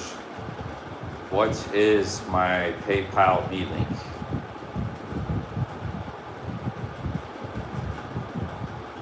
Okay, we're doing a search. Yeah, the PayPal has always sucked at this. Like, they don't even, it's not even easy to find your own PayPal link. They always have problems like this, man. How do I find my secure merchant ID? Go to account settings, business information. Okay, let me try that. Account settings.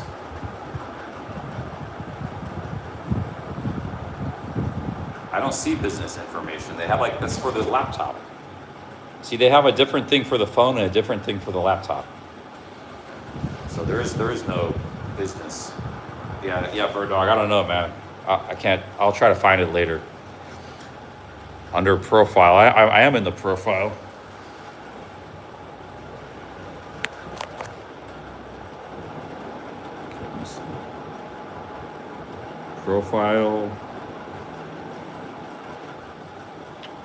Profile. Get professional online presence to grow your online business. I thought I already had that. Get started.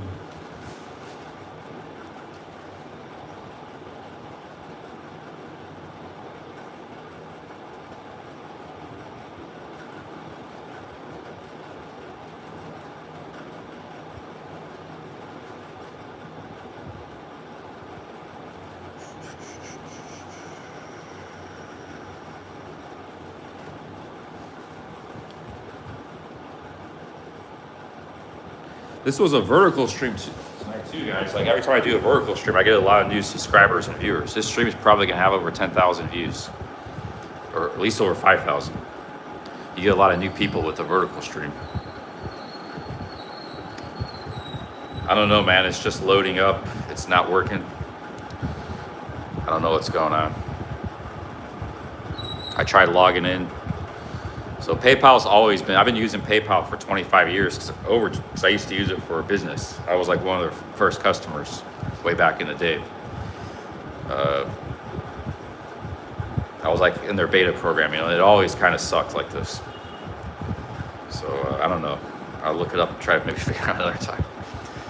But you can't just use my email to PayPal. That works too. I have 2 emails. That's one of them. That's the PayPal email.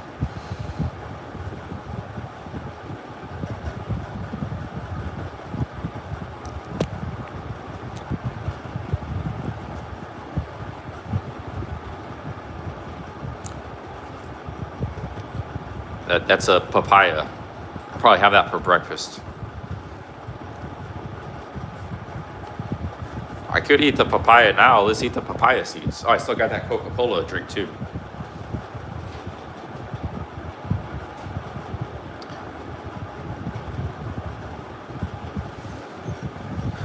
Yeah, PayPal is a very simple thing. It's like send and receive money.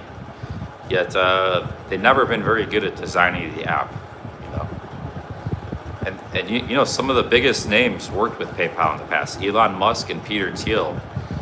They were like the founders of PayPal, and it's always been a shitty app. So what does that tell you? If they're making good products now, it's not because of them. They're just businessmen. They got engineers doing. They're like Steve Jobs. So that's not a diss. Steve Jobs was a great man, but he was a businessman. But he was also very good at tech. But he wasn't the tech wizard. He was the business wizard. But yeah, PayPal's never been, for such a simple app, it's never been a very good app or website. Fitzy says, check my PayPal. Okay, I'll check it again here.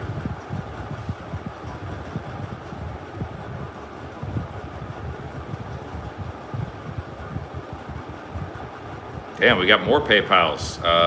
I'm guessing this is Fitzy. Thank you, Fitzy. So we're up to 420 bucks. So look at this, guys, 420. A minute ago, we were 300. Thank you, Fitzy.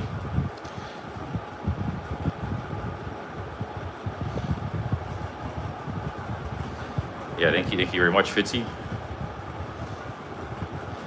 But here's another thing I never understood. There should be like 20 PayPals. PayPal got big because they partnered with eBay. eBay was very big back in the day. It was like Amazon wasn't big 25 years ago. You know, Amazon used to just be a bookseller. This is going back to 2000. I was big on eBay back then. And back a long time ago, there wasn't an easy way to pay for stuff for the customers. And PayPal met that gap. That's why PayPal got big.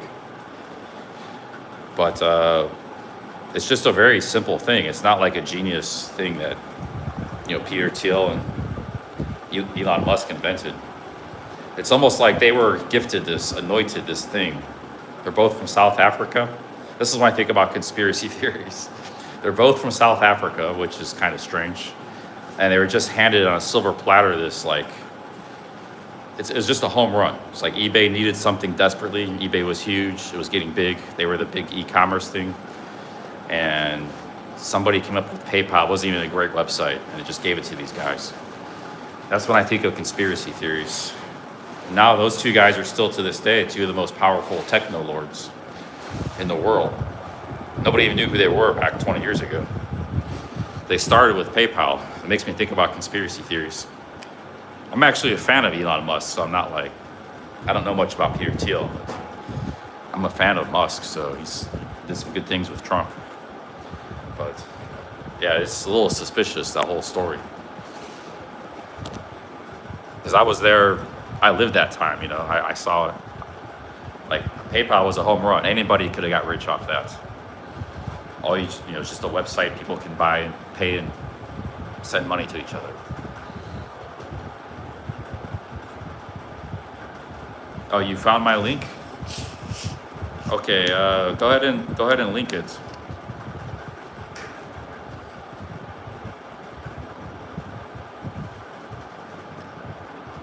I think it's something concerning Cheap Charlie. I don't remember what the link was. Yeah, big ups Fitzy with the PayPal. Fitzy sends me lots of super chats too.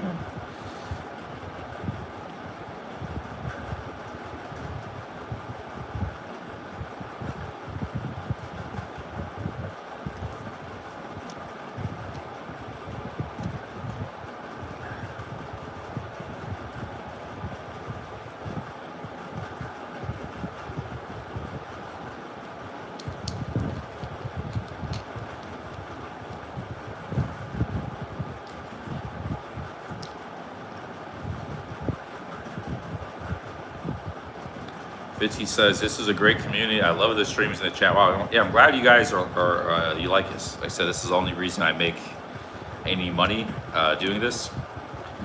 So, you know, you guys like this. I get to stream whenever I want, wherever I want. I can go anywhere in the world. I can wake up one day and decide, you know, just not stream, not do anything. I can do that 4 days in a row. And then I do that all the time. And then I stream 3 days in a row, 10 hours a day. So yeah, I got ultimate flexibility, and I've always been able to make some money doing this. So yeah, I'm glad you guys like it. A lot of supporters here. Hey, big ups Tandra. Tandra with massive super chats today. Thanks again, Tandra. But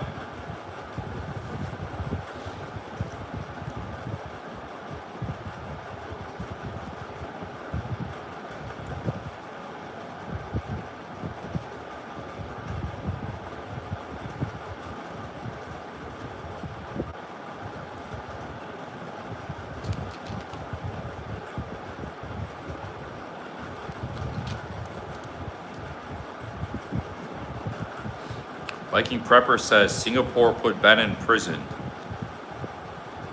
I was in Be More Rhymes chat today and they were saying that. So I'm not going to speculate on that. But,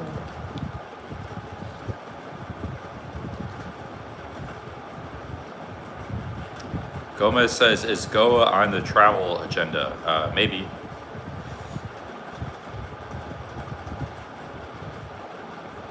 So the only thing with India is it's going to start getting insanely hot here pretty soon, another month or so. So I guess we'll take that as we go, but I'm in no rush to leave India. I don't know where I'm going after Rajasthan. Might be in Rajasthan for another week or so. Maybe back to Delhi. There's so many places you can go. Like today I met people from Uttar Pradesh, I met people from Indore. There's a lot of places to go, but I'm just taking my time. I'm not like I'm not going to push myself too hard. My expenses are low here. We just take our time and stay in India as long as we want. Yeah, Jaipur is probably going to be next because I haven't been to Udaipur, but it's kind of out of the way. Jaipur would be very easy to get to from here. It's like 3 hours away. So Jaipur is probably next. And then after Jaipur, I don't know what's going to happen, where I'm going to go. Jaipur's got a big airport too, because it's a pretty big city. So if we wanted to, we could fly to Mumbai or something from Jaipur. Skip going back to Delhi. But it's also close to Delhi too. We could go back to Delhi.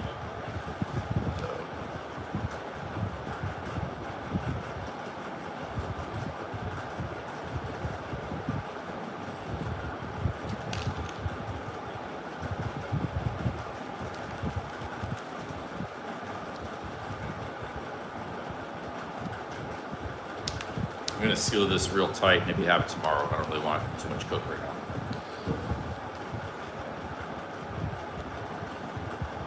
Yeah, I've never been. I want to go to Calcutta and Mumbai. The only thing I like about Mumbai, I see Calcutta is cheap, but Mumbai is expensive. Mumbai is like the Manhattan of India. It's the biggest business community. A lot of rich people there. It's pretty expensive for a traveler. It's like $30 a night for hotels and stuff. So I might skip Mumbai for a while. Maybe I'll go to Calcutta or something. Calcutta does have $10 cheap hotels. Yeah, Tamil Nadu would be good too. I wouldn't mind going down there. Anything in the south is fine.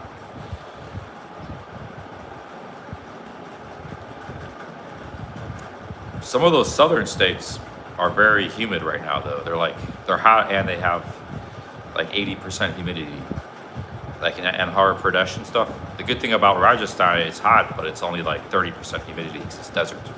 And it cools off at night. It's like the low 70s. So I don't know if I'd want to go to a sweltering, humid, tropical place right now. But it's tough to stream in those places. Kind of weather. Hey, Miss Balboni with the membership. Thank you. Thank you, Miss Balboni.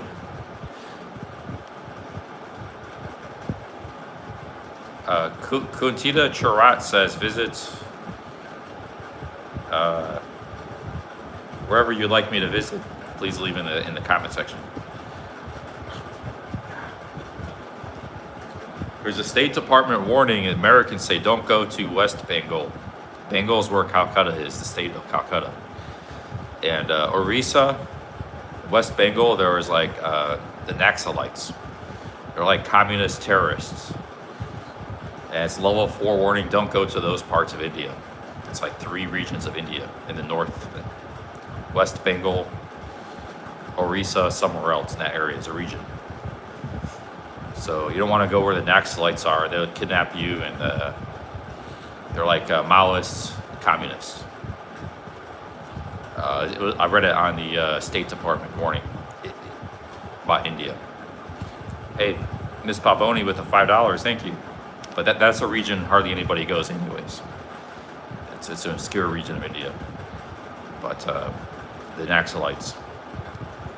But yeah, they're like the Maoist communists, which seem to be the worst. They used to have those in Nepal, and they had those in Peru, the Shining Path. And those guys kind of act like terrorists. If you hear about the Maoist communists. So they got that in India apparently too. The State Department has India's level 2 safe, so don't get freaked out about India. They got India level 2, it's yellow, which is actually pretty good. A lot of countries are level 3, so they say India is pretty safe, but just not that region. Only that it's a region nobody really goes to anyways. So, but you can read about the State Department warnings about India or any country. Just click State Department India on Google. They'll bring it right up. I'm just reading from the State Department cyber count.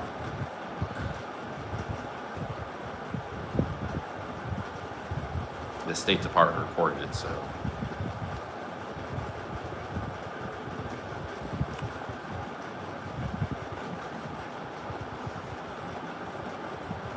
They're on top of the dangerous parts of the world.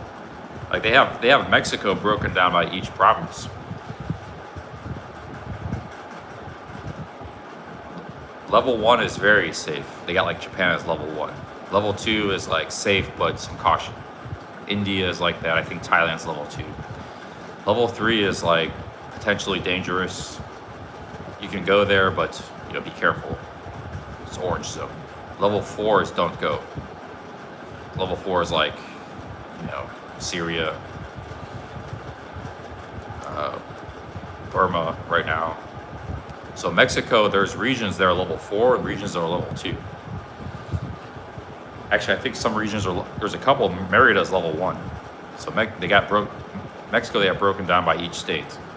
I think that's the only country where they got it broken down by state. The rest is, India, they said it's level 2, but there's one region that's level 4. Don't go to that region.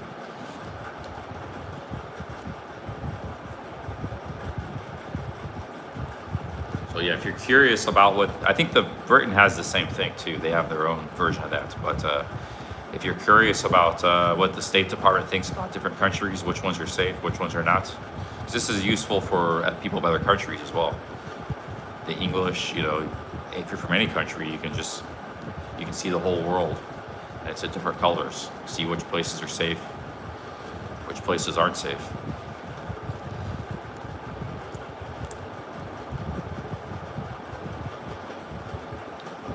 Well, I was thinking about Azerbaijan. Actually, I was going to look up tonight. I think Armenia and Azerbaijan are kind of sketchy because they had a war going on between them.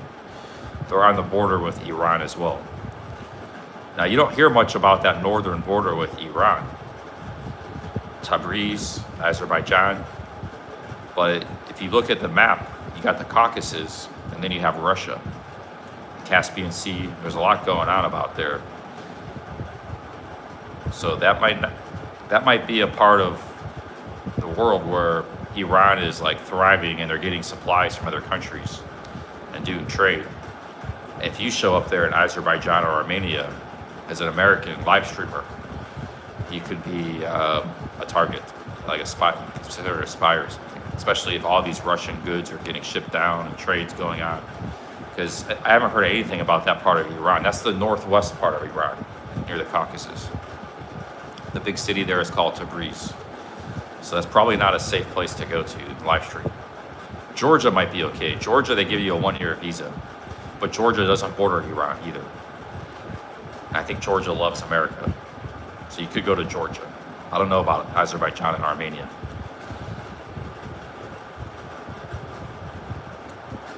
Azerbaijan, they have like hotels for $8 a night. It's like India cheap. It's an oil producing country.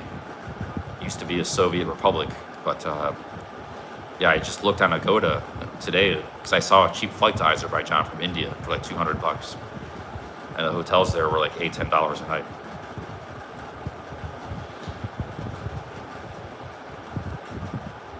But if you think about it, like all the firepower from America is coming from the Gulf. You don't know what's happening up north on the border with Tajikistan, on the border with Azerbaijan, the Caspian Sea. So there's probably all kinds of supply routes coming from those, all kinds of trade going on, you know. Nothing's able to come through the Gulf because the navies and stuff. That's where all the firepower is hitting. But you know, that border region is like 1,000 miles away from the Gulf. So it's a huge logistical problem. Don't we have a big base in Turkey and Iraq? That's near that area. So I don't know what's going on with this war. You know, war is just really bad because it's like,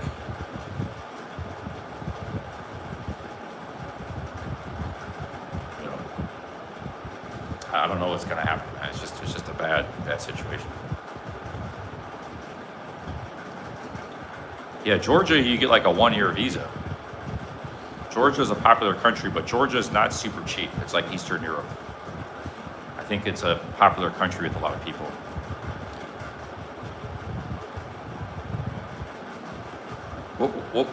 Can you imagine a vlogger snuck into Iran?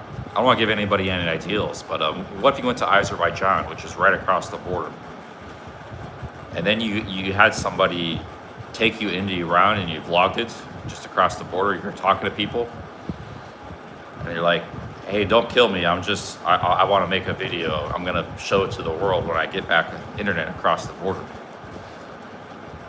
Man, you would be big on YouTube. That's probably not a good idea because it might kill you, but you know, you meet the IGRC. Actually, you might be considered a traitor by America if you do that too, so that's not a good idea. But you could potentially do that. You could go to you could fly into Azerbaijan and then sneak across the border. They don't have internet in Iran, and then but you got a camera, you film stuff, and then you take it back and publish it when you get back to Azerbaijan. That's called journalism.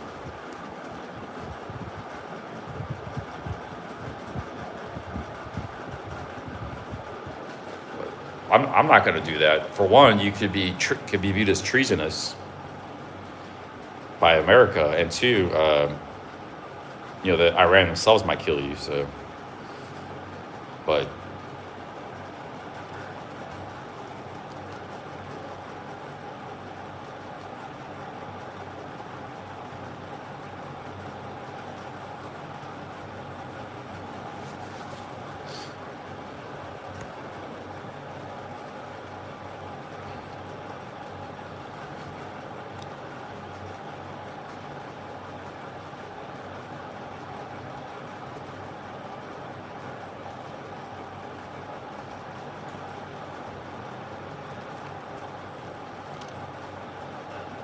Now Purdy says, no joke, you'd be thrown off. I have no intention to go there. If anybody was to go there, it'd be like a neutral nation, like somebody from Switzerland or somebody, a vlogger from Switzerland or New Zealand or something. Somebody that's independent, a neutral nation. You know, there was a lot of people from like Germany and Norway already going to Iran as tourists. They were welcome there, but they might be able to get away with something like that. Yeah, somebody from America or Israel, definitely not.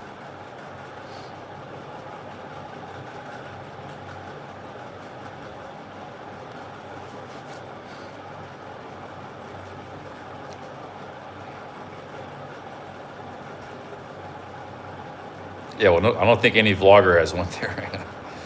But there's no kind of international law doing that, right? All you're doing is being a journalism and a YouTuber reporter. People used to do that back in the day, like in the wars and stuff. They would go with their camera and they would document stuff. They were independent, like journalists, and they would sell their photos and their stories to like New York Times, you know, sometimes for a lot of money. And so there's nothing really stopping anybody. An American or Israeli shouldn't do that, but there's nothing stopping like a guy from Switzerland or New Zealand or Norway, like peaceful countries, a vlogger doing that.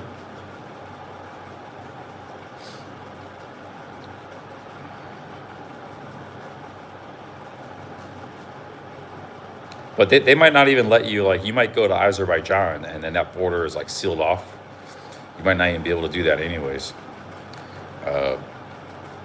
Like they're not going to let you, you know, sneak across the border.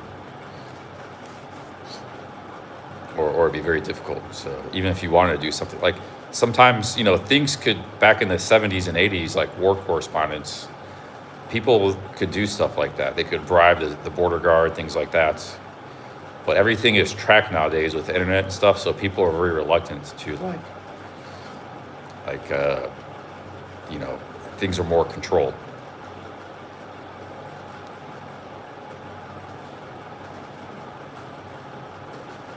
Now, I'm surprised a YouTuber hasn't tried to sneak into Iran yet. You can literally do it from a lot of different countries. Tajikistan, you could go to Uzbekistan, you could go into Iraq, Azerbaijan, Armenia borders Iran. There's a lot of countries, Pakistan borders Iran. I'm surprised nobody's tried to sneak into Iran and came back out with the footage. But don't want to give anybody ideals. It's probably a really bad ideal. But, you know, for YouTube, there's a guy that went to that island in India where there's like cannibals live. There's an island. People have tried to go there and they always get killed, like missionaries and stuff. Or they're like really savage, like people, they're like in the Stone Age with spears. And there's been actually YouTubers that have tried to go to that island. I forgot, Sentinel Islands it's called. There's people that still live in a Stone Age. So if people can go there, I'm surprised nobody's tried to sneak in Iran, man. Because people do anything for views and clout and subs. So,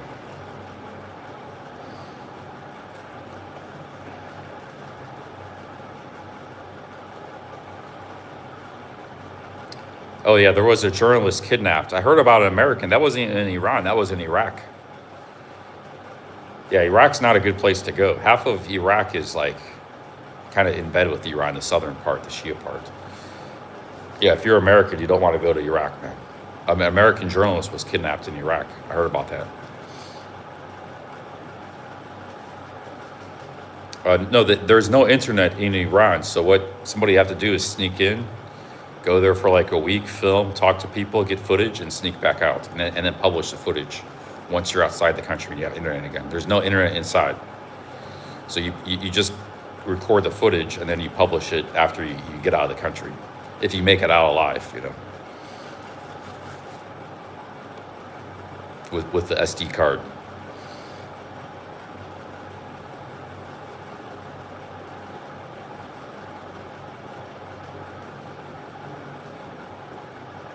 Rantillion says, some people have Starlink in Iran.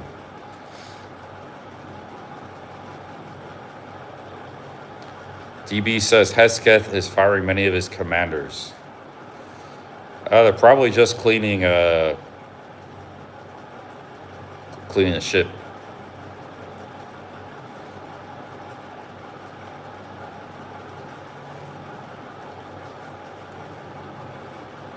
that's pretty normal to fire people in tough times.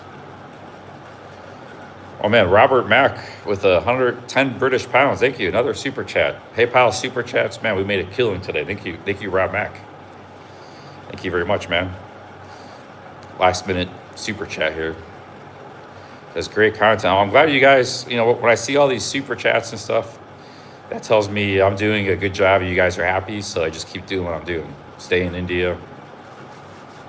Keep streaming. Keep doing what I'm doing. I feel like I'm getting sick though. Sick again.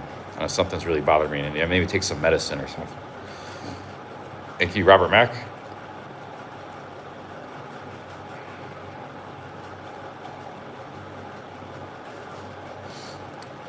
Thank you, Rob Mack. Thank you very much.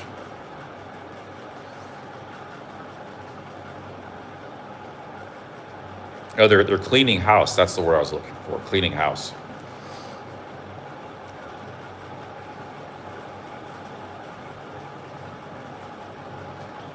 Rantillion, I don't know what that is. You mean the moon landing or something? The moon launch?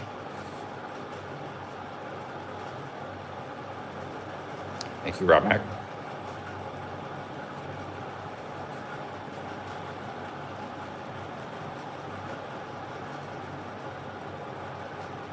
I'm not shilling for anybody, Letterham. I just speak my opinion, man. A shill means somebody who promotes something like a product and they don't use it or believe in it. I'm just speaking my opinion. I'm not a shill. And sometimes I'm conflicted just like anybody else.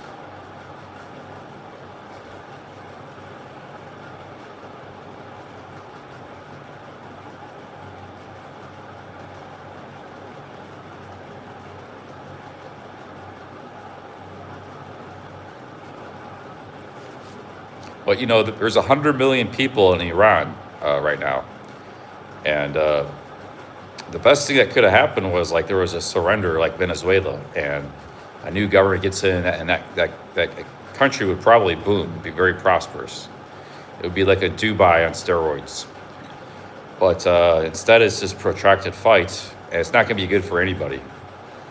And the people especially, they might really be, there's 100 million people living there, man. And I don't know, if I was living in Iran, you know, especially if you're in a city, a lot of those people have roots out in the countryside, but they might have been living in a city their whole life, so they don't know how to farm and things like that. But they need to get out into the countryside and try to like see if they can help out the farmers. They need to go back to the countryside because the cities are going to be dangerous. There's going to be food shortages, water shortages, lack of electricity. That's probably already happening. So, but they might be able to, you know, weather the storm in the countryside.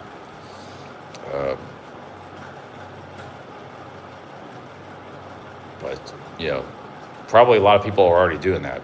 Like, I bet you Tehran probably has half the population it had, say, 6 months ago. You know, go to the small towns in the countryside. Life might not be very good there either, but I don't know.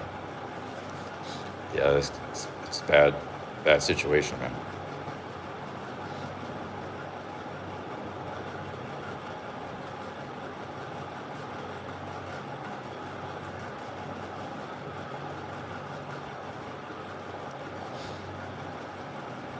That country is basically held hostage by like however many IGRC members are, 300,000 or something, maybe 500,000, most of whom maybe still be committed, and that's it. And then maybe 10% of the population really supports them.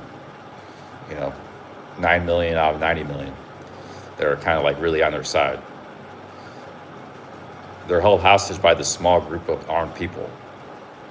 And there's no way to get rid of those armed people. They're spread out across the country. They're in small, say like platoons where you got like 500 at a time, scattered in different villages and different mountains and stuff. And they're holed up with supplies and bombs and mountains.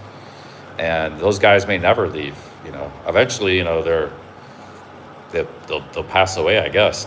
Remember in World War II, there was those Japanese guys on islands, and they found these guys like 30 years later, still like with guns and living on an island. They were like in their 70s. it's going to be that kind of situation. They're going to be holed up in the mountains and the deserts all over the place, scattered all around. And if they never give up, and their own people can't take them out, that country's hopeless. America's not going to go in with 1 million troops and try to flush these guys out, because there'd be thousands of casualties. You know, it would make Iraq and Afghanistan look like a picnic. Literally, there would probably be like 100,000 U.S. casualties if they try to remove the IGRC by force. You know, in Vietnam, they weren't even trying to do that. I think Vietnam might have been a tougher opponent than Iran. Like, the Vietnamese army was more numerous and more, just better all around. But what makes Iran different is that they're committed and they're spread out and they're scattered in the mountains. The mountains are just impossible to take over throughout history and war. Armies and mountains, it's just impossible. So they got the high ground, they're hidden, so even though Vietnam was tougher, they weren't really in mountains and stuff. And we weren't really trying to destroy the Vietnamese army. We were just trying to fortify South Vietnam. You go in with a mission of trying to destroy the Iranian army, it's impossible. I think they know that. That's why they haven't tried to do that. It'd be a complete nightmare. So they're just trying to weaken them and hope for the best, I guess. But see, if they were to leave, nobody else does, they're going to regroup. They're going to get more funding and supplies. They're going to take back over the country. And then they're going to come back at you 10 times harder. They're going to try to get nukes. It's really like a no-win situation. I don't know what the answer is, Iran, man. It's a really terrible situation. Maybe a coalition of 30 different nations, because there's a lot of countries like Dubai and Saudi Arabia, they hate Iran. Israel does. The Kurds don't like Iran. There's all these countries that could all work together, and maybe just like with Germany was divided up into different zones, the Soviets had the East, maybe each country has an area where they control and they send in their troops and they try to flush out the IGRC. I think that's the only way, is a big coalition working together and sharing the duty. Otherwise, or they just let it go. I don't know, let Iran go. And they start throwing nukes at everybody. They've already showed they'll bomb anybody and anything in this war. Allies, neighbors, for them, they have no, so what happens if they get nukes or worse weapons? So I don't know what the answer for Iran, man, is. It's a pretty bad situation.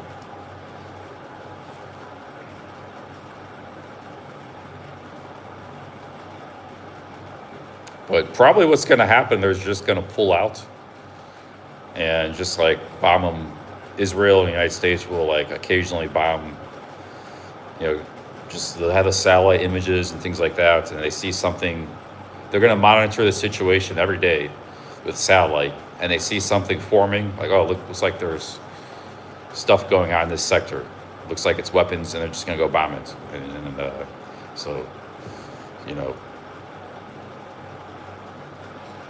But that's not really a good thing either. I don't know what the answer is, man.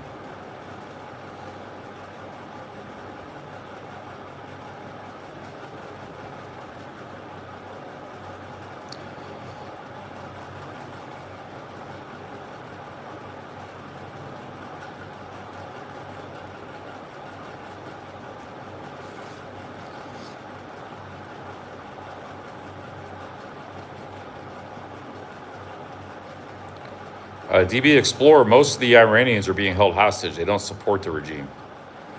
They're just powerless. There's nothing they can really do. Because you got 500,000 crazy people with guns who are very committed and ideological. And they're like the guy on the island, Pacific Island, the Japanese army guy who never laid down his weapon. So you got the country's being held hostage by some 100,000s of people who've been trained their whole life, indoctrinated for this moment, for war. And they're scattered all over the place in mountains and stuff. So, actually, another thing they could do is really take control of the cities. They can flush those guys out of the cities because people know who people are in different neighborhoods. You know, the Iranian people could take control of the cities, like Tehran and stuff, but they're not going to ever control the countryside in the mountains. But they could control the cities where the IGRC has no presence because, you know, they could just start guerrilla warfare. You know, it's like, that's what it might have to come down to. But that would still only solve the cities. It wouldn't solve the holdouts in the mountains. And then the people who are still with the IGRC in the cities, they would lay down their arms. Like, I'm not a part of this. I give up. I don't want to get lynched, you know. But the holdouts would still be in the mountains. So the support could collapse in the cities pretty quickly.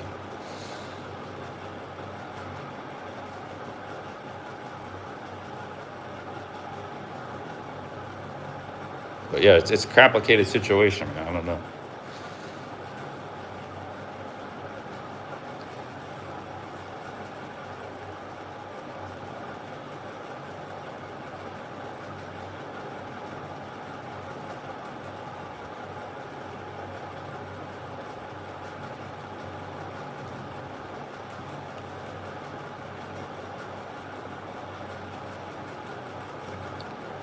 Yeah, it might just be suppressing, like, or just monitor with satellites, and they see, like, looks like troop movements or like a big weapons, or, you know, they're just surgical strikes. I don't know. That's maybe it's going to be for a long time. There are very few Iranian citizens will be killed. Very few American soldiers will be killed. It's just, but those Iranian people are still going to be suffering. Like, life's going to be like really terrible, you know. So I don't know, man. I don't know I wonder what some of the Iranians think about it. People like Sean. I haven't talked to Sean. How he feels about this. 'Cause he's very educated.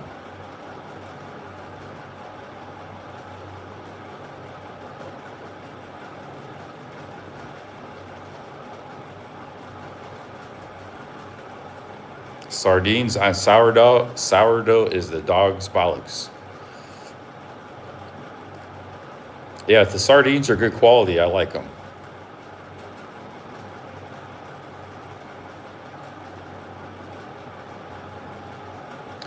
You know, if you think about it, there's a lot of different neighbors in Iran. If I was Iranian, you gotta try to, you know, other than going to the countryside, you got a nice place in the countryside. But other than that, maybe trying to get out of the country. Like remember how Venezuela, everybody was leaving Venezuela? Those people need to try to get to Pakistan, Kazakhstan, Uzbekistan. They could get to Azerbaijan, Armenia, Turkey, Iraq even though Iraq's not that great. It might be better than Iran. I would just say try to get out of that country, you know. Try to go to the countryside. If you can't do that, try to get out of the country.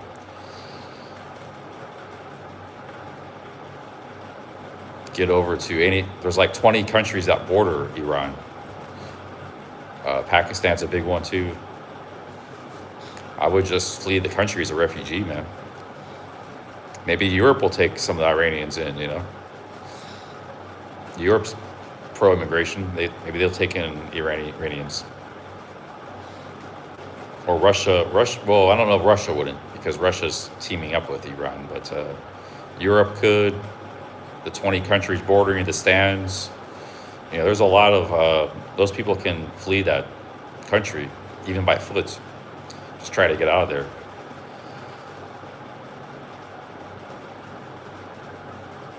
Yeah, it's just a bad situation, man. I don't know.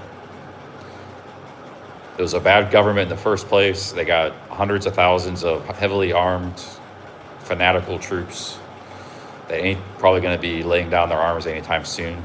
So I don't know what the answer is, but the real victims are the people there, the country that are being held hostage by these people.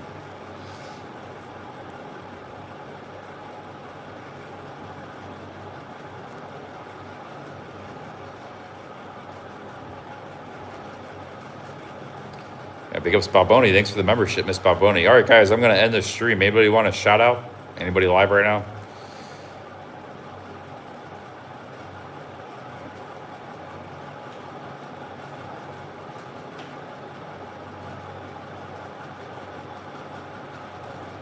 That's what people were saying about Vietnam, MTW. They were calling Vietnam vets traitors. That's pretty bad, man. It's pretty bad. Bad of you. I approved your comment because even though YouTube blocked it.